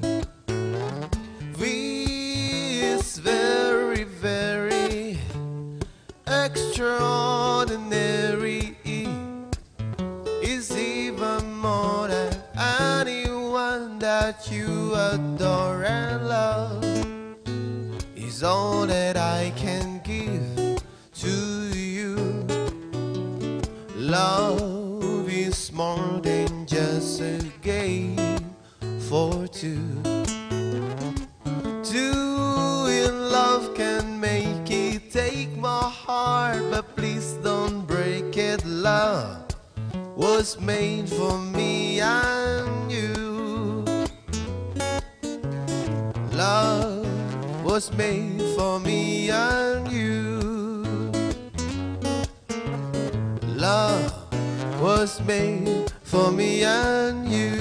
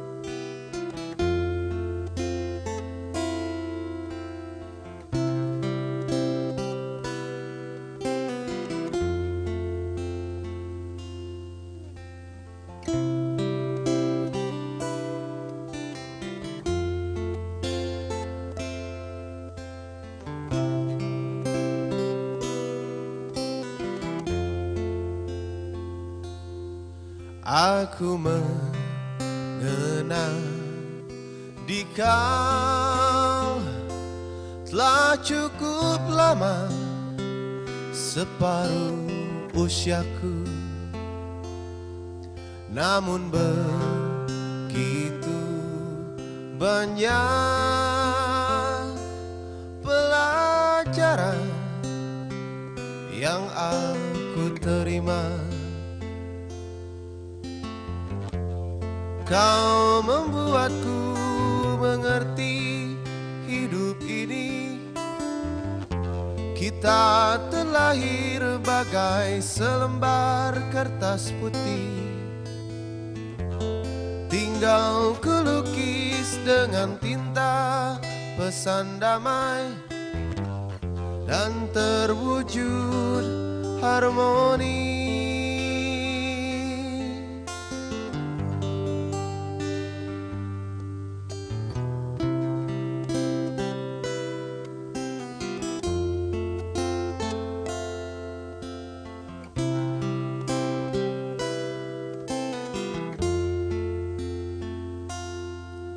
Segala kebaikan takkan terhapus oleh kepahitan. Ku lapangkan resah jiwa karena ku percaya kan berujung indah. Kau membuatku mengerti hidup ini. Kita terlahir bagai selembar kertas putih, tinggal kulukis dengan tinta pesan damai, kan terwujud harmoni.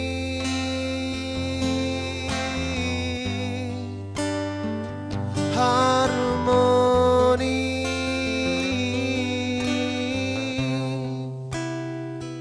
harmoni,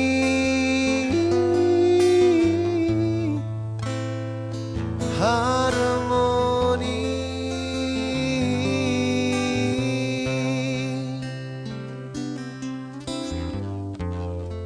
Kau membuatku mengerti hidup ini.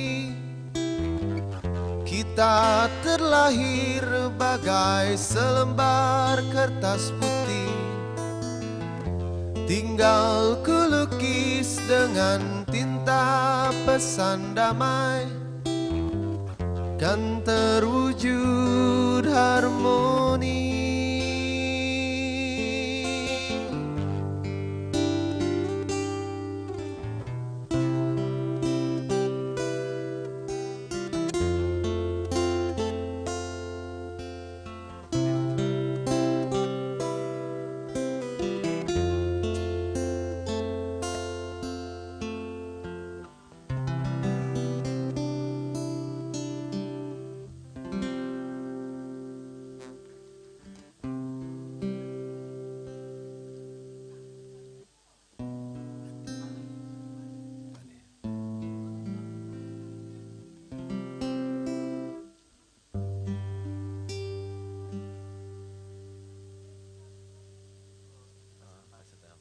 Siap.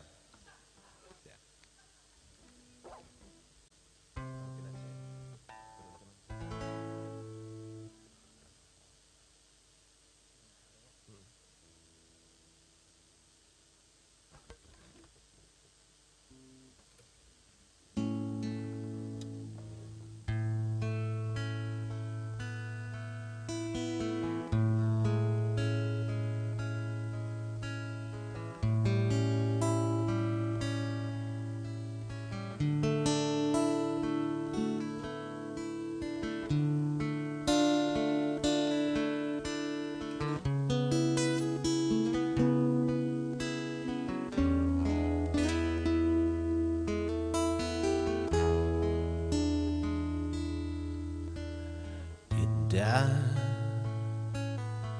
terasa indah bila kita terbuai dalam alunan cinta, sedapat mungkin terciptakan rasa keinginan saling memiliki. Namun bila itu semua dapat terwujud dalam satu ikatan cinta, tak semudah seperti yang pernah terbayang menyatukan perasaan kita.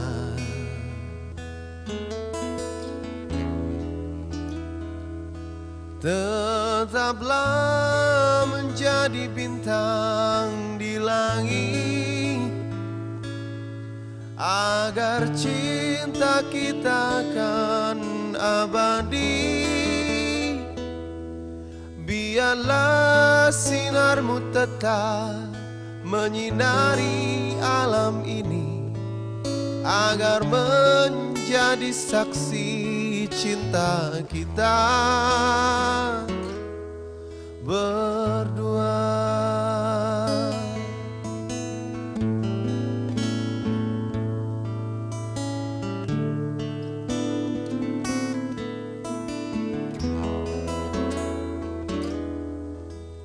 Sudah lambat sudah, kini semua harus berakhir. Mungkin inilah jalan yang terbaik, dan kita mesti relakan kenyataan ini. Tetaplah menjadi bintang di langit, agar cinta kita kan abadi. Biarlah sinarmu tetap menyinari alam ini, agar menjadi saksi cinta kita berdua.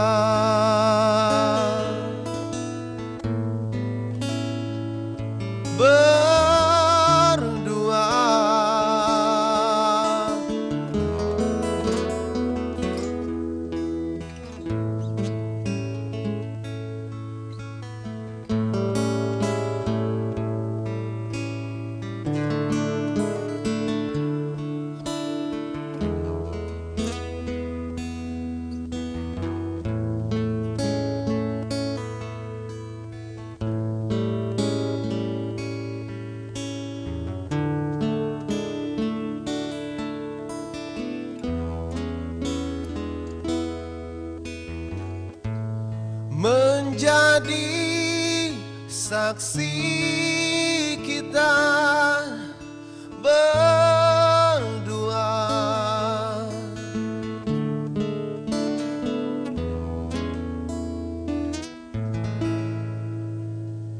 Untuk ibu di sana.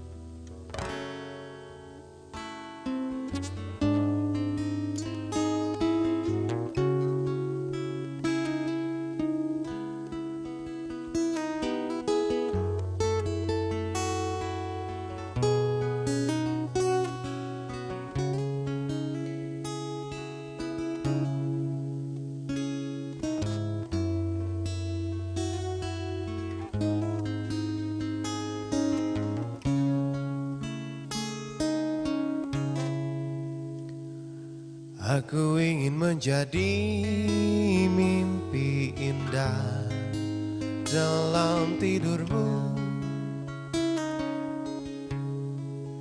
Aku ingin menjadi sesuatu yang mungkin bisa kau rindu.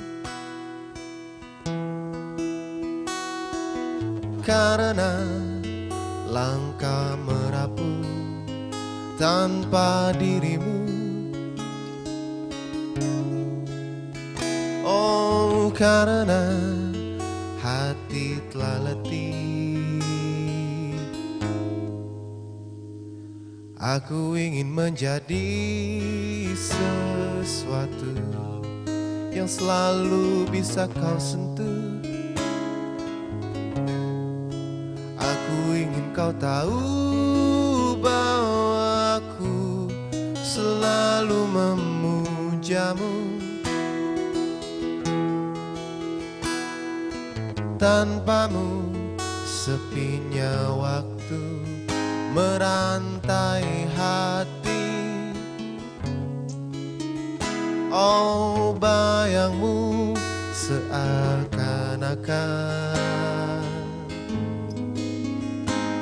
kau seperti nyanyian dalam hatiku yang memanggil rinduku padamu. Oh, seperti udara yang ku hela, kau selalu ada.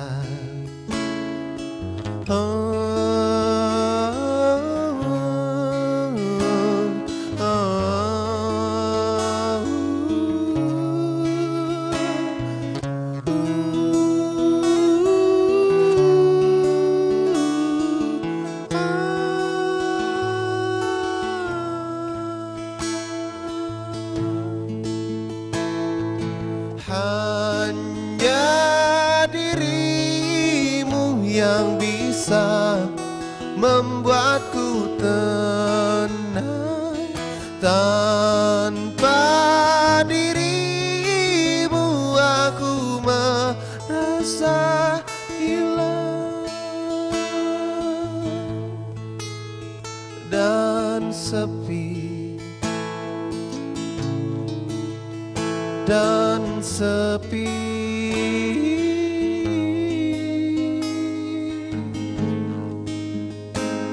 Kau seperti nyanyian dalam hatiku yang memanggil rinduku padamu. Oh, seperti udara yang ku hela, kau selalu ada. Kau seperti nyanyian dalam hatiku yang memanggil rinduku padamu. Oh, oh, seperti udara yang ku hela, kau selalu ada. Selalu ada, kan selalu sha-na-na-na-na-na-na-na-na, sha-na-na-na-na-na-na-na-na, sha-na-na-na-na-na-na-na-na, sha-na-na-na-na-na.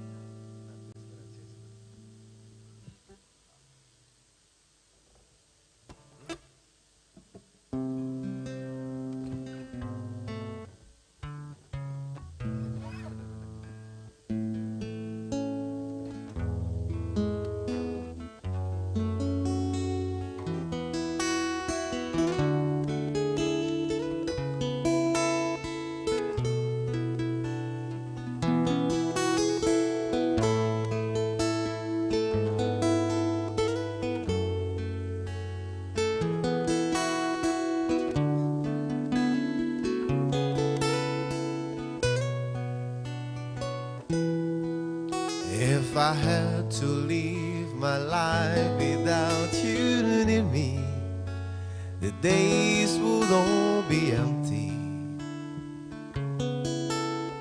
The night would seem so long.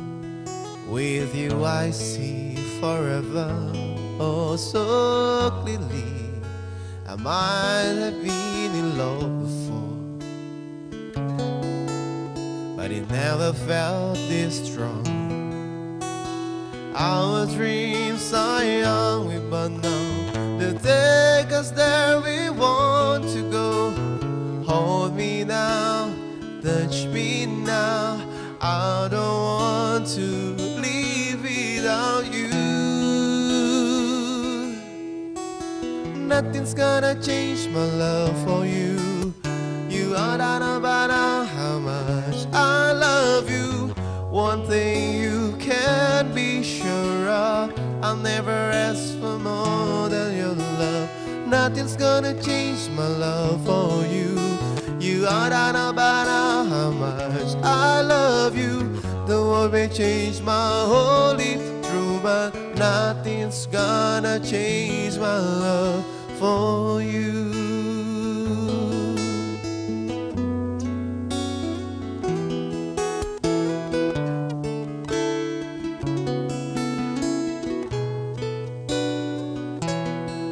If the road ahead is not so easy, the love will lead the way for us. Like a guiding stars, I'll be there for you. If you should need me, you don't have to change a thing. I love you just the way you are. So come with me and share the view. I'll help you see forever too. Hold me now, touch me now, I don't want to live without you. Nothing's gonna change my love for you.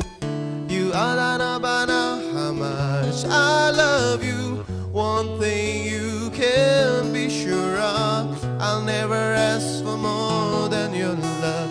Nothing's gonna change my love for you. You are not about how much I love you. The world may change my whole life through, but nothing's gonna change my love for you. Do do do do do.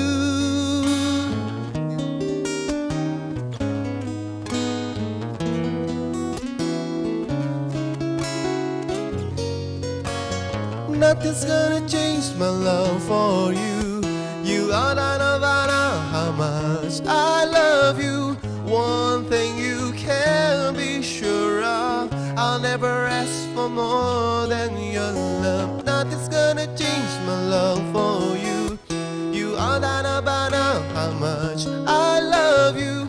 The world may change my whole life through, but nothing's gonna change my love for you. Do do do do do.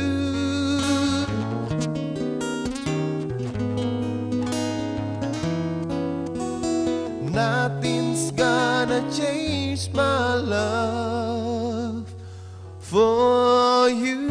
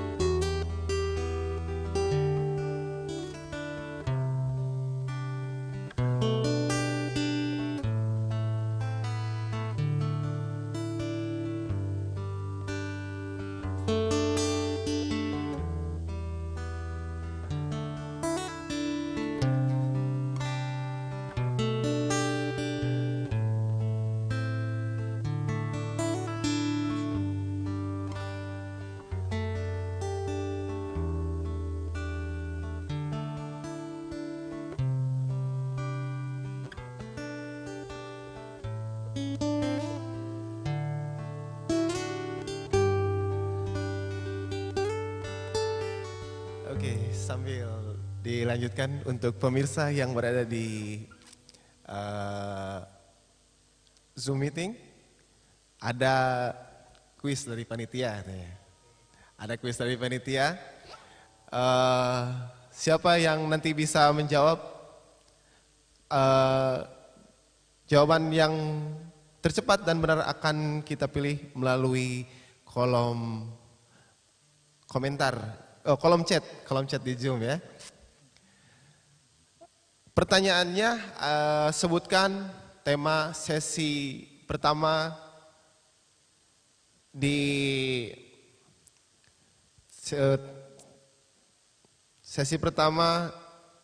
forum ini, di Jakarta Geopolitical Forum 2022.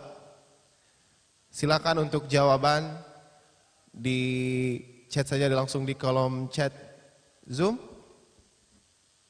Kisi-kisinya dapat melihat Instagram Lemhannas di Lemhannas_RI. Silakan ya. Pemenang akan diumumkan di akhir acara dengan sebuah hadiah, 1 buah air fryer. Oke, siapa cepat yang dapat? Semoga beruntung. Lanjutkan kembali.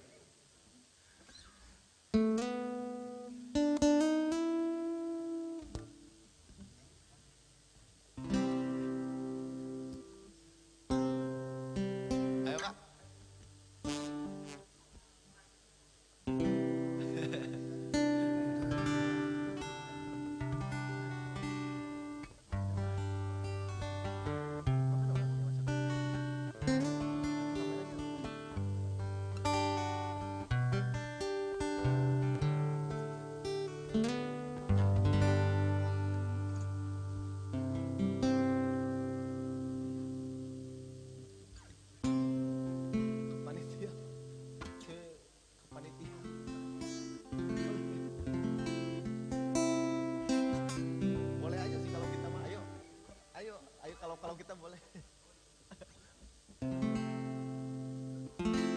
duduk.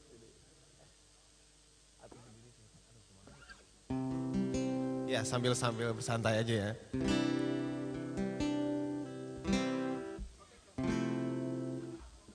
Berdiri atau berduduk, Pak? Lagu apa, Pak? Hah? Apa? Oke.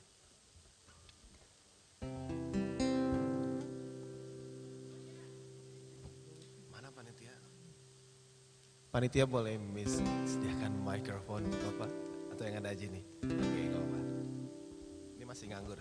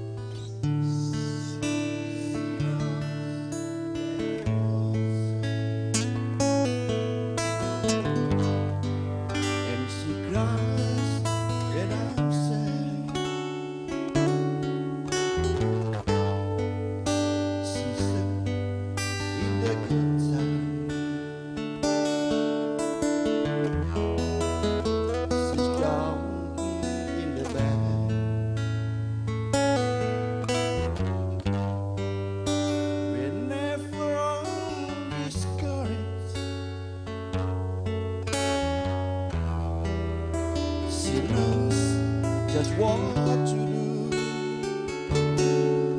but girl, how can I tell her about you?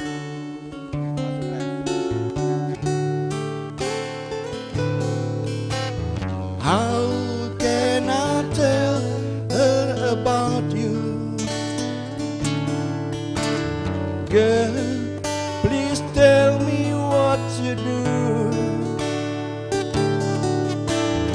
Everything seems right whenever I'm with you.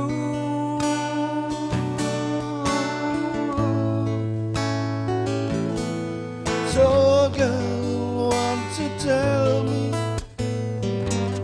how to tell her about you.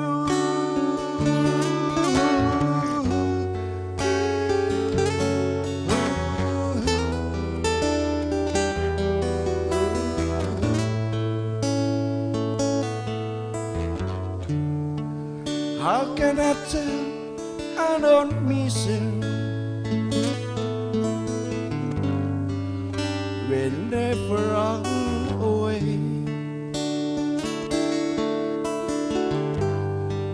I can I don't miss her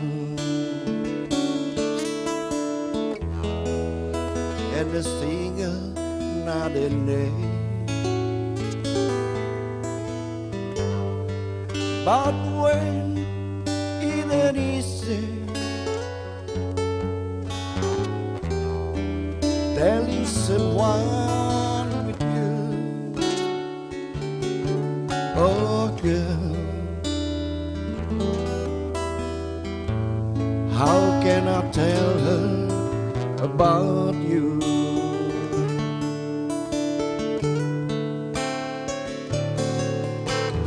How about you, girl, please tell me what you do. Everything seems right whenever I'm with you.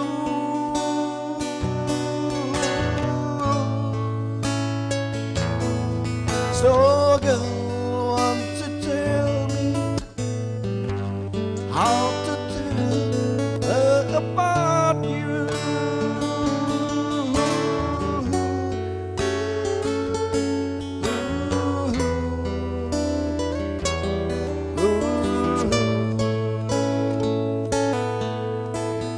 Okay, thank you very much.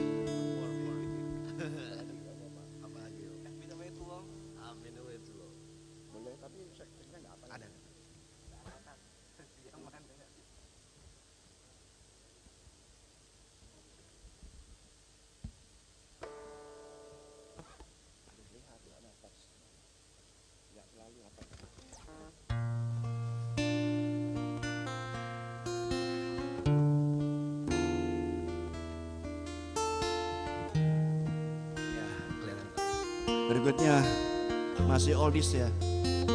Sebuah lagu dari Josh Becker. I've been away too long.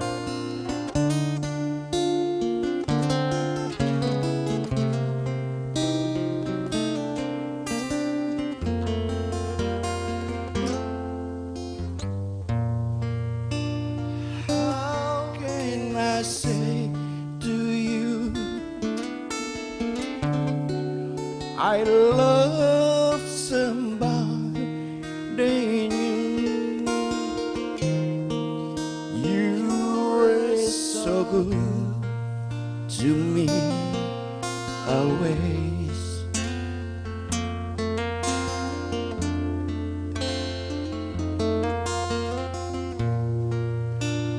And when I see your eyes, I can't go on with lies.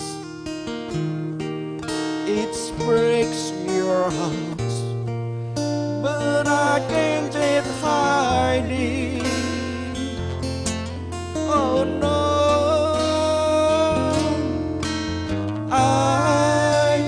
I've been away too long. No, I just can't go on. I've been away too. I've been away too long. No, I can't be so strong. I've been away too long.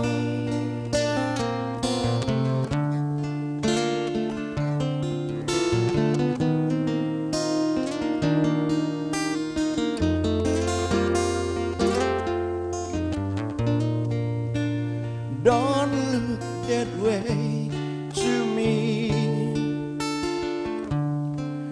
It's hard to show I see, but I just can't go on with life.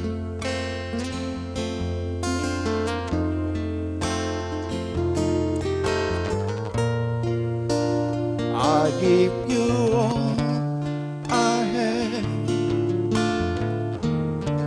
so there is nothing left. I may be wrong, but I better go now. Oh no, I've been away too long. No, I just can't go on. I've been away too. I've been away too long. No, I can't breathe so strong. I've been away too long. La la la la la la la la la la la la. I've been away too long. Asik sekali. Hanya ingin kau tahu. Hanya ingin kau tahu. Bisa bener nggak? Bisa nggak? Bisa bisa. Ting ting ting. Bisa.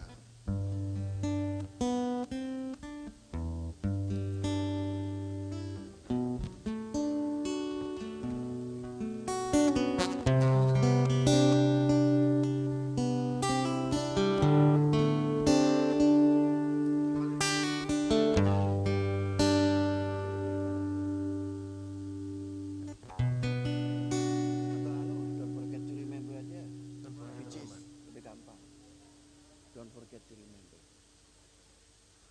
Don't forget to remember. Ya. Syuting dong.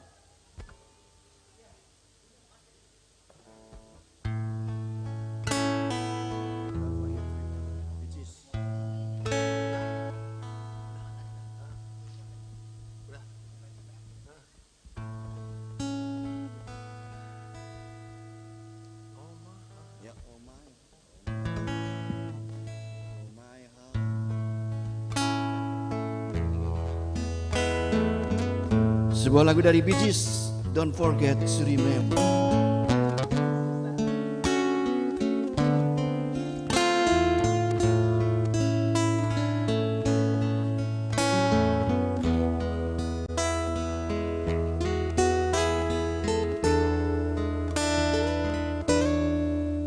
Oh my heart won't believe that you will left me.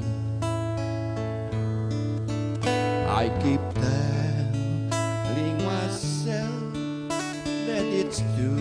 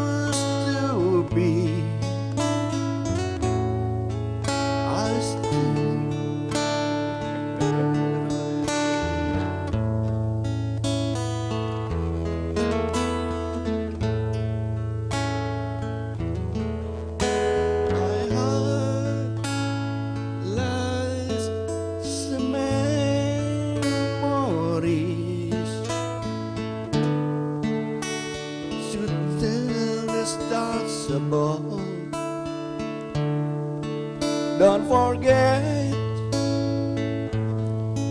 to remember me, my love.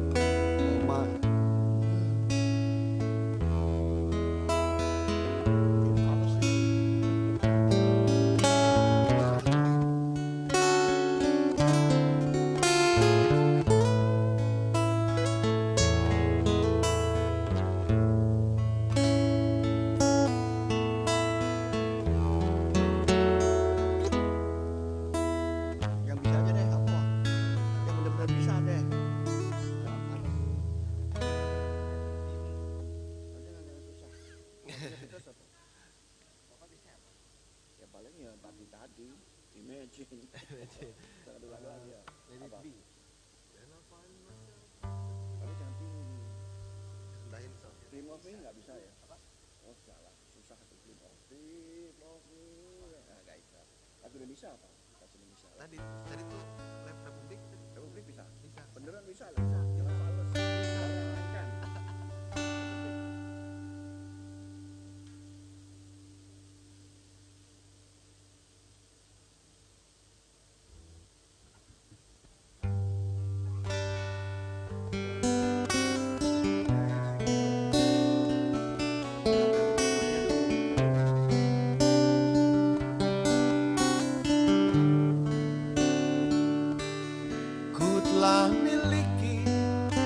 Rasa indahnya beriku, rasa hancurnya harapku, ku lepas cintaku.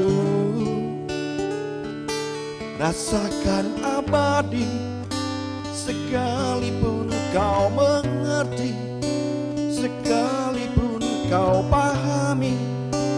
Ku pikir ku salah mengertimu.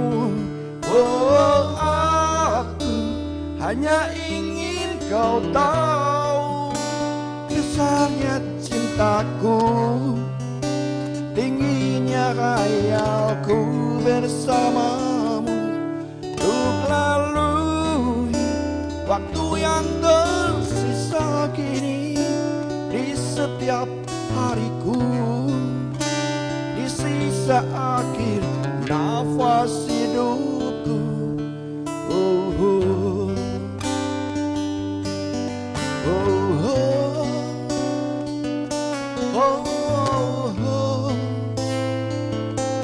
oh, oh.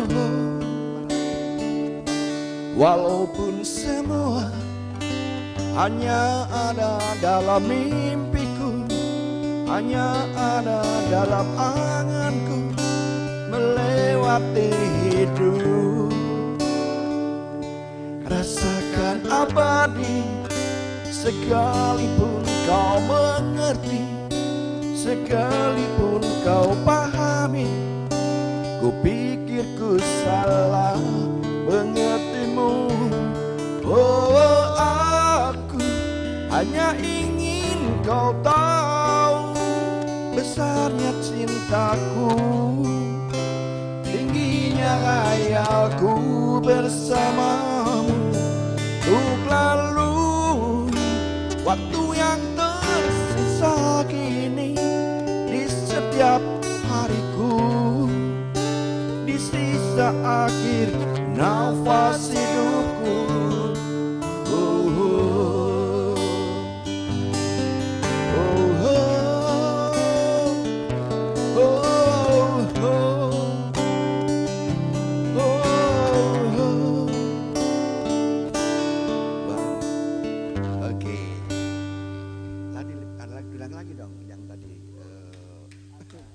Asik. Just Baker. I've been a long. Update. Mantap.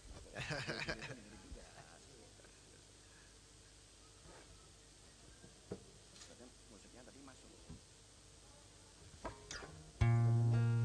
Kalau bisa saya ngasih standingnya bisa juga. Bisa banget. Ayo itu mainkan yuk.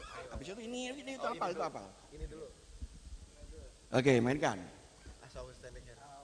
Dari the Beatles. I saw standing there.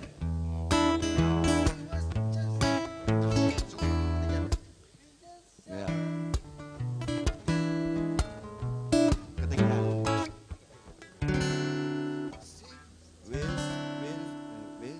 We'll see what just. Oke, mainkan. Yeah. 1, 2, 3, 4.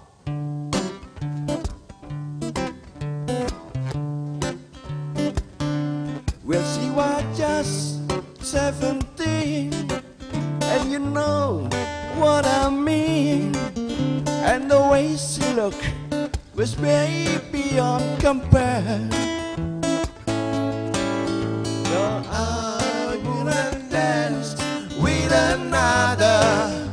Ooh, when I saw her standing there.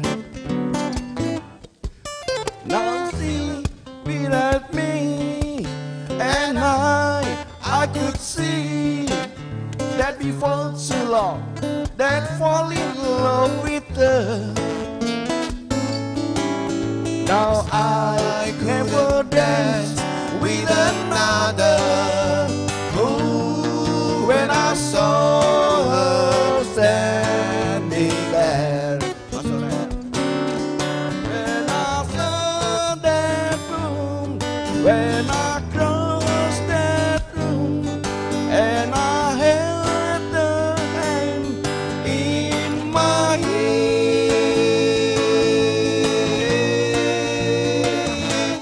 Oh, we danced through the night, and we held each other tight. That we fall too long, that fall in love with her. Now I never dance with another. Ooh, when I saw her standing there. Okay.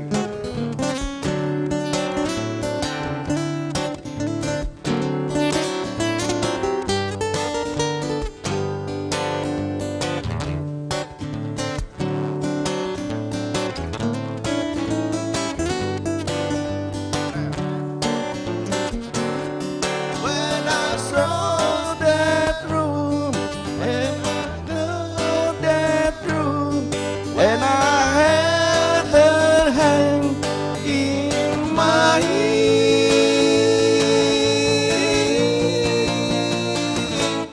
Oh, we danced through the night, when we held each other tight.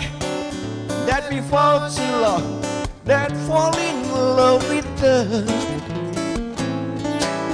Now I couldn't dance with another. Ooh, when I saw her standing there. When I saw her standing there. Okay, thank you very much. Josh Becker. Okay.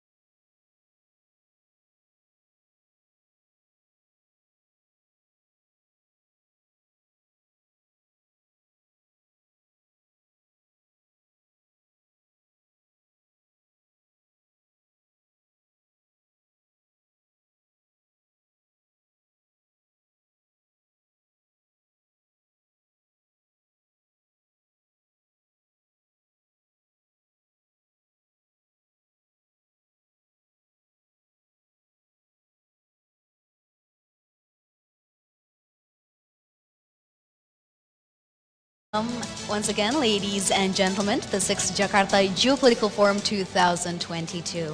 And we hope you have enjoyed your break, and we'd like to kindly invite you to please kindly take a seat for those of you attending here at the Grand Studio of Metro TV Jakarta. And also welcome to all of those of you who are joining us virtually. And we will begin the event shortly.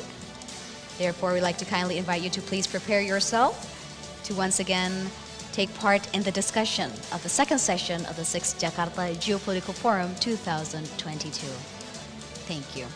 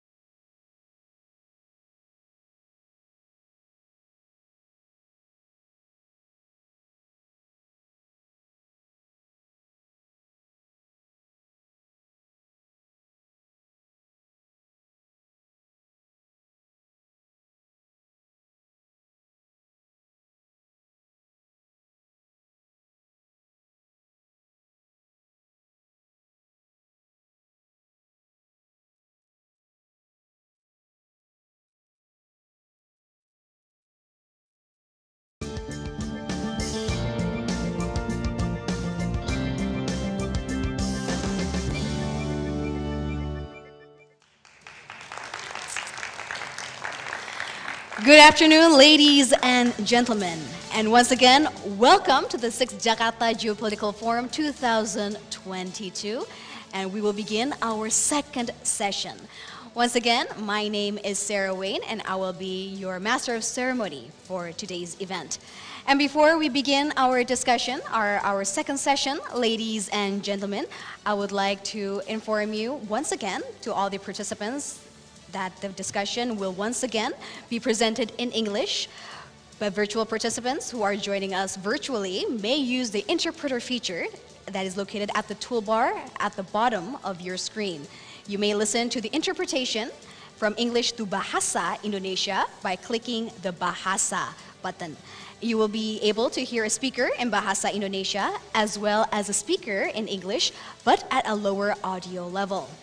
If you do not wish to hear the audio in English, you may click the interpreter button once again and then click the mute original audio button.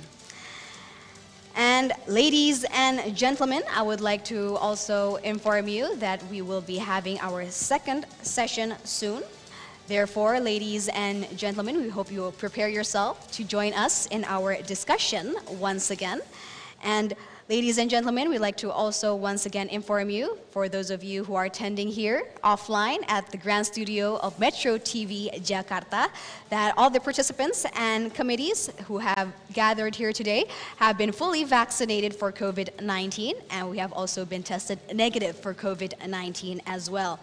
And we are fully sure that we comply to the procedure and protocols of COVID-19. I'd like to also inform to every one of you who are here at the Grand Studio, for the interpreter feature, you may also use the headset that is located on top of your tables, ladies and gentlemen, and you may use it during the discussion to hear interpretation from English to Bahasa Indonesia. But we'd like kindly ask you to please return the headset and to place it once again at the table once you have finished using it. Therefore, I'd like to also thank you for your cooperation and understanding. And ladies and gentlemen, without further ado, we will now begin our second session of our discussion of the 6th Jakarta Geopolitical Forum 2022. Therefore, without further ado, please join me, ladies and gentlemen, to invite our moderator to guide the second session. Please once again welcome the lecturer for streaming of conflict and security studies at Binus University, Dr. Kuri Maharani, PhD.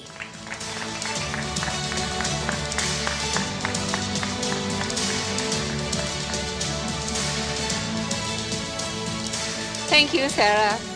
Good afternoon and welcome again to our second session, entitled Geomaritime Political Economy, Generating Growth, Sustaining Resources, and Gaining Power in the 6th Jakarta Geopolitical Forum, Geomaritime, Chasing the Future Global Stability.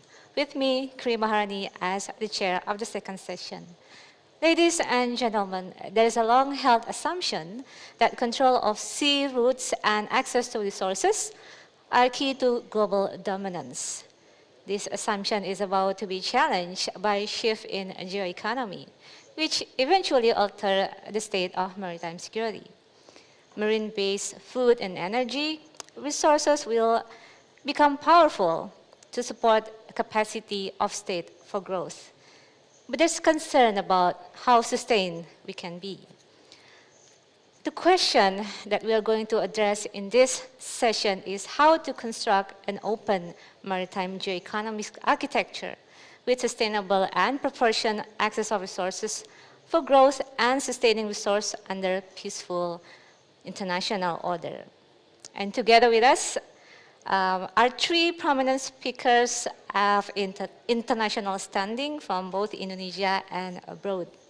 Please welcome speakers on stage, Dr. Timothy Heath, Senior International Defense Researcher at the RAND Corporation, USA. Take your seat.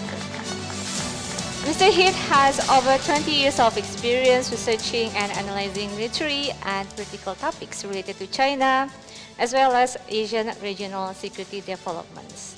For the second speaker of the session, we have Dr. Philips Permonte, currently the Dean of the Faculty of Social Sciences, a newly founded Indonesian International Islamic University. Please take your seat. Dr. Permonte previously was an Executive Director of CSIS, an institution that's been consistently ranked among the most the best actually in the region and the world. And join us virtually is Dr. Alexander Korolev from Center for Comprehensive European and International Studies at National Research University, Higher School of Economy, Russia.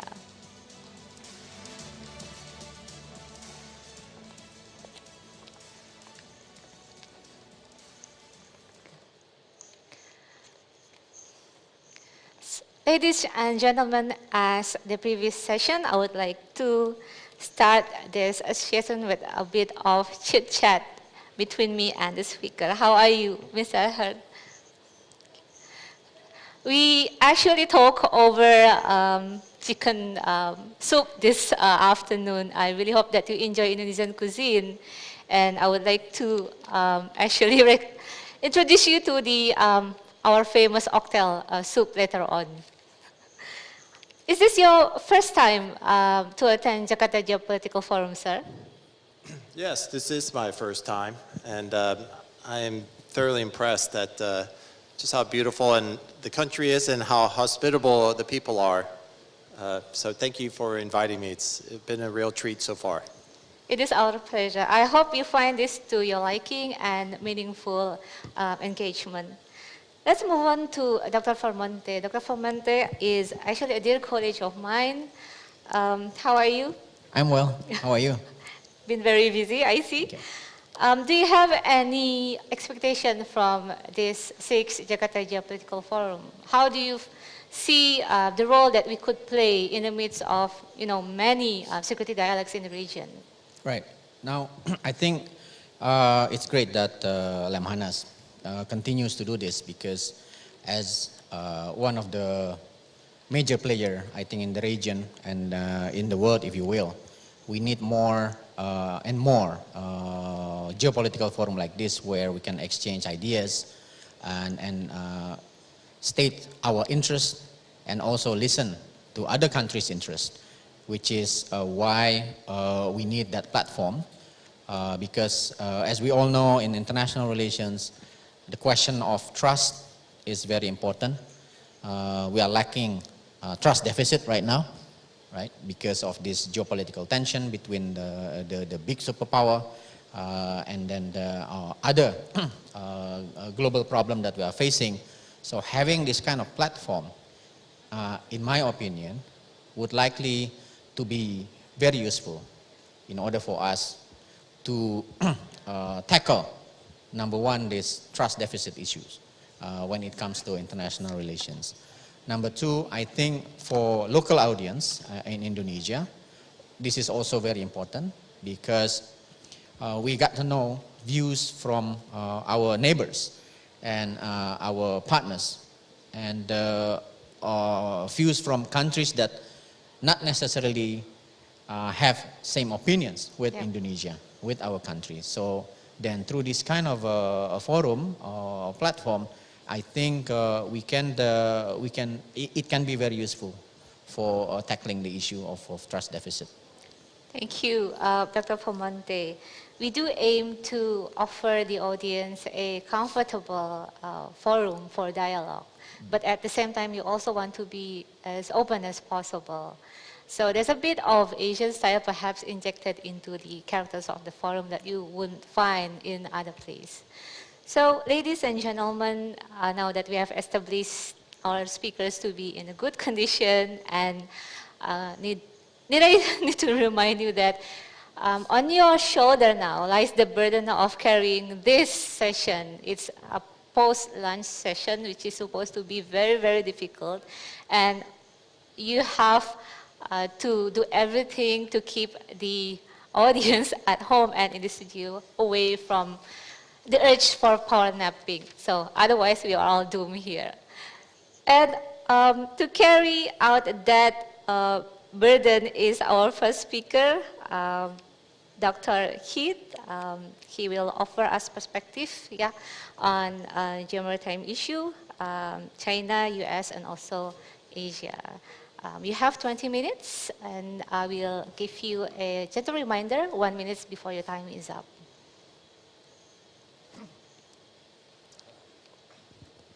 Great. Can I ask someone to pull up my slides? So I'll begin.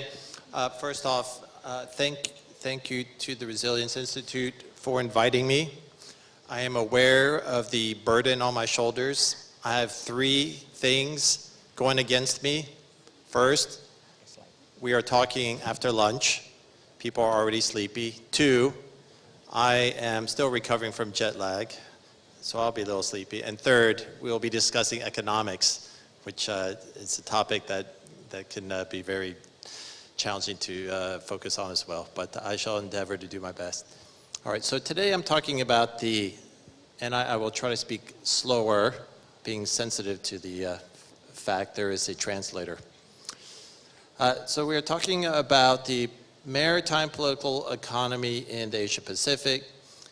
I would like to begin by noting that by all accounts, the Asia-Pacific or Indo-Pacific is expected to play a critical role in the future of the global economy.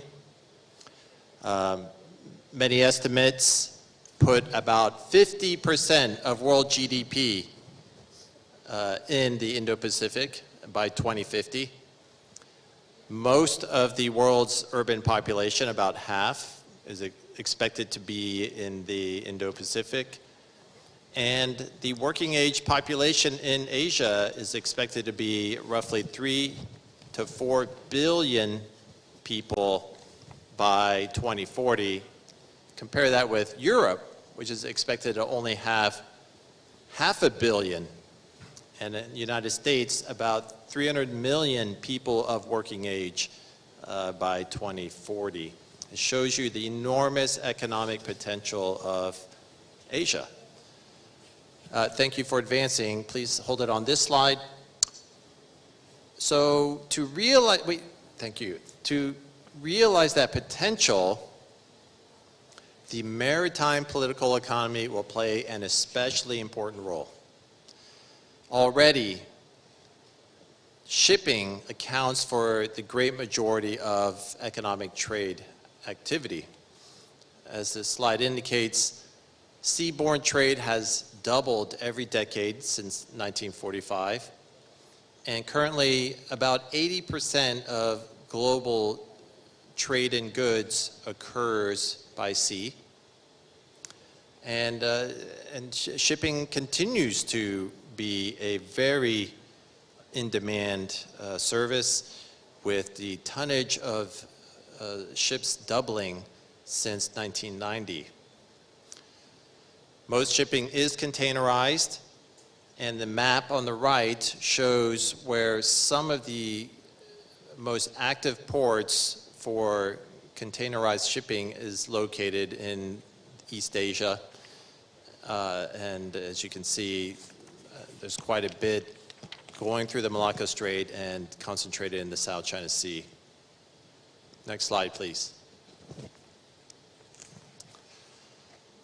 Although there is enormous potential for economic growth in the Asia Pacific, and shipping will be important, there are obstacles to achieving that growth. Some of them are economic. In Asia, the richest economies are already aging quickly, and their growth rates are slowing dramatically. This includes China.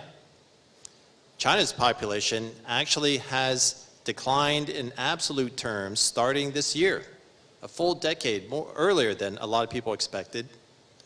And its growth rate has been revised dramatically as well, to probably be half of what many people expected even as recently as 3 or 4 years ago. Through 2030, China's growth rate may slow down to about 2 to 3%, which is barely faster than the United States is expected to grow through that time period. Politically, and sorry, I should add, in terms of economic obstacles, the developing countries in Asia have huge infrastructure requirements, and there is simply insufficient funding to modernize a lot of the infrastructure required, including infrastructure related to ports and sea trade. There's inadequate funding for a lot of that development. Politically, we have already discussed many of the points of tension in Asia. China continues to seek conquest of Taiwan, which they claim to own. North and South Korea have failed to resolve their differences and remain in a military standoff. In the South China Sea, China has continued to build artificial islands and carry out activities of coercion against rival claimants. And in the East China Sea, there remains a standoff between China and Japan. Overlaying all these regional disputes is the broader competition for influence between China and the US, resulting in an environment of considerable tension and uncertainty. One reason why we are having this conference today is to see if there's some way to reconcile the economic potential of Asia with the political and economic hurdles that the region faces.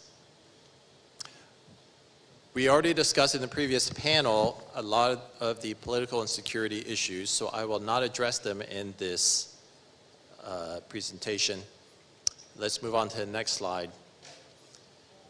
What I want to talk about instead are some of the economic initiatives that are being proposed as a way to overcome some of the hurdles and make full use of the potential for growth in the region. Leadership is required to help organize the regional economy of the Asia Pacific, because there are many ways to try to maximize the potential of trade and build the infrastructure and manage the points of tension that are common throughout the region. But what kind of leadership and what kind of policies will be adapted? There are at least 3 major proposals that have been discussed. Some of them have been reviewed in the previous panel. I'm going to briefly discuss Belt and Road Initiative, again, Indo-Pacific Economic Framework, and the geopolitical fulcrum, which was proposed by Indonesia. Next slide, please. The Maritime Silk Road is the maritime component of the BRI, proposed around 2012, 2013. The map shows some of the routes that have been published in Chinese publications. The goal is to build infrastructure and promote trade and investment along the Southeast Asia, Indian Ocean routes connecting Africa and Eurasia to China. This overlaps with Chinese geopolitical ambitions. And here I want to emphasize that in Chinese writings, there is a clear perspective that economics cannot be separated from politics and security issues. The Chinese have stated over and over again that those who become economic partners with China must be ready to become security partners and political partners as well. And so those political and security ambitions cannot be divorced from the economic plans of the BRI. Next slide. The U.S. also has proposed an economic concept, Indo-Pacific Economic Framework. The governor discussed this in good detail in the previous panel, so I won't go into a lot of detail about it. There are 4 components. A main criticism of the IPEF is that it is not a traditional trade agreement. It does not offer the incentive of expanded market access that the previous Trans-Pacific Partnership offered. And so there are concerns about how far-reaching this is. IPEF is fundamentally driven by security concerns, and probably the feature that is most attractive to countries is the feature about supply chain security and resilience. This involves a number of proposals to help countries notice and detect early on when there are serious vulnerabilities and to build resilience into their supply chains.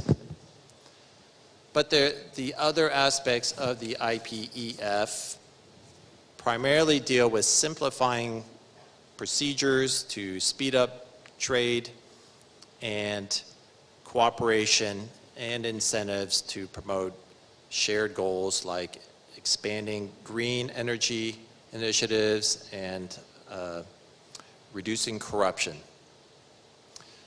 There's no question that the IPEF is tied to American goals of maintaining its influence. And it is not a surprise that most of the countries that have signed on have been primarily American allies and friends, but there are other countries who are not necessarily American allies who have signed up, including Indonesia, due to their interest in one or more of these proposals or parts of this proposal. Last point I would make about the IPEF is that this is a modular agreement. It is not an agreement that requires acceptance of all 4 aspects. Countries can pick and choose which of the 4 aspects they would like to accede to, and in fact that is what has happened. Some of these aspects, of some of these 4 features have moved faster towards agreement than others, and that is by design. Next slide, please. ASEAN has not been passive in thinking about how to build the maritime political economy, and Indonesia in particular, has at least as of 2014 actively promoted a vision for realizing the economic potential of the area. The geopolitical fulcrum was proposed by Indonesian President Joko Widodo. My understanding is that the status of this is debated. Parts of it appear to have moved forward into government policy, and other parts is less clear. Nevertheless, I think the significance here is that countries in ASEAN realize that they don't have to choose what the US or the Chinese are offering, but they can be very active in shaping the choices and proposing their own choice. And in fact, I would like to suggest that that is, I think, an important way for us to think about how we can build in a stable manner a framework for realizing the economic potential of the region. Next slide, please. So if we have these three options, and the US and Chinese options have the most resources behind them, there's, I think, at least two ways to consider how to respond to these options. The first option I call the menu option. And this is the idea, I think someone mentioned in the previous presentation, the idea of choosing right or left. This is the idea of choosing either wholesale the Chinese approach and signing up to Chinese economic leadership, political leadership, security leadership, or signing up with the US political, economic, security leadership, one side or the other. That's the menu option. The other possibility I suggest is what I call a la carte. This is the idea of countries selecting from both menus, whichever one suits them best, and not caring so much if they choose one side or the other. Both of these options have advantages and disadvantages. The first option, the menu option, one country can choose to be a good friend of either China and the United States and reap all the benefits of being the friends of that country. But the drawback is you will antagonize the rival and anger them. In the a la carte option, you have the advantage of more flexibility and probably a better chance of having your own needs met, but your relationship with both China and the United States could be more full of friction and more risky and less stable. In my analysis, what I'm seeing countries do is gravitate more towards the latter option as probably the option that serves their interests best. And I think that's probably a very reasonable approach. But let's explore this more in detail. Next slide. So what I'm going to do in the last several slides is consider how the a la carte approach, which countries seem to be doing, can help address some of the issues of the maritime economy. As I mentioned, one of the needs is infrastructure. Indonesia has a tremendous number of needs for building ports and maritime transportation infrastructure. And the geopolitical fulcrum identified infrastructure as a top priority, understandably. China has offered generous funding to build some ports, certainly more than the US has offered. And in many ways, China is an attractive partner and I think a reasonable choice for a partner like Indonesia to adopt at least some projects for infrastructure development. The US offers about infrastructure are generally pretty limited and mainly involve incentives to try to attract private investor funding. In this case, China could be a good choice for a country who needs infrastructure and a generous sponsor like China. Next slide. On the other hand, fisheries and resources are another important part of the maritime economy. Indonesia has a large fisheries industry, and finding ways to ensure stable fisheries is important for economic growth and the maritime economy of Indonesia. China has offered to be a partner, but it is clear from the Chinese ideas and their behavior that one of the prices of cooperation with China will be that countries like Indonesia must accept and tolerate Chinese illegal, unreported, and unlawful fishery activity in their area. The US, by contrast, has offered to help countries like Indonesia more effectively police their fisheries and regulate such fishing activity. This proposal undoubtedly has angered and irritated China, but given Indonesia's own needs, it seems the United States is probably a more helpful partner on this issue than China. Next slide. Trade, another important part of the maritime political economy.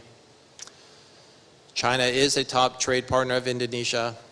They have promoted the RCEP, Regional Cooperative Economic Partnership, which was signed in 2020 and became active as of this year. There is still a lot of debate as to how much countries like Indonesia and other ASEAN countries will actually benefit from RCEP. There's more evidence to suggest China will benefit greatly due to its ability to access markets for its industries. But nevertheless, certainly China is a huge market, and there is potential for Indonesian producers. The U.S. has not offered a trade agreement ever since the failure of the TPP, and the IPEF does not offer a meaningful change in access to U.S. markets. The U.S. has instead tried to offer updated rules for some of the cutting-edge industries like digital technologies and digital services. And the U.S. rules, in the eyes of many experts, is probably more comprehensive than what the Chinese are offering in RCEP. It is possible that participation in both Chinese trade initiatives and IPEF would benefit countries like Indonesia the most. Next slide. So to conclude, countries like ASEAN, who are divided and unlikely to come to a consensus in either supporting fully a Chinese comprehensive approach to maritime economy or U.S. approach, are likely to find, and indeed arguably are already finding, the best way to navigate these competitive proposals is to, first off, articulate clearly what are ASEAN's needs and the needs of individual countries. Second, to select from either side what serves their interests best and disregard the idea of fully endorsing one side or the other. And then recognize that at the end of the day, both the US and China are interested in playing a role in the revival of Southeast Asia's economy and have a strong incentive to find ways of making this work. I'm not discounting the possibility that some of these political tensions that we discussed in the previous panel could prove problematic, but the more actively countries in ASEAN engage with the US and Chinese in clarifying what their economic needs are, which proposals are most use to them, and which ones are least use to them. In my analysis, that offers the most promising prospect of achieving the shared goal of bringing about prosperity in the region. Thank you. Thank you, Dr. Heath. Please give Dr. Heath a round of applause for his well structured. Actually, I'm quite impressed with the structure of the presentation. It's very clear. Firstly, you identify two opposing forces. The first is the rise of prosperity related to the rising importance of resilience in Asia, which also means economic opportunity. But on the other hand, there's a force of political tension that could endanger those economic development. And Dr. Heath actually identify the options for Asia and propose a way of compartmentalize our relations with both superpower.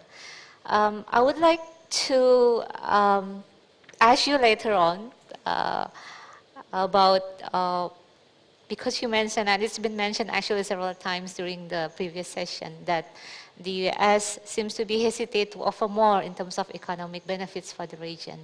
And I would like to know whether it is actually part of strategy for the US not to take more parts or not to divert the regional commitment from China, but as compensation, the US would provide something else, probably in terms of security. And you also highlighted some of the area of cooperation in which the Southeast Asian countries would be benefit more if they cooperate with China in terms of, for example, infrastructure, but they could also find the US more more generous and greater partner, for example, in combating the IUU fishing. So I think you've done a good job in mapping the issues and setting the scene of this session.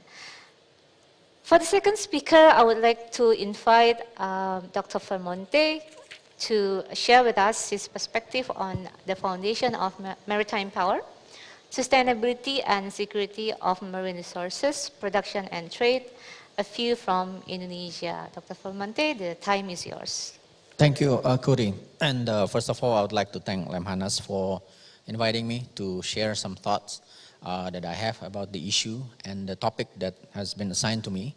As mentioned by Ibu Kuri, I will be focusing more on the Indonesian view and the Indonesian interest on the issue on ocean or maritime related domain. And probably I would start with from the conclusion that Dr. Heath mentioned, that is compartmentalizing cooperation with China and the US would be the best way to go. And it seems to me that I could not agree more with that. And then my thought is basically because the issues, the economic dimensions are very complex, so we cannot afford actually to choose either one because there are nuances in our policies and also our interests as well. Now, if I may, I do not prepare PowerPoint slides, but the structure of what I'm going to speak about in the next 20 minutes, that is, I'm going to highlight. Of course, you are around the table, probably know more than me about this. The value of this economic related benefit of our ocean, i.e. the blue economy. What is it and how big it is for Indonesia. But then I will discuss issues for Indonesia with regard to at least 2 points. Number one, the sustainability of our marine resources, and second, of course, maritime security and threats to these economic activities. And the third part would be how we're gonna move forward, the way forward for us in Indonesia when it comes to our policies on issues and regional architecture on this issue of sustaining our marine resources. Now, the value of blue economy. When we are talking about geoeconomics, for sure it entails the value of economics from the perspective and consideration of geography. In the simple setting, in a state level analysis, geoeconomics basically means to simply consider the perspective of one's state economy in relations to its geographical surrounding, state neighbors, regions, and so on. Now, in viewing the geoeconomics of Indonesia's blue economy, therefore, key consideration to be made, I think, is about how Indonesia's marine economy can be viewed in terms of our geographical location, vis-a-vis other countries and actors in the region, especially those closest to us and most exposed geographically to Indonesia. That is, direct region of Southeast Asia and East Asia. Although when we are talking about Indo-Pacific, the Indian Ocean part should be included in the equation, but I think we have to acknowledge more of the attention have been given to the Pacific part of our ocean. And then, of course, we also need to consider and observe the many dynamics surrounding the relationship between countries and actors in our regions. Can be about regional integration, ASEAN come to mind, also governance, regional governance on the issue, and international governance, and relationships of countries' interaction overall.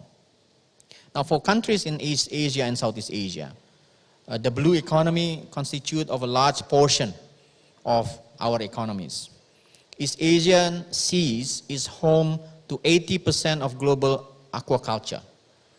60% of the world's capture fisheries, and hosts 90% of the global trade conducted via shipping, as highlighted as well by Dr. Heath in his presentation. For certain countries, including Indonesia, the ocean economy or blue economy constitutes of over 20% of its GDP. So it's really, really big. We have to really highlight this. Data from ADB 2021, quoting PIMSI, shows how Indonesia's ocean economy accounts for 28% of our GDP. So we could not emphasize more how important our ocean is to our economy. Now, the importance of the ocean economy for countries like us has meant that the security of the ocean also represents our livelihood and survival. Not only is Indonesia's ability to sustain our growth is dependent on our ability to produce and extract from our ocean resources, but day-to-day ordinary Indonesians also find themselves dependent towards the ocean. So we are not only talking about high politics or geopolitical tensions and so on, but the livelihood of our very own citizens, in large part, dependent on the ocean as well. So for instance, reports have estimated that around 80% of Indonesia's population can be categorized as being dependent on fishery resources. Even more directly related, 60% of the Indonesian population approximately live inside or around coastal areas. So this is our livelihood. Now for Indonesia, key to making use the full potential of our blue economy is to sustain the level of production while also securing our capacity to produce and trade the marine economic resources. Here lies to Indonesia's interest to manage the sustainability of our marine resources and to maintain a secure, stable, rules-based, and open oceans. So we are not talking about geopolitical issues. It cannot be separated from our own domestic economic issues. Indonesia will not be able to exploit the full potential of our marine economy without a secure, stable, and open ocean. All the more so surrounding its direct maritime region. Indonesia will be faced with issues regarding supply shortages, energy, and food will be crucial if our oceans are not safe, and thus will face problem in safeguarding our own economic growth. Now, what are the issues for Indonesia in this regard? number one, sustainability of marine resources. One big issue is overfishing. Right. At the state level, two key issues surrounding the development of blue economy in the region have arisen. First are issues related to sustaining level of production, as I mentioned earlier. Second is to ensure that this production, including its extraction activities, remains optimal and secure, free from threat of external actors, whoever they may be. The first issue relates very much to the sustainability in relation with the possible future collapse in face of the vast rise of demands to sea products. In terms of sustainability of production over the last few decades, the demand towards ocean resources have grown to a tremendous level. Global production of fish and seafood, for instance, have quadrupled over the past 50 years. Data of capture fishery production between 1960 and 2018 from our Word in Data, sourced from the FAO, have indicated the difference 58 years can make. In 1960s, capture fishery production in East Asia and Pacific, as an indicator, accounts to 11.5 million tons. But in 2018, the numbers has amounted to 40.69 million tons. The rise in numbers of seafood produced from fish farming or aquaculture is even more staggering, from 1.5 million tons in 1960 to 94.6 million tons in 2018. So these are the demand for fish products. As a side note, if I may, Indonesia's capture fishery production accounts for around 7% of the global market capture production. This is, I think, quite a significant number.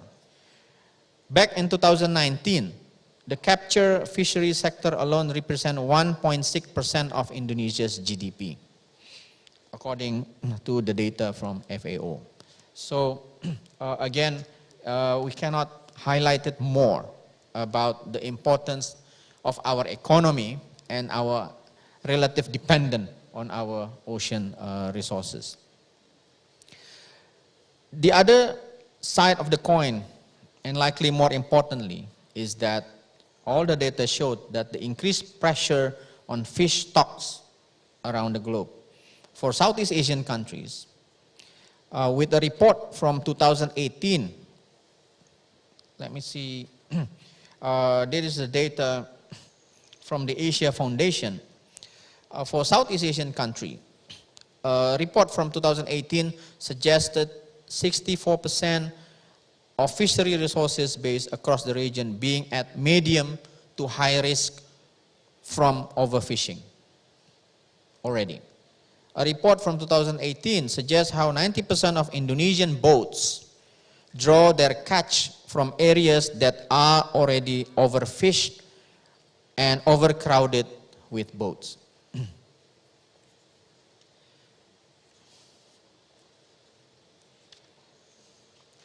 Second issue for Indonesia, of course, is maritime security and threats to extraction and seaborne trade, traditional and non-traditional security issues.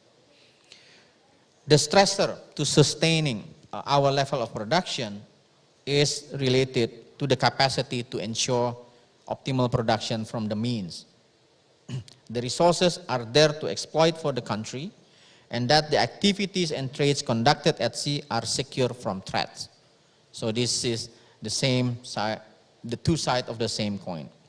For Indonesia, as also mentioned by Dr. Heath in his presentation, the existence of important strategic sea lanes of communication, the Malacca Strait, Singapore Strait, Sunda Straits, Lombok Straits, the Ombai Straits, and the Wetar Straits, puts Indonesia in a strategic spotlight of East Asia's blue economy and regional maritime geostrategic calculation.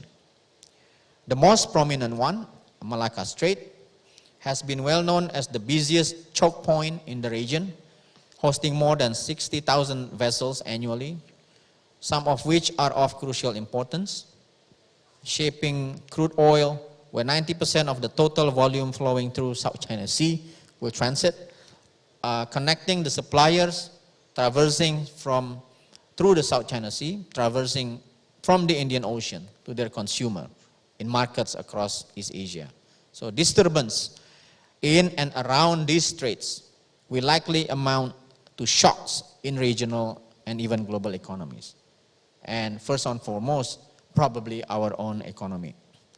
The fact that Indonesia and Southeast Asia are home to strategic maritime choke points thus often puts the issue of blue economy, when viewed from the geoeconomic lens, to be closely related also with geopolitical and security consideration.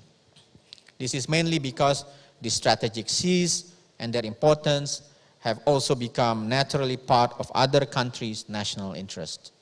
Some would like to keep them open and secure, while others would like to use them and exploit their resources to safeguard their own people. The simple trait has given born to many of the geopolitical dynamics Indonesia is facing surrounding our seas. Now, geopolitical dynamics of the 21st century have increasingly shifted to cover more maritime dimension. Albeit remaining chapters of land wars, like the war in Ukraine right now, continues, but the rise of powers like China and India have been heavily denominated in maritime settings.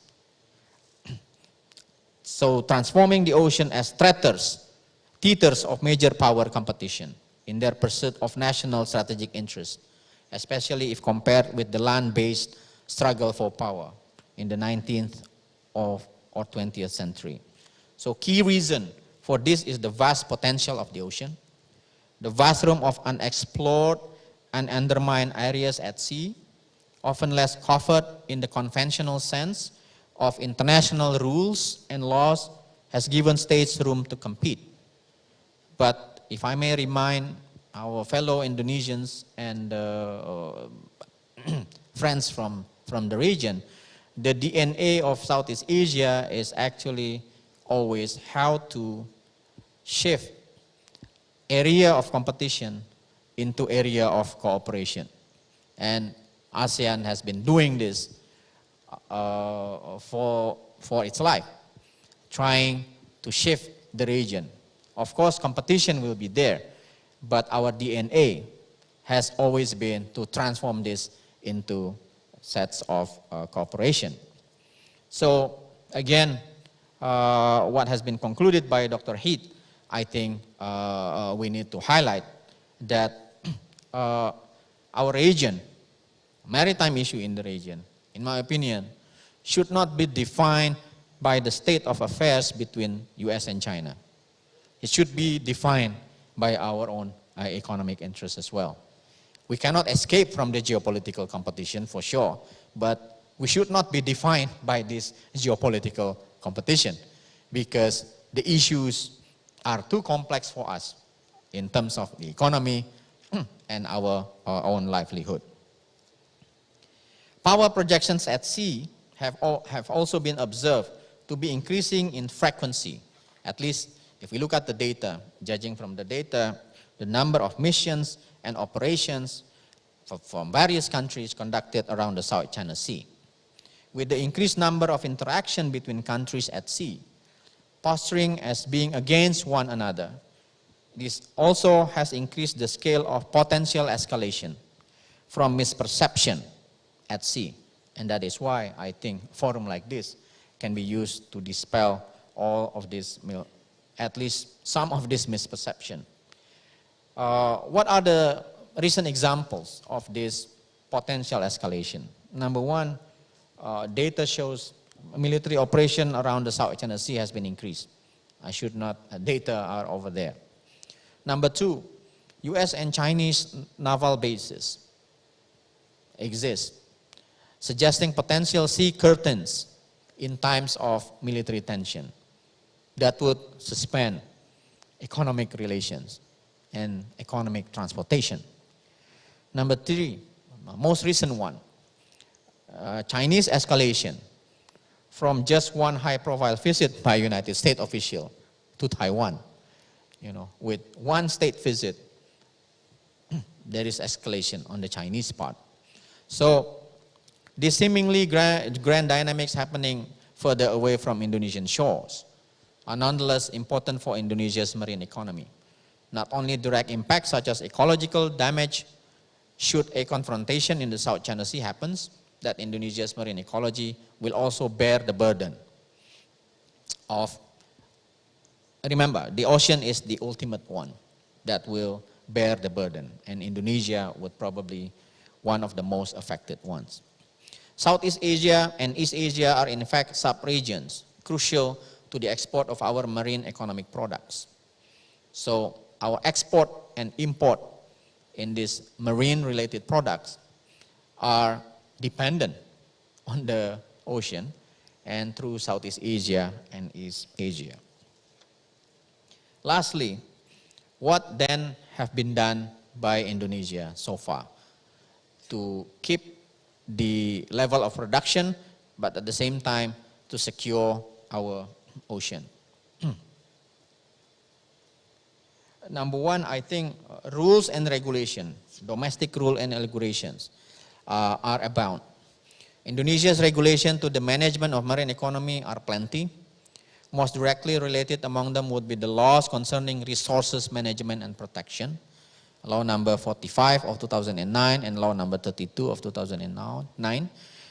And we have also the laws to cover import-export policy, restriction and limitation, also related to marine production. Under the current government, as we all know, there's this doctrine of a global maritime fulcrum that then followed by the publication of Indonesia's national ocean policy in 2017. And in the ocean policy dictates on sustainable development. So sustainable part is important. That development of various economic activities must be implemented based on sustainable development principle.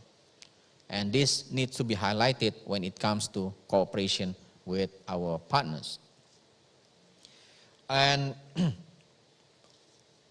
we also have Indonesia's Maritime Policy Plan of Action and the Plan of Action of Indonesia's Maritime Policy 2021-2025. So the new government after 2024 needs to continue this. 1 more minute, Dr. Fermanti. Lastly, very lastly, the regional architecture. Indonesia is a member of various regional and global arrangements on fisheries, Food and Agriculture Organization, the UN Environment Program, and so on and so forth, the UN Fish Stock Agreement, and so on. We are regional membership in Regional Fisheries Management Organization, membership in the Regional Plan of Action for Combating Illegal, Unreported, and Unregulated Fishing, and also regional platforms such as IORA and so on. But the problem with this is eventually whether the leadership of the country will carry on and will understand how important our marine is, our ocean is, and how we strike a balance when the geopolitical tension happen. Second, of course, Indonesia would not stand alone, could not stand alone, and we have regional groupings, ASEAN.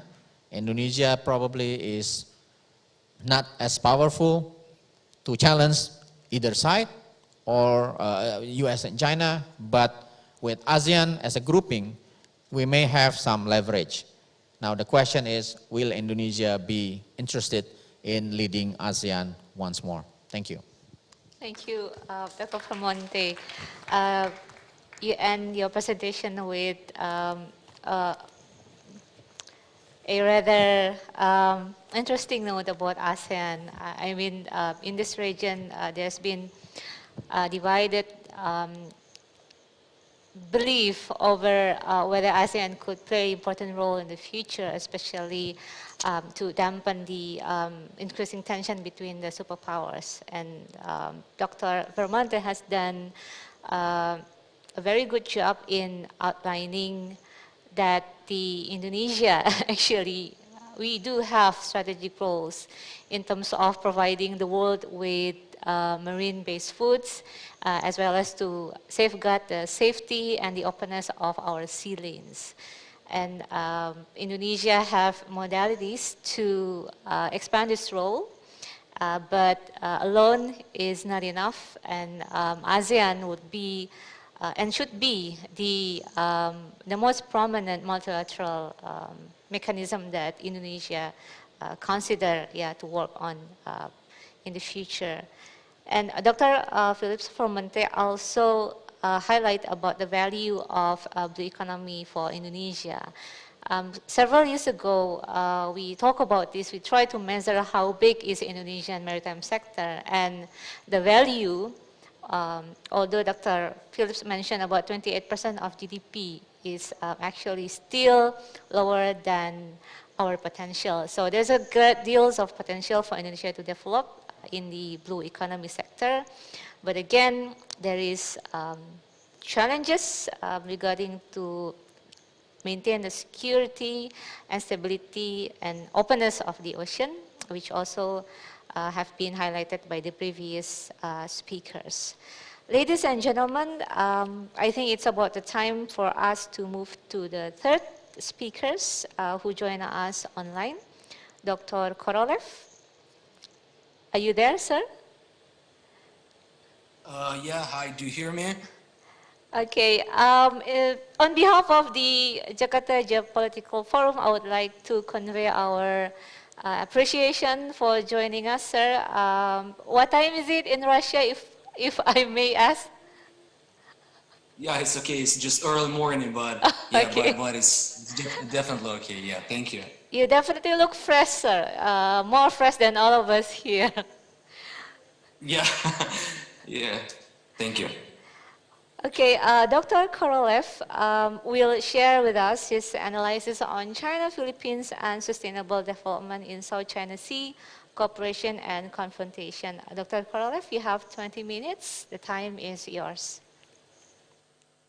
Thank you, distinguished moderator. And first of all, it's actually my great pleasure to be a part of this platform, to be a part of this distinguished forum, especially since this is my very first time to join this geopolitical maritime forum. And I do agree with my colleagues, with my previous colleagues, that it's actually a great possibility to make a bridge between the expert community of different countries from different regions, and especially dwell upon such burning issues as maritime security and development of the inclusive maritime security architecture in South China Sea, in Southeast Asia, in Asia Pacific, and Indo-Pacific, and in general.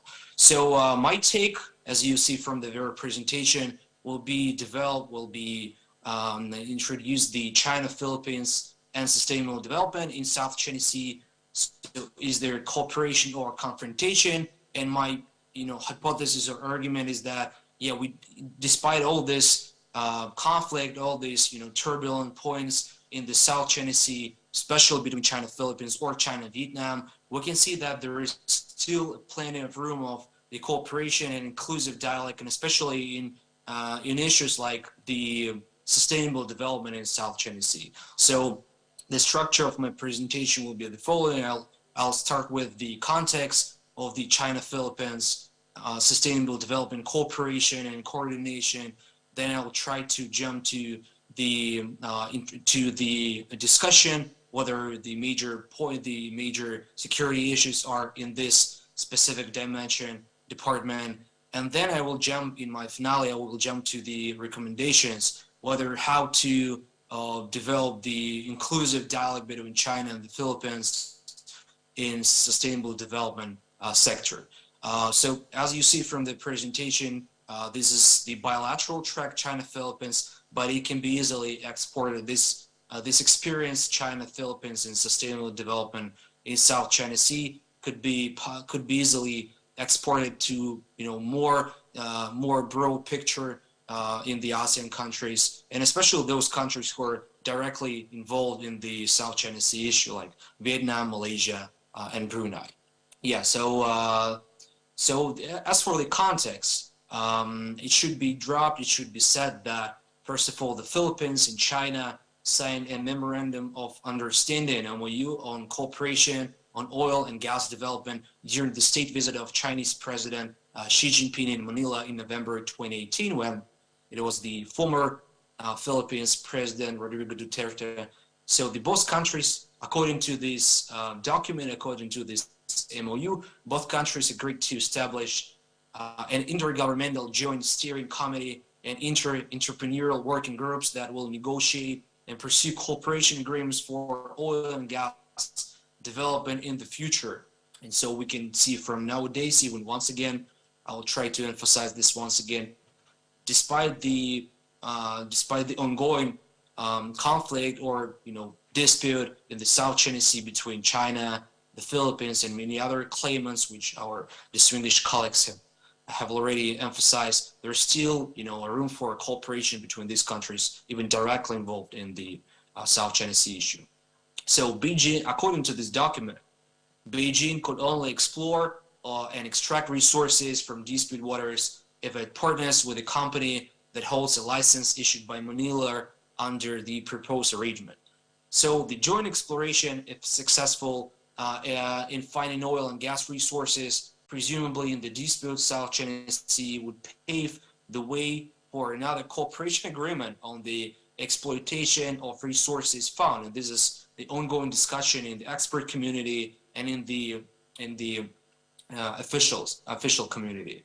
The agreement highlights the critical role of Chinese and Philippine oil firms, state-owned and private, and their source contractors as enterprise representatives of their respective states.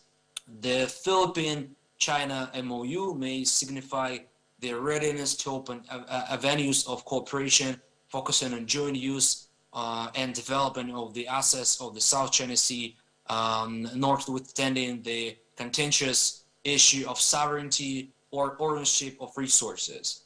It also indicates the great importance actually, of oil exploration companies and public-private partnership in any future joint development.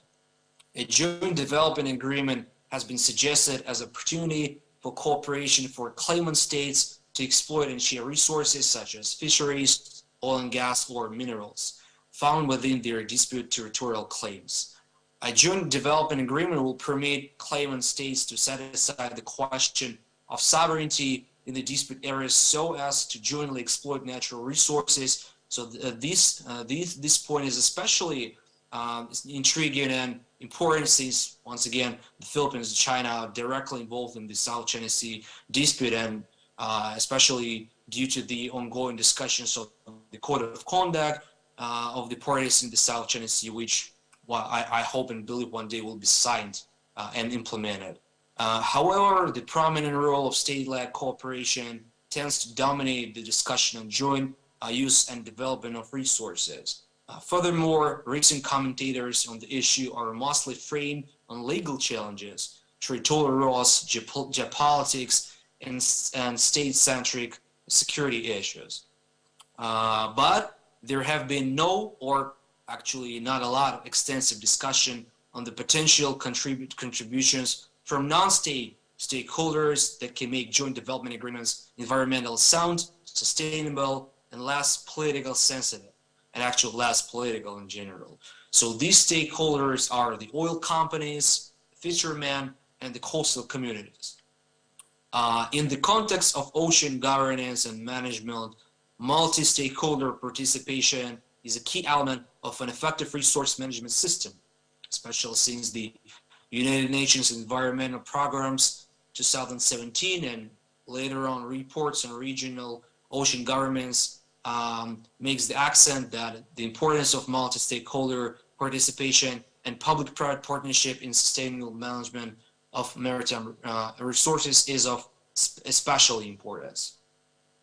Given the crucial role of the private sector in developing hydrocarbon and marine resources, private-public partnership can contribute to cross-sectoral cooperation, as well as consolidated efforts for achieving ocean-related sustainable development goals and other ocean-related targets.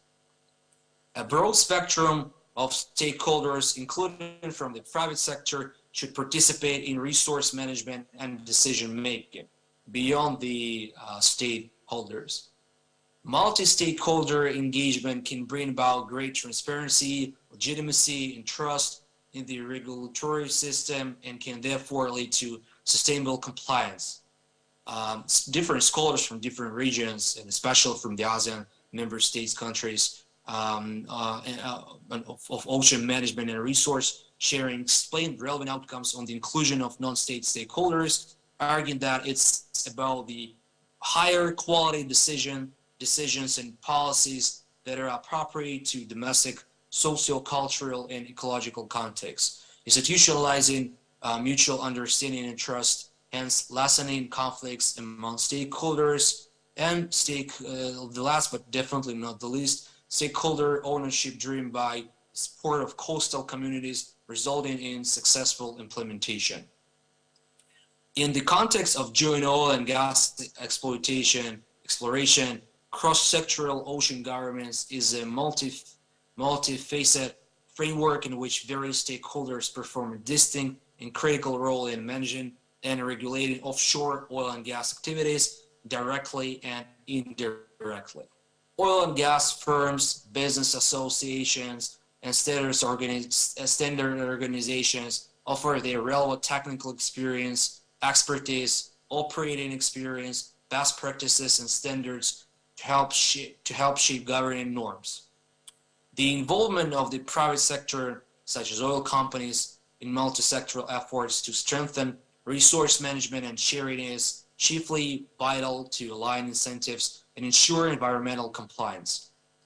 Since joint oil exploration is to be undertaken by companies, they must be included in institutionalizing standards and best practices on combating marine pollution together with other stakeholders. For example, as in the Arctic Ocean, for instance, there have been a lot of activities among consortiums of companies on oil and spill response technology and mutual assistance in response capabilities.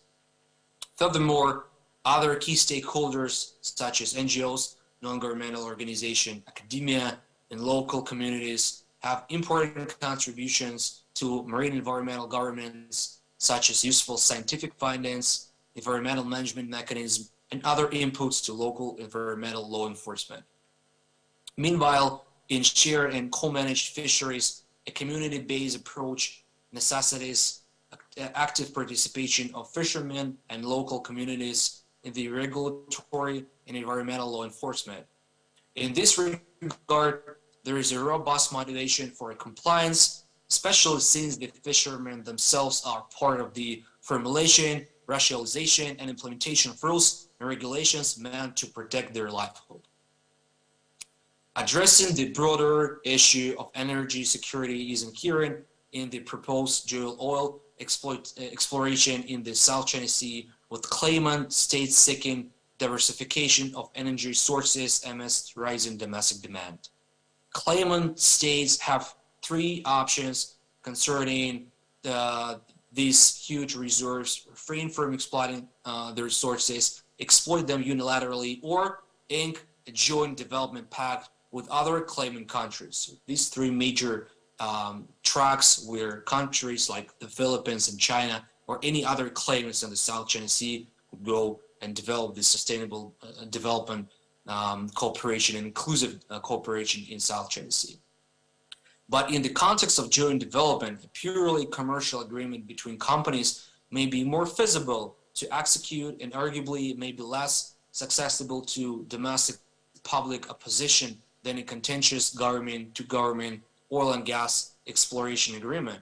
So that's why the recent MOU between China and the Philippines on oil and gas exploration appears to adopt this track, as it encourages the oil companies, state-owned and private firms of the two claimant states to jointly study the feasibility of joint exploration. A commercial agreement and commercial arrangement may appear to be alternative to a formal agreement for exploration between governments, which may be misinterpreted as acknowledging the other country's claims. For example, since 2013, Manila's PXP Energy, together with the Philippine National Oil Company, have been talking with China National Offshore Oil Corporation on a possible joint exploration agreement in the Reed Bank. An immense offshore area claimed by both the Philippines and China is in the South China Sea. The 2018 MOU between China and the Philippines was inked in light of the improving diplomatic and economic ties. Since 2005, the Philippines has failed to unilaterally develop the Reed Bank due to maritime tensions with China, which has repeatedly deployed patrol vessels to the vicinity of the Reed Bank to block PXP Energy's survey ships in recent years. Chinese and Philippine oil firms may also consider to examine existing commercial agreements in the region, such as the Joint Development Agreement between Malaysia and Vietnam and the Joint Development Agreement between Vietnam and Thailand in their overlapping claims in the gas-rich Gulf in Thailand. Embedded in these existing commercial pacts are production sharing contracts whereby the rights of each country to develop and utilize oil and gas are managed by their respective national oil companies like Petronas and PetroVietnam in case of Vietnam. Companies can also set up organized management system in the dispute areas, contributing to overall stability in the relations between claimant states, the Philippines and China. The sustainability of cooperation in joint development areas is primarily due to the equitable nature of management system governing exploration and exploitation of hydrocarbons. For instance, the commercial agreement signed by Petronas and PetroVietnam in 1993 led to the establishment of a joint coordination committee to manage the joint development areas.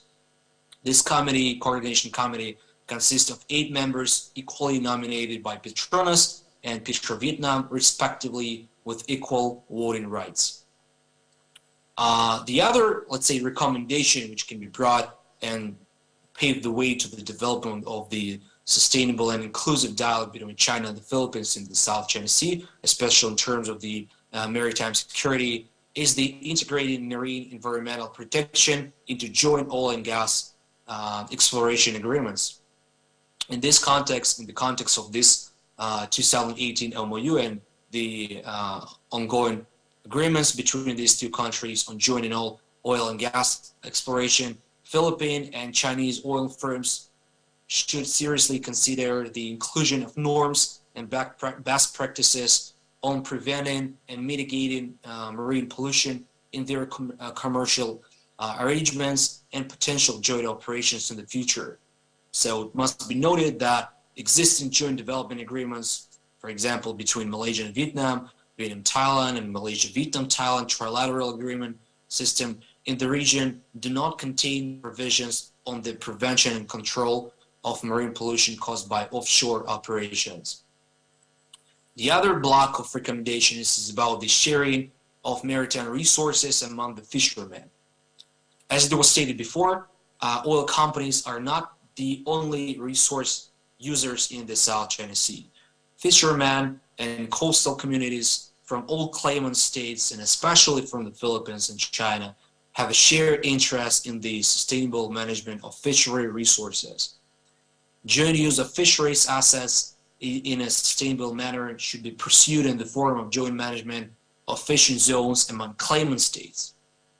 Joint management can help address various non-traditional and especially non-traditional security issues such as food security, which is a burning issue for Southeast Asia, Indo-Pacific, Asia-Pacific, environmental security and the economic security of coastal communities that highly depend on the South China Sea region marine and fishery resources.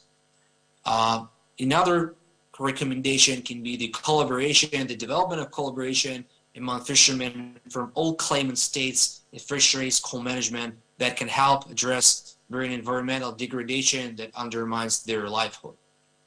One major challenge faced by all fishermen from South China Sea littoral states is the depletion of fish stocks. Total fish stocks in the South China Sea had been depleted by differing estimations, 70 or even 95% since the 95th.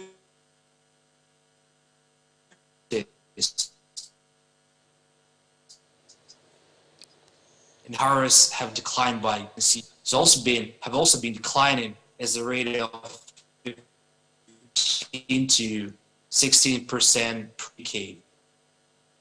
So the fisheries management, most proactive participation of fishermen and local communities can lead to effective management of critical habitats and maritime resources, including fish stocks. Fishermen and coastal communities should proactively participate in the sustainable management and sharing of transboundary fish stocks. Peaceful coexistence among fishermen from claimant states of the South China Sea, for example, the Philippines and China, is not a new phenomenon, actually. In fact, this South China Sea has been a regional common for generation. In the past, fishermen from all the surrounding countries could coexist peacefully and even trade among themselves. But right now, this is especially peaceful coexistence is especially attractive and visible option for these countries at the current time. A co-management network of South China Sea fishermen may be considered to advance cooperation among these countries. We can see this from the experience of the Mediterranean Sea. They can organize themselves into a network, exchanging best practices, ensuring they have a voice in decision-making as primary players in the co-management of resources. This kind of cooperation among fishermen and their proactive engagement in fisheries management must be replicated in the South China Sea. One good model is the Mediterranean platform fishers, a network of fishers, a network consisting of different fishermen in the Mediterranean Sea with members from Spain, France, Italy, and Greece. And jumping to the conclusion. So the proposed joint development of resources and assets in the dispute areas of the South China Sea should not just be about geopolitics, ownership, sovereignty issues, political viability, or legal and constitutional issues. While these issues need to be addressed before joint development can take place, one critical subject that needs to be examined is how non-state stakeholders, like local communities once again, and private companies, oil and gas companies, can contribute to sustainable sharing of resources in dispute resource-rich waters. It's critical that resource sharing and co-management must be driven by stakeholders themselves who can commit personal investment, ownership and buy-in to the process, resulting in more effective behavioral change and compliance. Unilateral attempts by claimant states to exploit the resources have only resulted in maritime standoff incidents in the region in recent years, while marine environmental degradation in the South China Sea has been largely ignored. Cooperation among non-state stakeholders from claimant states can help facilitate better framework for joint development and sharing of resources that can improve diplomatic relations among claimant states. Stakeholder participation can also lead to institutionalizing better management system and fair sharing of resources. The complex and dynamic interplay of environmental problems, rising demand for natural resources, and competing sovereignty claims in the South China Sea entails flexible and transparent governance mechanism and collaboration that embraces a diversity of expertise, interests, and best practices and standards, among others. So for this reason, stakeholders' cooperation and participation must be increasing, and especially between the claimants in the South China Sea. So once again, thank you very much for participation in this great dialogue platform. It's my privilege and my pleasure. So thank you very much. Thank you, Dr. Korolev.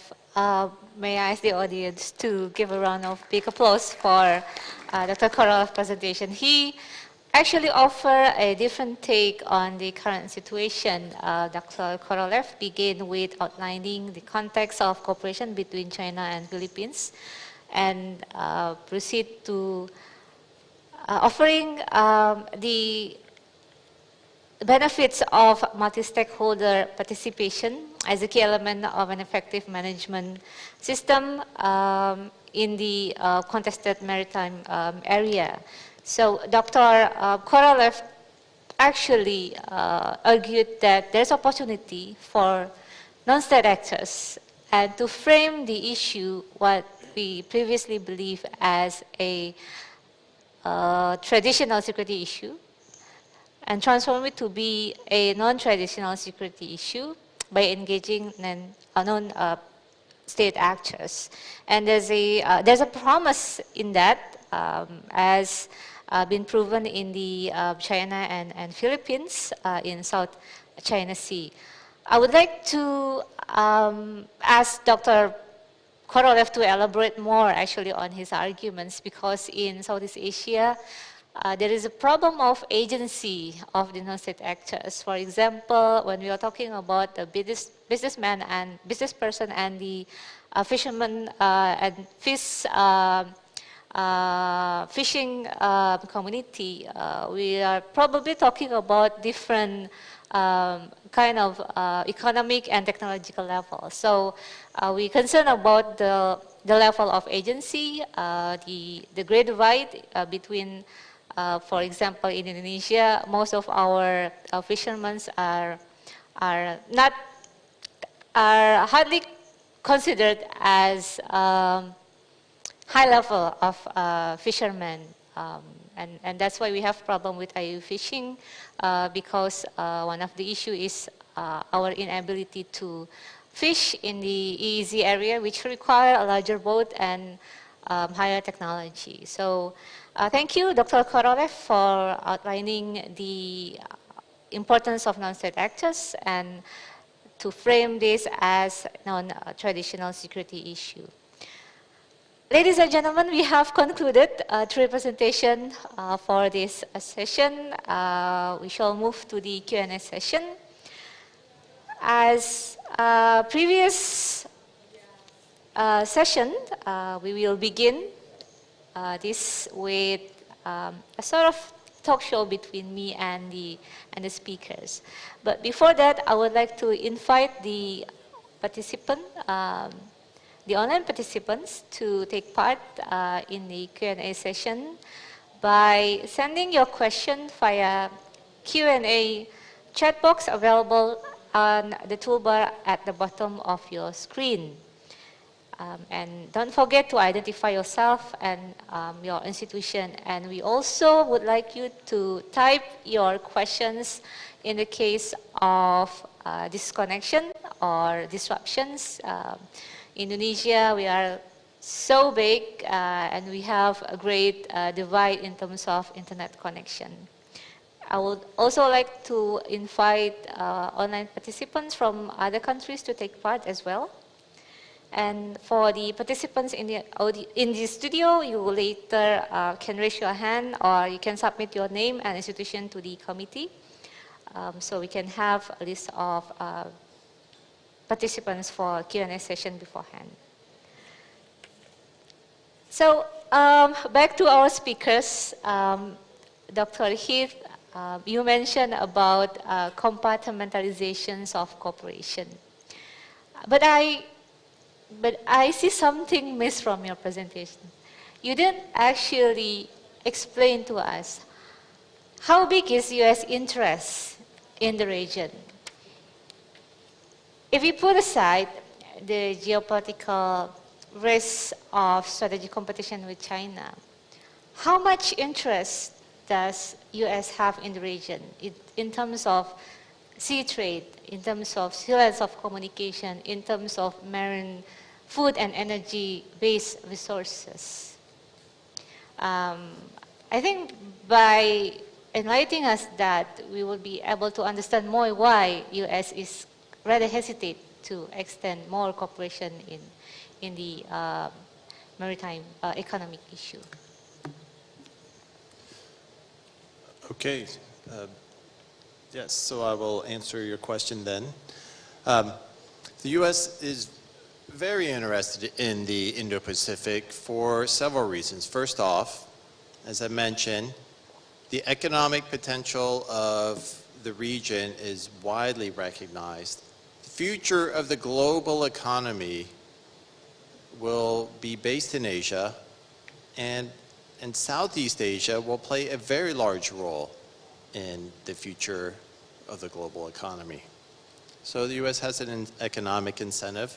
There's a strategic reason for the U.S. to care a great deal about this region, because U.S. Navy and aircraft rely on key sea lanes of communication to transit from the Pacific to the Indian Ocean. And that SLOC, or sea lane, passes right through the South China Sea. So the South China Sea is very important for strategic reasons for the U.S. military. And the U.S. is determined to maintain that access through the region. In addition, there are friends and allies and partners in the region who have long-standing relations with the U.S., and the U.S. does have a vested interest in their well-being. I will note that the U.S. interest in staying in the Asia-Pacific is as much a function of demand from countries in the region as it is a push from the U.S. side. There are many countries in the region that have asked not for less U.S. engagement, but more. And the U.S. is responding to that as well. As to your question about the limited U.S. approach towards funding infrastructure and competing head-to-head to the BRI, the reason why the U.S. doesn't do that is, first off, the U.S. has tried that in the past, actually. In the 1950s and 60s, when the U.S. was actually much more wealthy on a per capita basis, the U.S. did a lot of infrastructure development around the world. And what it learned is that often those projects are very difficult to financially sustain. And two, the U.S. learned that often the political goodwill from building that infrastructure was very short-lived. And so after a certain point, the U.S. scaled back its involvement in direct government support for that sort of infrastructure development. Another reason why the U.S. is not trying to repeat a BRI-style approach is that the U.S. political system and economic system is very different from China. It is not a state-directed economy. The U.S. government cannot order companies to carry out strategic infrastructure development projects that have very little benefit economically and may never pay off. That's just not how the U.S. works. So what the U.S. government has tried to do and still tries to do is offer incentives for private investors to invest in projects that could both help the host nation country and prove profitable down the road. So it's a different style, different approach. The U.S. is not China. That doesn't mean the U.S. does not care and the U.S. is not interested. It's very interested. And it's not an accident that U.S. presidents have, since President Obama at the least, and even earlier arguably, prioritized the Asia-Pacific as the region that the U.S. is most interested in and wants to be active, involved, and a good partner to countries there. Following up that, Dr. Heed, is there any particular policy made by the U.S. government to push or to incentivize the private sectors to go into this region? Yes, the U.S. government has passed legislation that under actually President Trump and President Biden, and actually in coordination with Japan and Australia, there is a small budget, several $100 million that serve as seed money to help start projects and incentivize companies. The U.S. has offered in the IPEF very low-cost loans and other financial incentives to companies that become partners in the Indo-Pacific So there are a variety of tax and investment incentives that the U.S. has developed, but again, it's quite different than the Chinese government's approach, which I only want to highlight. The BRI projects, there's still a lot of debate about how many of them will actually be implemented and how many will actually be carried out. Chinese have promised many projects and often failed to actually carry them out at all.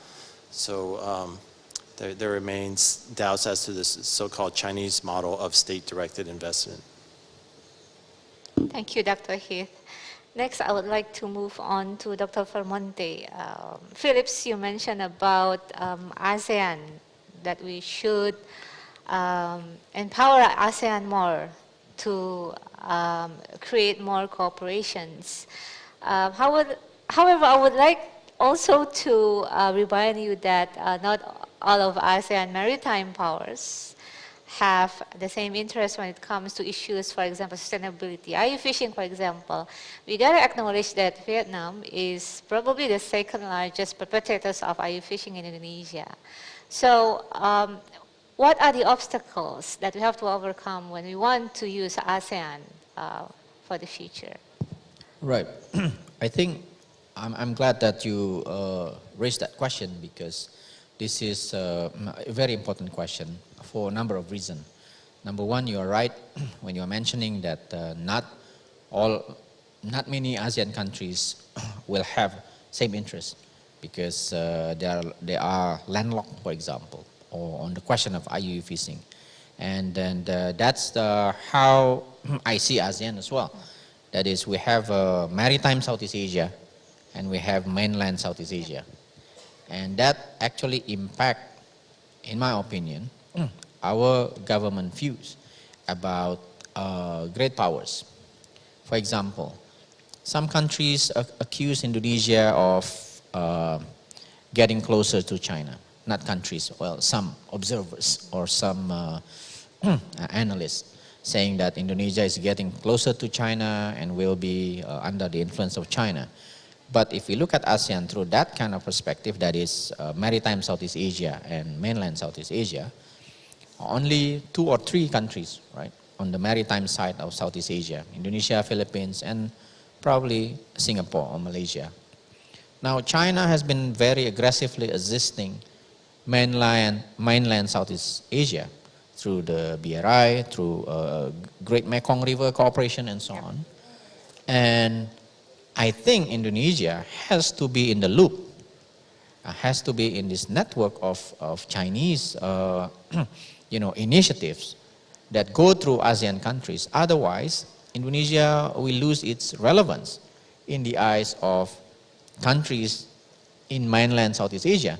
If more economic activities, more cooperation is coordinated with China in the mainland, then 6 against 4 or 8 against 2, then Indonesia will somehow eventually lose our relevance, and then will affect our ability to influence and to shape the norms and behavior in the region. So that's why, again, I would re-emphasize that we cannot afford to choose between US and China, because we have our own strategic interests. We have to maintain good relationship with China, but at the same time, of course, US is the balancer, and then still the strongest, in a way, military power. So that's one reason why that question is important. Number 2, ASEAN has this long experience in managing great power competition in the region. We've been successfully creating a region with all the norms that has been signed by all the dialogue partners or countries interested in working with ASEAN. We have TAC, we have ASEAN Nuclear Free Zone, and so on and so forth. And during the 80s and 90s, there were a number of conflicts because some countries in Southeast Asia had become the theater of this major power competition. ASEAN was able to solve the problem through our own mechanism without the help of these great powers. So why now we cannot do the same thing? That of course there are competition between US and China, but we have our regional interest, and I don't see why we should not, do this once again. But the question is now whether or not there is a leader in Southeast Asia that can pull these 10 countries together. And unfortunately, in the past few years, seems that ASEAN, seems to be quote unquote weakened or weak. We cannot solve the problem in Myanmar. Now we have, a coup in Myanmar as well, Rohingya issues, and many other issues that ASEAN seems to lose its capacity to internally solve the problem. And that's why I think Indonesia next year will become the chairman of ASEAN. So the opportunity is coming again to Indonesia, to come up with ideas and proposals and leadership for ASEAN to manage this difficult, situation that we are facing right now because of the geopolitical rivalry. But I think there are opportunities because right now, again, our DNA is for cooperation, transforming competition or conflict into cooperation. And now I think, the pandemic forced us to cooperate, right? And the depletion of marine resources forced us to cooperate. And there are a number of reasons why we need more cooperation. And that's what ASEAN is for. If you look at the ASEAN, what is it now? ASEAN documents on Indo-Pacific. It's all about cooperation. And that's what I think the DNA is to force countries that see Indo-Pacific region as a theater for competition. We put forward views of functional cooperation because that's where our interest lies. So that's why I think, again, this region, in my opinion, should not be defined by the state of affairs between US and China, although we cannot escape. So, suggestion from Dr. Heath, I think, is clearly the point that when it comes to our cooperation with US and China, we have to compartmentalize and a la carte, a la carte approach to this problem. But we need to socialize with US and China and socialize and make them understand that, you cannot force us because we have our interests. And that's through a dialogue like this we can achieve. We have to socialize with China more, and we have to socialize with US and US allies more as well in order to clearly state our regional interest and Indonesia's interest. Thank you, Dr. Van Monte. And thank you for reminding all of us that Indonesia will be the ASEAN chair next year. So what would you think would be the quick win that ASEAN needs to reinforce the trust of not international community, the trust of even ASEAN members, of the agency of ASEAN to do more? Right. Code of conduct in South China Sea will be one. It's been a long process, of course, but I think it is in the interest of China, in my opinion, because the conflict with the claimant states in South China Sea, I think the world is waiting to see how China would behave and would solve international conflicts. And South China Sea, in relation to the ASEAN countries that are the claimants, provide that opportunity for China to show their quote-unquote good intention, or to show whether or not China is benign or belligerent, right? I think China has been quite assertive in a number of ways, in South China Sea. But if they could achieve a code of conduct with Southeast Asian countries regarding the claim of a South China Sea, and at least show some you know, some possible solution for South China Sea, then it can be a model for China to show to the world that, okay, we've been this with the Southeast Asian countries, and then probably they will do it with other countries when it comes to conflicts. But of course, this is our expectation, whether or not China think the same way, but I think that would be a quick win for ASEAN as well. But there are other quick wins, but it's not related to geopolitics. It's more on the domestic problems faced by Southeast Asian countries. Thank you, Dr. Felmonte. I think we are waiting for China to show good leadership and responsibility by endorsing the Code of Conduct. I think it will be a win for all the parties involved. We'll see. I don't know. But that would be a good quick win. Okay. I will move to Dr. Korolev. Dr. Korolev, you mentioned about the role of non-state actors, and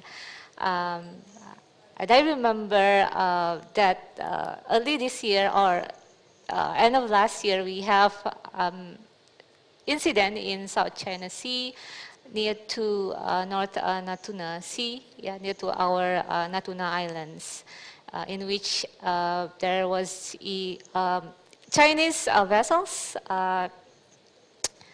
trespassing into our economic zone, and even, if I'm not mistaken, they even encroached into our territorial sea.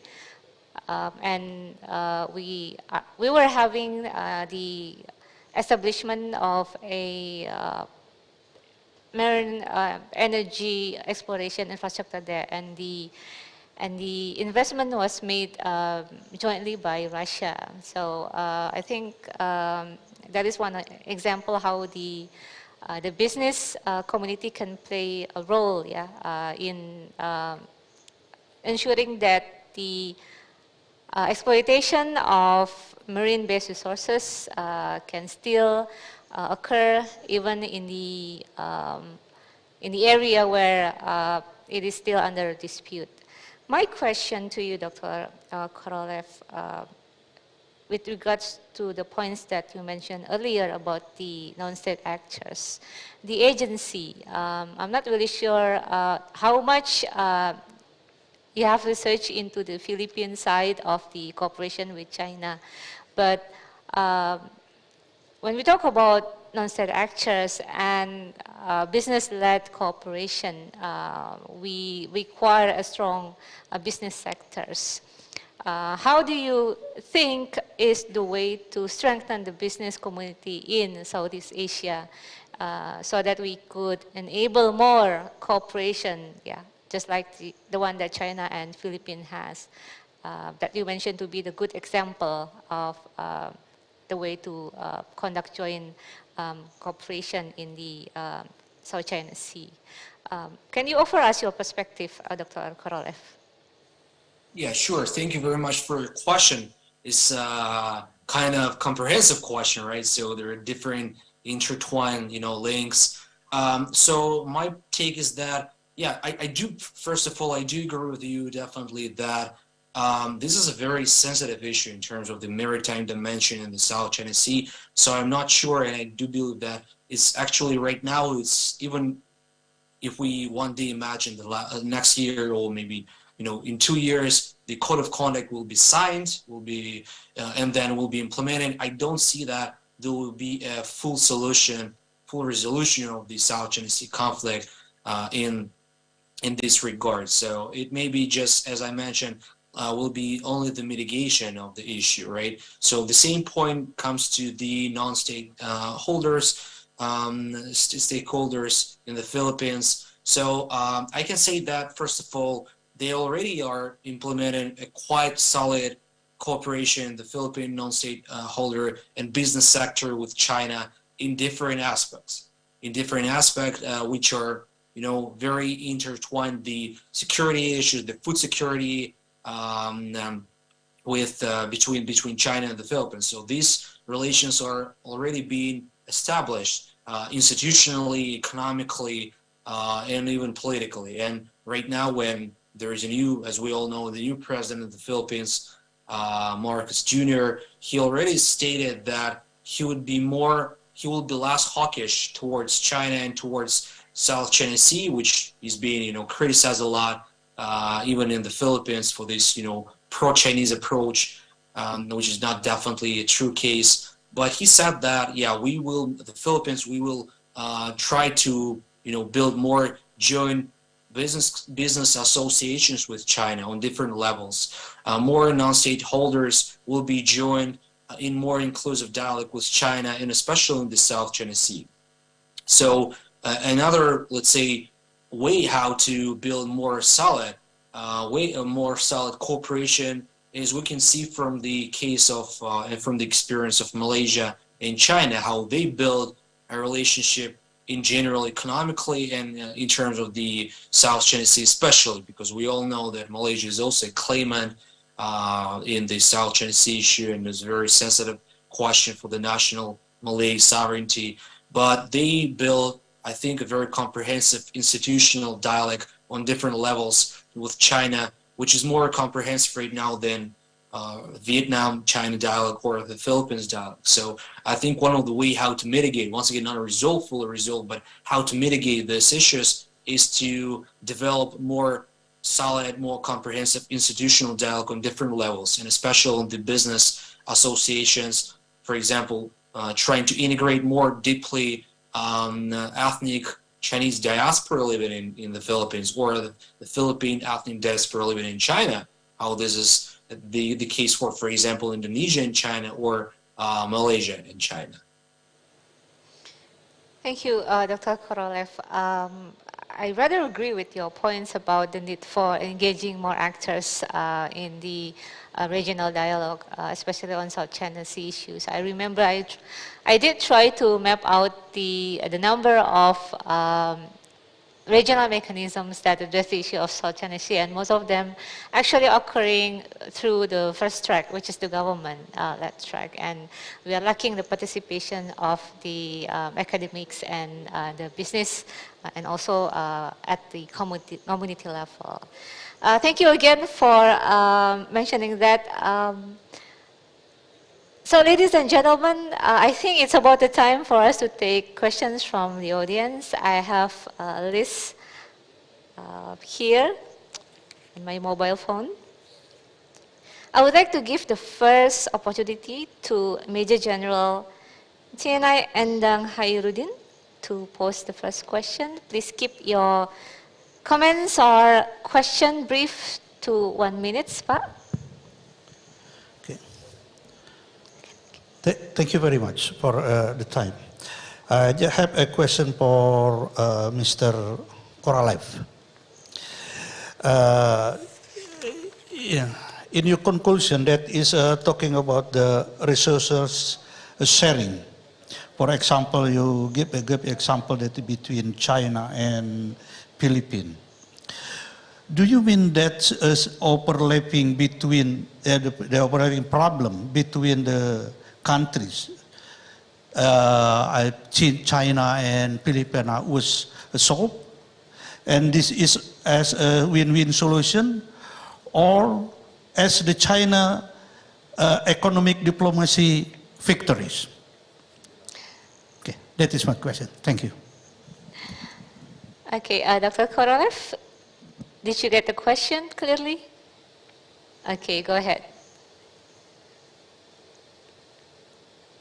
Estimations that from one hand it can be overlapping issues, and especially since, as I mentioned during my presentation, that of course we should not forget that the Philippines and China they are still in the process, in the state of conflict or dispute in the South China Sea. So of course we cannot omit the very factor that there is a conflict, the ongoing conflict. But at the same time, we can see from the previous examples of the Philippine-China relationship in the South China Sea, which were, especially under Benigno Aquino III, former president of the Philippines, were more, let's say, troublesome. But even under these circumstances, we saw some cooperation schemes between China and the Philippines in oil and gas exploration and shelf. So right now, I think that, of course, the aeronaut will be on the very friendly and positive track. I mean, the general relationship. But in terms of the since the new president came to power in the Philippines, he stated, and they already actually agreed on more cooperation in oil and gas in the South China Sea. So I think that it's hard to say right now. It's hard to estimate whether this will be the win-win cooperation, the win-win solution, because it's still a few time left. When even with this memorandum was signed, it's just 4 years. It's not enough for such a burden, such a comprehensive issue like South China Sea. But some cooperation schemes between these two countries, I do think that they will continue. And under a new presidency in the Philippines, maybe we can see the new, let's say, trigger for more trustful cooperation. Thank you, Dr. Korolev. And I would like to give the next question to Sam. Do you have the mic? Okay, go ahead. Thank you very much. Testing? Thank you very much. My question's for Tim Heath. I'm curious about the political power that comes along with economic power. In Australia, we of course were one of the first, I think the first country to ban Huawei from our 5G telecommunications infrastructure rollout. That was ostensibly done for concerns around espionage and surveillance. Since then, of course, other countries have followed. The United Kingdom, the United States, and I think several others as well have excluded Huawei from major telecoms contracts. As I said, the ostensible reason was around surveillance and concerns about espionage. But I think underlying it also was a concern that because major Chinese companies do have close connections with the Chinese state and with the Chinese Communist Party, that therefore the control of key aspects of a nation's economy by these Chinese entities could create the potential for political coercion. And I just want to ask you if you have a view about how exactly that could manifest itself. How exactly does that work, given that you would expect that market forces would impose a kind of discipline here? So for instance, if Huawei was found to be exercising undue political influence in a foreign country, then its chances of ever winning contracts in third countries would be damaged. And also the renewal of that contract for, let's say, 6G or 7G would also be damaged. So market forces, you would think, would impose a certain discipline on these concerns about political coercion. So what exactly is the link here between economic control and political control? Thank you. So Huawei is a little different than maritime political economy, but if people indulge me in discussing the issue, it is of interest to many countries, and Indonesia certainly has been involved in this controversy. Chinese companies are Chinese companies, and they are not like Western companies. They have a relationship with the state and the Communist Party that cannot be avoided. It is written into law that the state and intelligence services can order any Chinese company to comply with what the Chinese government wants to accomplish. And that could be anything from intelligence collection, surveillance, to sabotage in the event of a crisis or war. Now, when it comes to so that's true of all Chinese companies. And it is not the case that the Chinese government believes market forces must be always adhered to and followed, and that market forces represent the best way to deal with companies. We've seen the case of Alibaba and some of the big tech companies in China that the CCP has no problem firing the chief or disciplining a company if they feel politically threatened or if they feel there's a political need to intervene and disrupt the company's operations. So for China, politics and security are paramount and market forces are secondary. What about Huawei and tech companies? Huawei actually has made similar arguments. They reject the idea that they can be a tool of the state, and they insist that they would never allow the state to interfere with them because they want to protect their market share and reputation. That is the argument by Huawei. But they cannot get around the fact that they are a Chinese company. And by law, regardless of what Huawei executives may believe, they have an obligation to carry out whatever the state directs them to do when ordered to do so. So the Huawei promise is simply not credible. However, the Chinese government is also smart enough to know that reckless and rash interference and sloppy orders of operations to interfere in other countries would damage a crown jewel in the Chinese economy. Therefore, the evidence to date that the Huawei's been actively carrying out CCP orders is controversial and debatable. I'm not going to say there's none, but certainly it's controversial. I think there are two real concerns. First off, the real issue isn't in peacetime when there's stable trade and commerce. The real concern is what happens in a crisis or a war. If a country is indebted to China and its infrastructure is owned by Chinese companies, in the event of a crisis or conflict, that country becomes extremely vulnerable to anything the Chinese state wants to do. Second, there's a difficulty of reversing Chinese ownership of a country's infrastructure.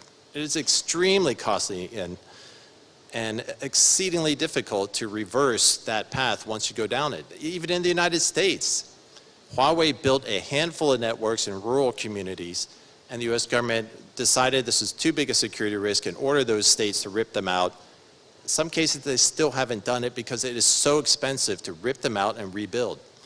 Similar, any country that allows China to build its digital infrastructure is going to be beholden to China for many, many years, even if they decide this was a bad idea and they regret doing that. Oftentimes, the expense is so large that the country will have no choice but simply to accept this is now a permanent fact and a permanent liability and vulnerability to which they have now exposed themselves to Chinese coercion, pressure, and higher level damage in the event of a crisis. Thank you. Thank you for the question, Sam, and also for Dr. Heath. We have next question also from the audience. I would like to call for Bapak Indras Tomo. Okay, go ahead, sir.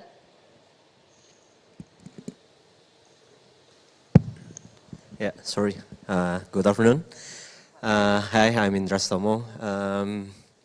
Referring from this morning and this afternoon about this two giant project about the BRI and then the Indo-Pacific Economic Framework.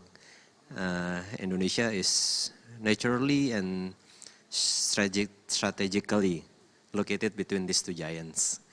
And then refer to the governor of Lemhannas this morning about the global connectivity and then the rising tension of the East China Sea.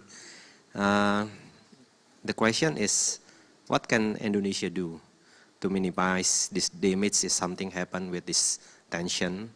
And maybe how can we turn it to be beneficial for Indonesia, since Indonesia strategically located between these two giants, and in the next year Indonesia will be the head of the Asian, and also for the Timothy, especially for these two options for a la carte cooperation.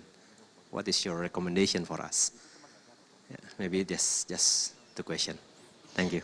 Thank you for the questions. Dr. Fermonte, I believe that the first question is directed to you. Yeah, thank you. I think if we consider ourselves, well, there's this quote that I keep quoting from Thucydides. The strong do what they want, the weak suffer what they must. Well, looking at it from the perspective of Indonesia, we are not weak, right? But we are not strong. So we are middle power, if you will. And there are things that middle power can do, but there are things that middle power cannot do. What middle power can do is to be participants, strong proponents of norm-shaping behavior through regional organization to multilateral platform. So that's, I think, for middle power, we always need to opt for multilateralism. And ASEAN is one, of course. And second, we've been, in the past, before China rises, what happened with Huawei right now is familiar to developing countries with Western countries with regard to companies operating in natural resources extraction in many developing countries, including Indonesia. It's private sector, but work closely with their respective government, putting pressure to national government of developing countries. Now, China is doing the same thing, right? Through Huawei or through these digital companies. My point is, either China or United States or European Union, they will have their own interest, for sure. But now I think we can tackle through having, for example, transparent national law that regulates digital world in Indonesia. The concern is, as Sam mentioned, surveillance, intelligence activities, and so on. If we have strong, transparent laws that would protect our interests, that's something that we can do as middle power, right? But of course, this is something more than that.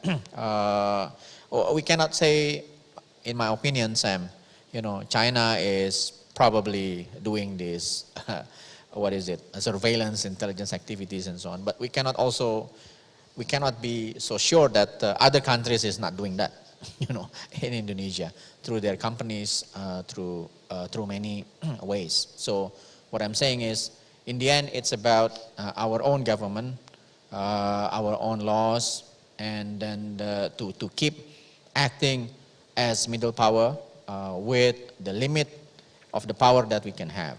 Australia is a very good example, I think. In the 80s, 90s, Australia, as a middle power, proposed very strongly the idea of human securities. And Australia tackling the problem of this illegal trafficking, people smuggling, and all these human security activities. With Japan, the other middle powers at that time. But they have been successfully creating norms around these areas of non-traditional securities. So now, if we believe Indonesia is middle power in the making, then the norm-making platform, multilateral platform, Indonesia should be very, very active in that kind of multilateral settings. Thank you, Pak Phillips.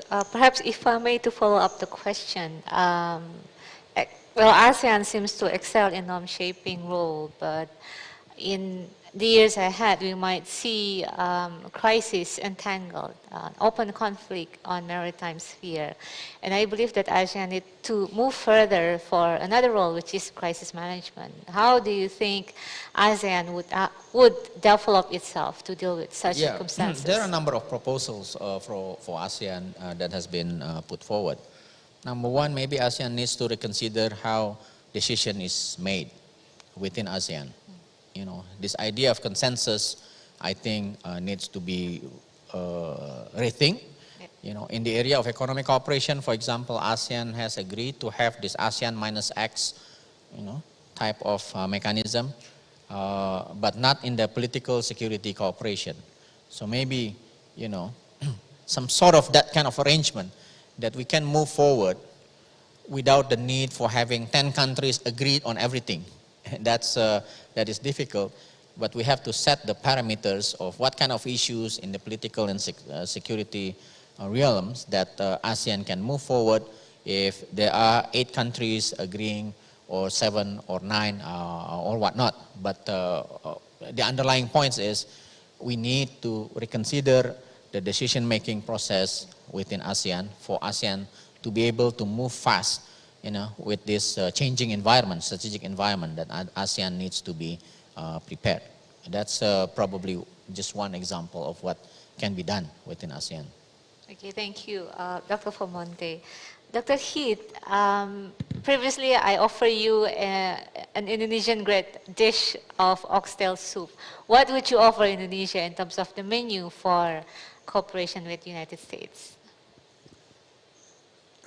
And I think this goes to our questioner's question as well about what practically can Indonesia do to carry out my recommendation. So several things. First, I think it is essential that countries like Indonesia welcome and build relations with both US and China and other outside powers. More options on the menu is better for countries like Indonesia and ASEAN. And the more countries like China and the US see that ASEAN countries have these other options and partners, the more countries like China and the US will realize they don't have a huge amount of leverage, and their expectations will have to be modified. And I think that's kind of the goal, is to get to the point where countries like China modify their expectations about how much they can expect deference and compliance to their demands from countries throughout the region.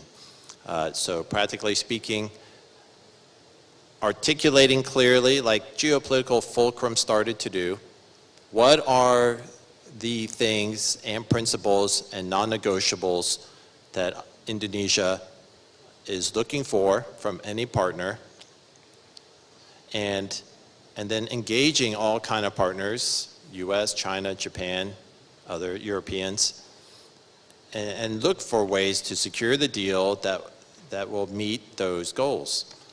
And the more diverse partners and more diverse engagements, I think that tends to make a more resilient development approach and would probably serve those countries' interests best. Thanks. Thank you, Dr. Heath. Ladies and gentlemen, we still have one or two more questions. Allow me to check with the committee. Okay, I would like to call Rear Admiral Edi Sucipto.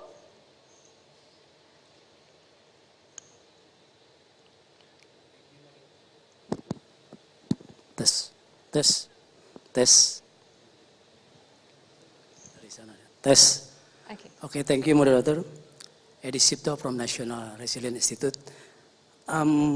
Regarding the second subtema, geomaritim political economy.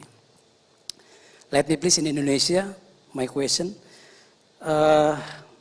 Saya mencoba menangkap apa yang disampaikan oleh Pak Timothy, bahwa ekonomi tidak bisa dipisahkan dari politik.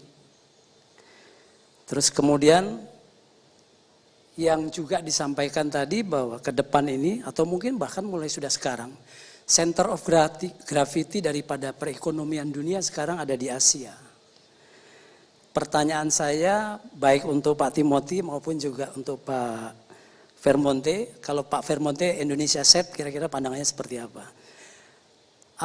Sebagaimana kita ketahui bahwa beberapa kali Perdana Menteri Thailand, walaupun ada pergantian, punya keinginan untuk membuka terusan kera atau kera kanal. Dan kalau kita lihat, kalau kera kanal itu bisa diwujudkan, maka ada negara yang diuntungkan dan ada juga negara yang dirugikan. Sebagaimana tadi disampaikan bahwa ekonomi tidak bisa lepas dari politik, saya ingin pandangan Pak Timothy apabila kera kanal tersebut direalisasikan.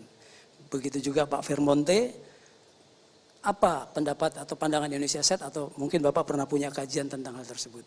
Kemudian yang untuk Pak Korelov, ada hal yang menarik yang Bapak tawarkan tentang kerjasama atau konfrontasi. Pilihan yang menarik, tapi yang ingin saya tanyakan bukan pilihannya.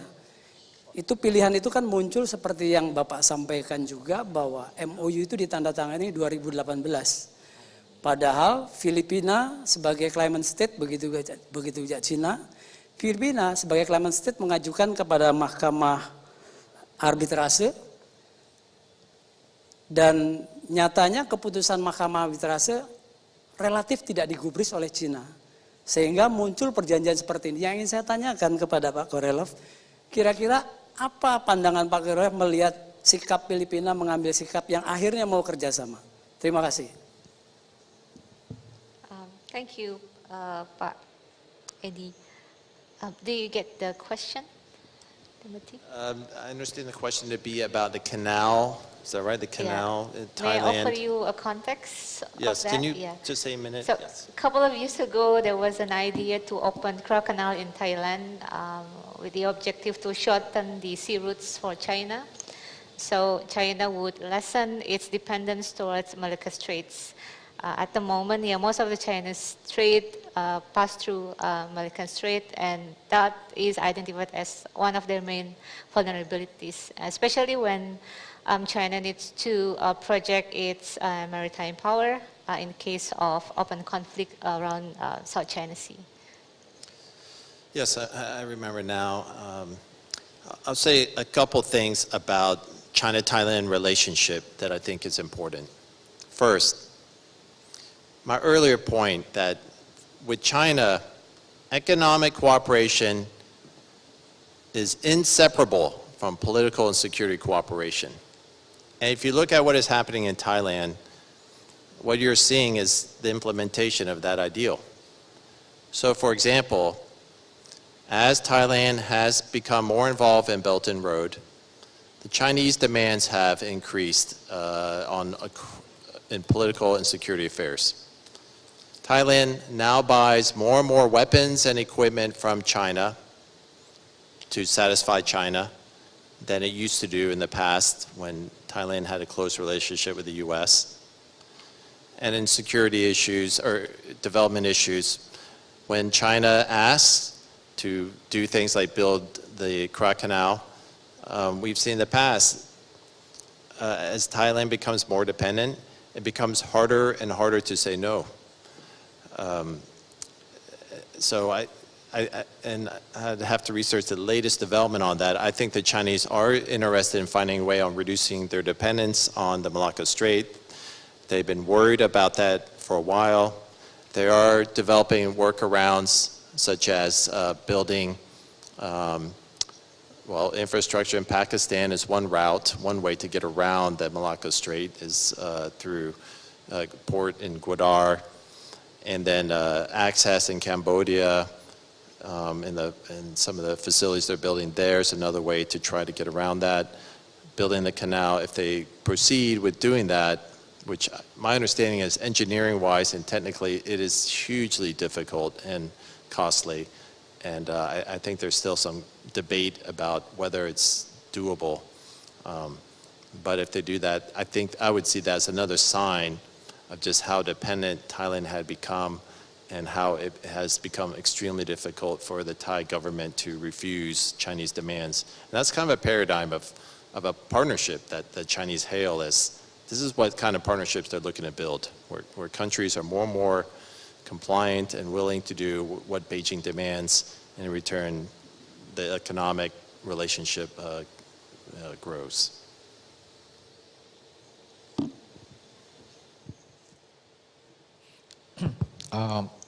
Thank you, Pak Sucipto, I think that's a very interesting question.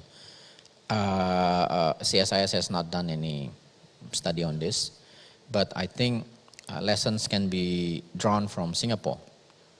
Singapore, there's this ice melting in the Arctic that would, if it continues, the shipping would go through the Arctic and probably will cost Singapore a great deal.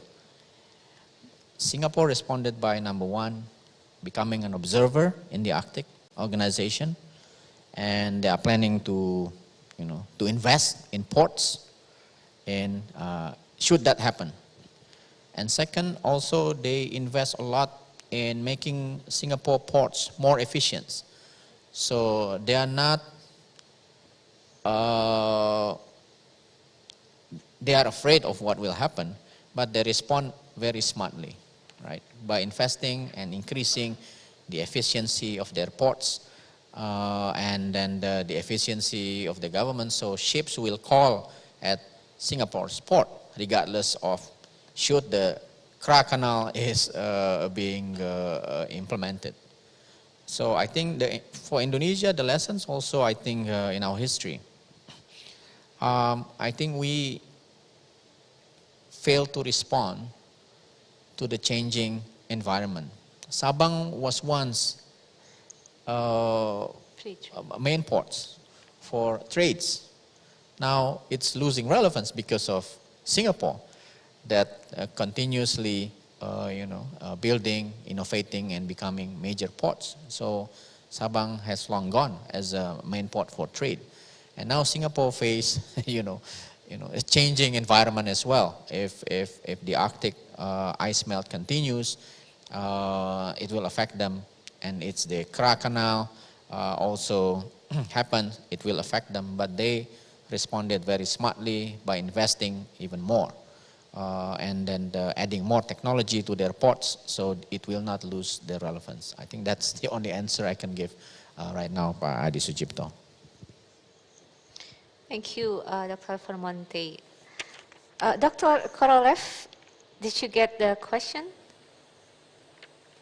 Actually, there was no translation in English, so that's why I didn't get the question correctly. I'm sorry. Okay, go ahead, sir. Yeah, and could you please, because I didn't have the translation of this question in English, so that's why I didn't get the question. Okay, allow me to remind you the question. So basically, Eddie asked about the cooperation agreement between China and Philippines that was signed in 2018. That was after Philippines submit its case to the international arbitration, which China disregarded afterwards. He inquired, what do you think would be the reason for Philippines to go down the path of cooperation with China? Actually, we can see the history of Philippines government. They tend to change the way they approach things with China with the change of the political regime. Do you have any insights whether the what would be the cost for the government of the Philippines to choose cooperation over conflict with China? Yeah, sure. Thank you. So I do believe, and I do agree with Professor Vermonte that, so Professor said that Indonesia is a middle power, and that's why it's more a hedging or a balancing position between two or more great powers. So actually the Philippines is the same. So the new president of the Philippines, he stated that, yeah, we do understand our limitations, we do understand our possibilities. That's why our country is a middle power, and that's why we just don't want to put all the eggs in one basket. That's why the only option for such, type of countries like the Philippines as being the middle power is to diversify the geopolitical, geoeconomic ties. Of course, the Philippines is the official security ally of the United States, but at the same time, the Philippines is also in a huge demand economically in terms of the FDI from China. So that's why the Philippines government just doesn't want to jeopardize its economic benefits from cooperation with China. That's why I do believe that this is one of the incentives and the reason why the new Philippine president Marcos Jr. wants to lessen and to be less hawkish towards China as it was under the Benigno Aquino III administration and Rodrigo Duterte as well. So that's why economic pragmatism of the Philippines elite, predetermined this more balanced and hedging position in the Philippines foreign policy and in South China Sea issue as well. Thank you, Dr. Korolev. We have a question from our online audience, actually, and this one is directed to Dr. Vermonte. It's from Edrida Pulungan, a policy analyst at Indonesian local representative. Dr. Vermonte, what is the strategy of local government in Indonesia that lies on the border of province, which is close to South China Sea? You mentioned about the national regulations, the national approach, and also multilateralism approach, but how about the local regional approach? Well, unfortunately, defense policy, foreign policies are not decentralized. So local government must follow what has been decided by the national government in Indonesia, at the central level, at the national level. So in this regard, when it comes to relations with other countries in the bordering areas of Indonesia, it has to be directed and followed the policies by the central government. So there's no kind of a leeway for local government to have some flexibilities and having their international relations, so to speak, with these countries at the borders. Thank you, Phillips. I think this question should probably be rephrased into what role the local government can play and how the national government should accommodate that role. I think in line with what Dr. Corral said about non-state actors, we probably need to have more engagement from the local government. But it is still under studied and under explored, so I think that's one of the possibilities that we need to explore in the future. Ladies and gentlemen, if there is no more questions from the studio, okay, we have another one from Pak Belian Helmi. Committee, could you provide the mic? Okay. Thank you, Bakuri. So I just want to make some clarifications, kind of comments, not kind of questions, but to Team Heath. So now, you know that we are part of inter-region connectivity in the uncertain, complex interdependence. So while I think we are now a part in the three contradictory regions, one in Europe, Eastern Europe, Western Europe with European Union, the other one in East Asia, and the other one in Indo-Pacific. So we have three concepts of interconnectivity through the global spectrum with diverse philosophy of geopolitical interest. If you talk about East Asia, so then we talk about security perspective. There is one of the hotspot in Southeast Asia dispute. That is why Chinese aggressiveness in that region cannot be avoidable. So, well, one note Taiwan Strait against China will be more, escalate the tension of geopolitical in that region. So will be more that connectivity on the basis of security. That's the one. And Indo-Pacific. If you talk on the Pacific, it will be a very provocative. It is very provocative concept of Japan's VoIP and the ASEAN's WIP and the other one from India. So if you talk about Indo-Pacific, we talk about submarine defense where AUKUS and the Quads is playing there.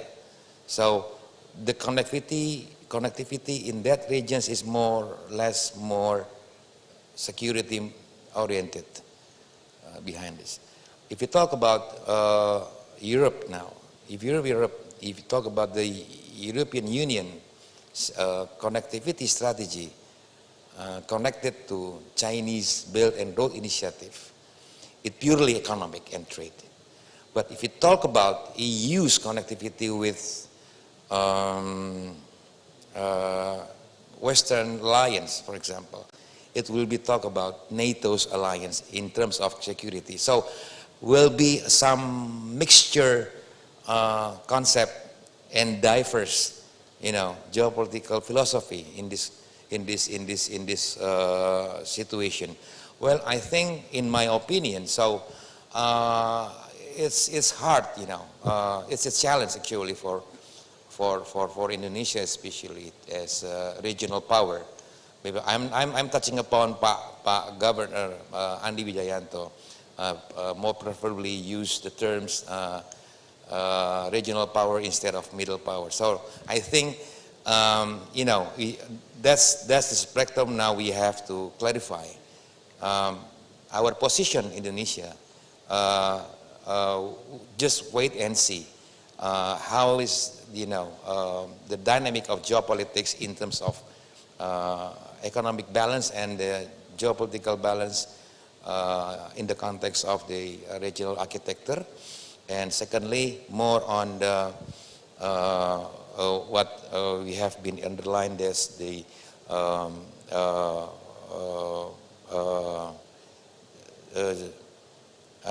geopolitical stability to some extent in certain regions cannot be defined as the fixed term. So it will be a dynamic equilibrium. So I think it's difficult to define which one is firmly stability for certain region, as long as still we have the complexities, uncertainties, and unprecedented events inside all the things. So that's I think that's my thought that it's a complex challenge for us now. So very difficult to get the global stability as long as all the game player there, so have a very different and diverse concept and context of the geopolitics in terms of that wide spectrum. I think that's Mbak Kuri. Not a question, but just want to share of my thought. Thank you, Mbak Kuri. Thank you, Pak Berlian. I have to agree with him that when we talk about geopolitics, it's about dynamics. All we have to do is to maintain that the tension does not go beyond the threshold that we all can cope with. And I think back to the previous presentations from the speakers, from this forum we can explore many ways and actors that can work together to keep that threshold not to be violated by any of the conflicting parties in the region. And I think with that last comment from Pak Berlian, we can conclude this Q&A session, and allow me to convey the highlights and conclusion of this second session. Dr. Heath has set the scene with his interpretations of the importance of Indo-Pacific economic role in the future, And he affirmed the U.S. interest in the region and also commitment for the stability. And even though the U.S. government does not translate itself to be the primary actors in terms of economic cooperation, but we need to understand that the U.S. is different from China, and but we hope to see more of the non-state actors in the future joining the economic development in the Indo-Pacific. Dr. Heath also, and not just Dr. Heath, but also Dr. Vermonte and Dr. Korolev, all of us agreed that everything that happened in Indo-Pacific should not be framed only in terms of geopolitics of strategic rivalry between superpowers. And Dr. Heath offered the way for the medium and smaller power of Southeast Asia to deal with both superpowers through compartmentalizations of cooperation. Whether we want oxtail dish or soto, I think that should be the decision of the country based on their interests and values. Dr. Vermonte offered his takes on Indonesian perspective. He believed that Indonesia has the potential to grow in blue economy. We have strategic roles in both through feeding the world with our food, marine-based food resources, as well as to safeguard the sea lines of communication through which trades will enable the prosperity of the region. And Dr. Vermonte also reminds us that we need to act through domestic legality actors as well as through multilateral approach. He highlighted the role of ASEAN and that Indonesia will be the chair of ASEAN next year, and there will be lots of things that Indonesia need to catch up and to have a quick win, to ensure all of the Asian haters. We recently getting more and more on that. So there is a belief that ASEAN will still be relevant in the region. And finally, Dr. Korolev offered also a different take on the role that non-state actors could play in the region by enforcing and supporting the cooperation, especially the marine-based resources exploration in the area that considered as overlapping claim. And he cited the example of cooperation between Philippines and China. And did I remind you that the extent to which Philippines and China are conflicting in the maritime sphere has reached the level that Indonesia or other countries has not. I read in newspaper there's been several occasions in which either side tried to block the other party's access to South China Sea, or even sinking the other party's vessels. But hopefully through the engagement of the non-state actors, there will be more and more trust built that would be the modality for attaining future and more permanent resolve for the conflict. Ladies and gentlemen, we hope that the second session has lived up to your expectation, and we would like to thank the speakers. Join me to give them a round of big applause for the speakers. Dr. Heath, Dr. Vermonte, and also Dr. Korolev, who join us online. And thank you, audience, for being participative and also encouraging to all of us. Again, we have to remain seated for the next group photos, and the committee will serve us with the token of appreciation. But before that, I would like to return the show to our lovely host, Sarah Wayne. Sarah, back to you. Thank you very much once again, ladies and gentlemen. May I have a round of applause for our moderator, Dr. Kuri Maharani. Can I have a big warm applause? And also to our speakers, thank you very much, gentlemen, for a wonderful discussion. And to all the speakers and moderator, may I please invite you to please come up onto the middle of the stage and please take a stand. For next, ladies and gentlemen, we will witness together the handover of the token of appreciation. Therefore, I would like to kindly invite onto the stage once again to Dr. Andi Wijayanto, the Governor of the National Resilience Institute of the Republic of Indonesia, who will be accompanied by the Deputy of Strategic Studies and also the Chairman of the 6th Jakarta Geopolitical Forum 2022. Please take your place, gentlemen, speakers, and also the moderator in the center of the stage, and to our committee, where we will hand over the token of appreciation. Can I have a warm round of applause, ladies and gentlemen?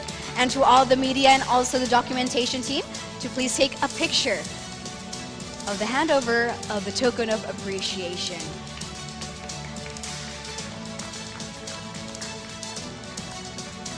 And this is a sign of gratitude from the committee to all the speakers and also moderator for hosting a wonderful discussion and also an insightful discussion for every one of us. Please give a warm round of applause, ladies and gentlemen, to all the speakers of the second session of the Geomaritime Political Economy, Generating Growth, Sustaining Resource, and Gaining Power.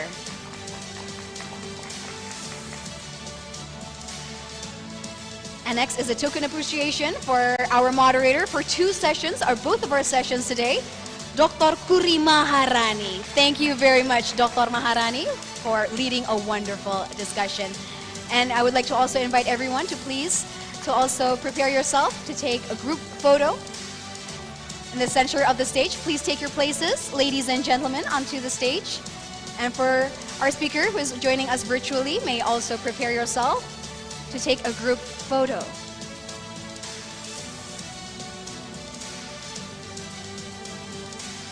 And here they are, ladies and gentlemen.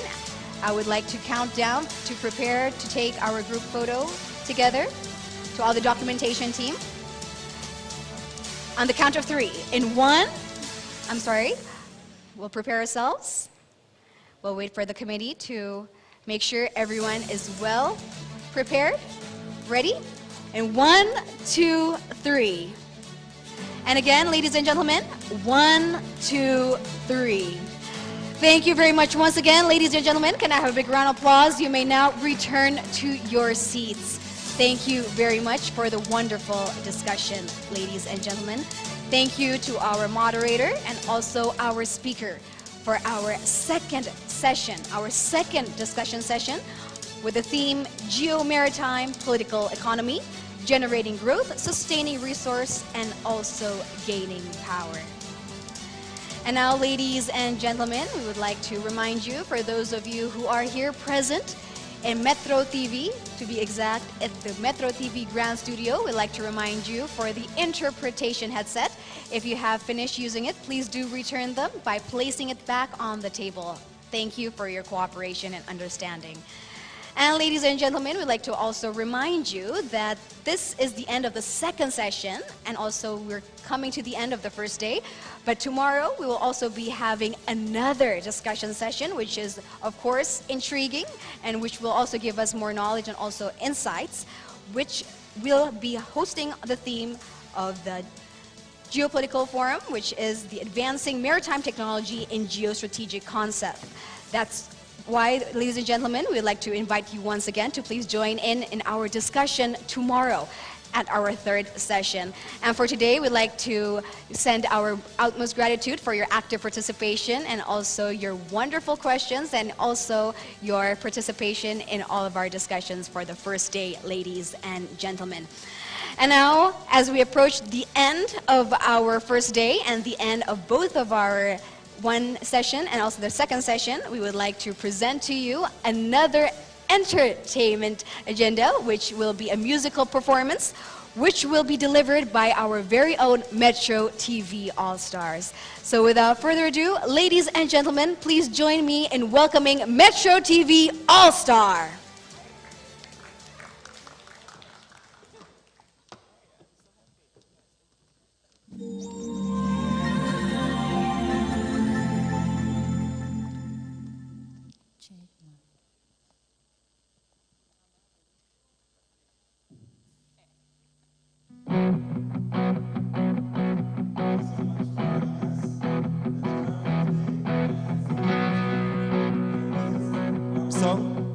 Rumah Kita, special for you. Hanya bilik bambu, tempat tinggal kita, tanpa hiasan, tanpa lukisan.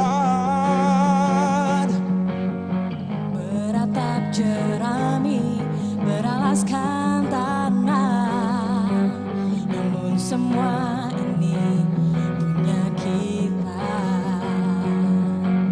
Memang semua ini milik kita sendiri.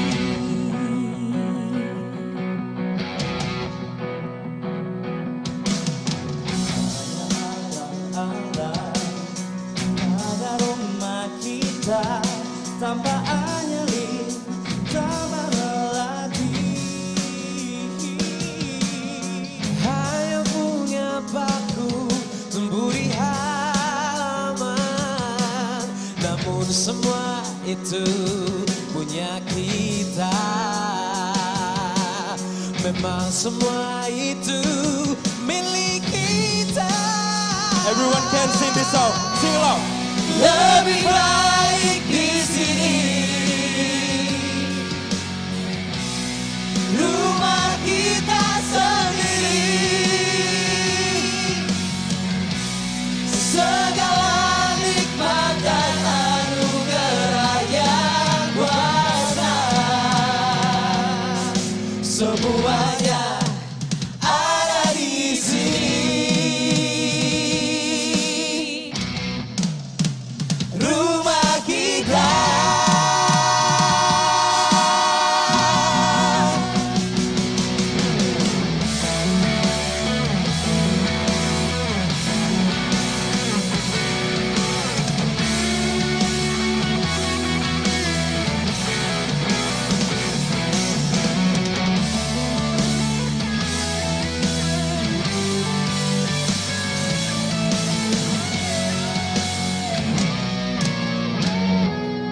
Haruskah kita beranjak ke kota yang penuh dengan tanya? Lebih baik di sini, lebih baik di sini. Rumah kita sendiri, rumah kita sendiri. Segala nikmat dan anugerah yang kuasa, semuanya ada di sini. Rumah kita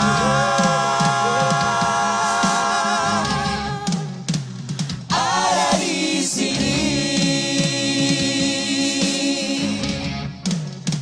Rumah kita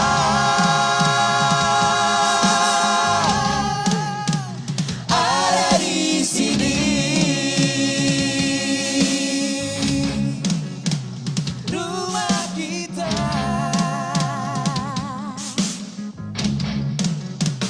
ada di sini.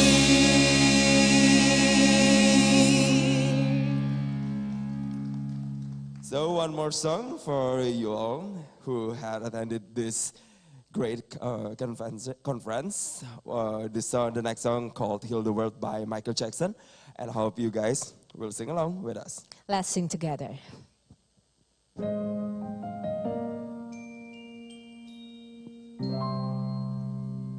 Covers PH.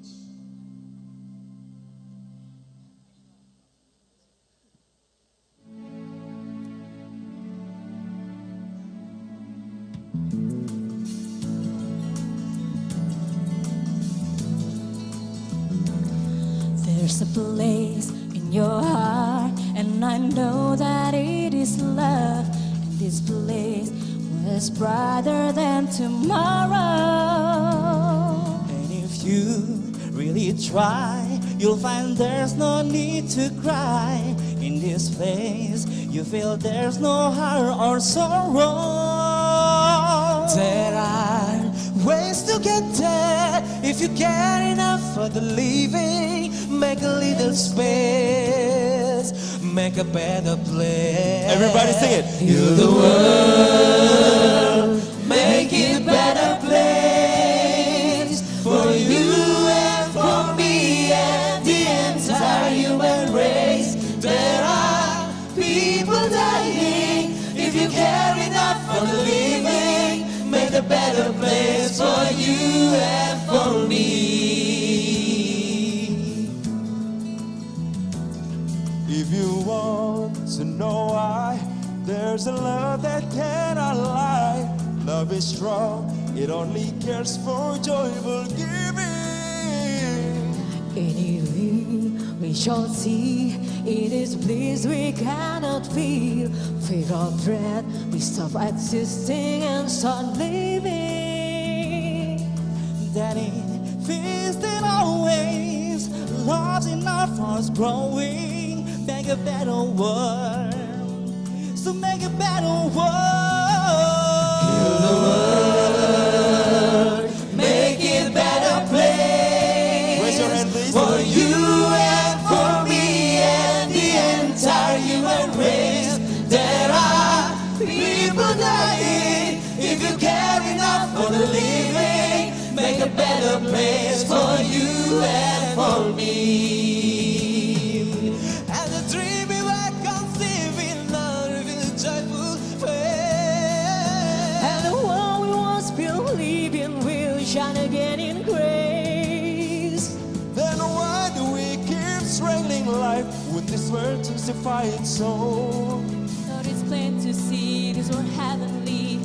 We got love. We could fly so high, let our spirits never die. In my heart, I feel you are my brothers. Create a world with no fear. Together we cry happy tears. See the nation that has poured into plowshares. We could really get there if you care enough for the living. Make a little space to make a better place. Heal the world, make it a better place for you and for me and the entire human race. There are people dying. If you care enough for the living, make a better place for you and for me. Heal the world, make it a better place for you and for me and the entire human race. There are people dying. If you care enough for the living, make a better place for you and for me. Heal the world, make it a better place for you and for me and the entire human race. There are people dying. If you care enough for the living, make a better place for you and for me.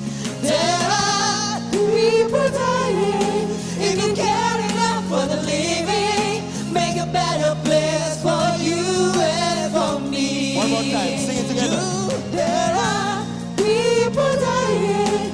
If you care enough for the living, make a better place for you and for me. You and for me. You and for me. You and for me. You and for me. You and for me. You and for me. You and for me. You and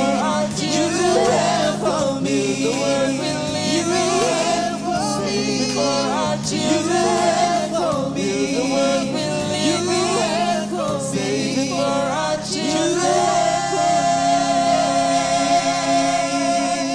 Thank you so much. Have a great day. See you again. All-Stars. Thank you very much for the wonderful performance. Thank you, Sarah. And ladies and gentlemen, we have come to the end of our forum for today.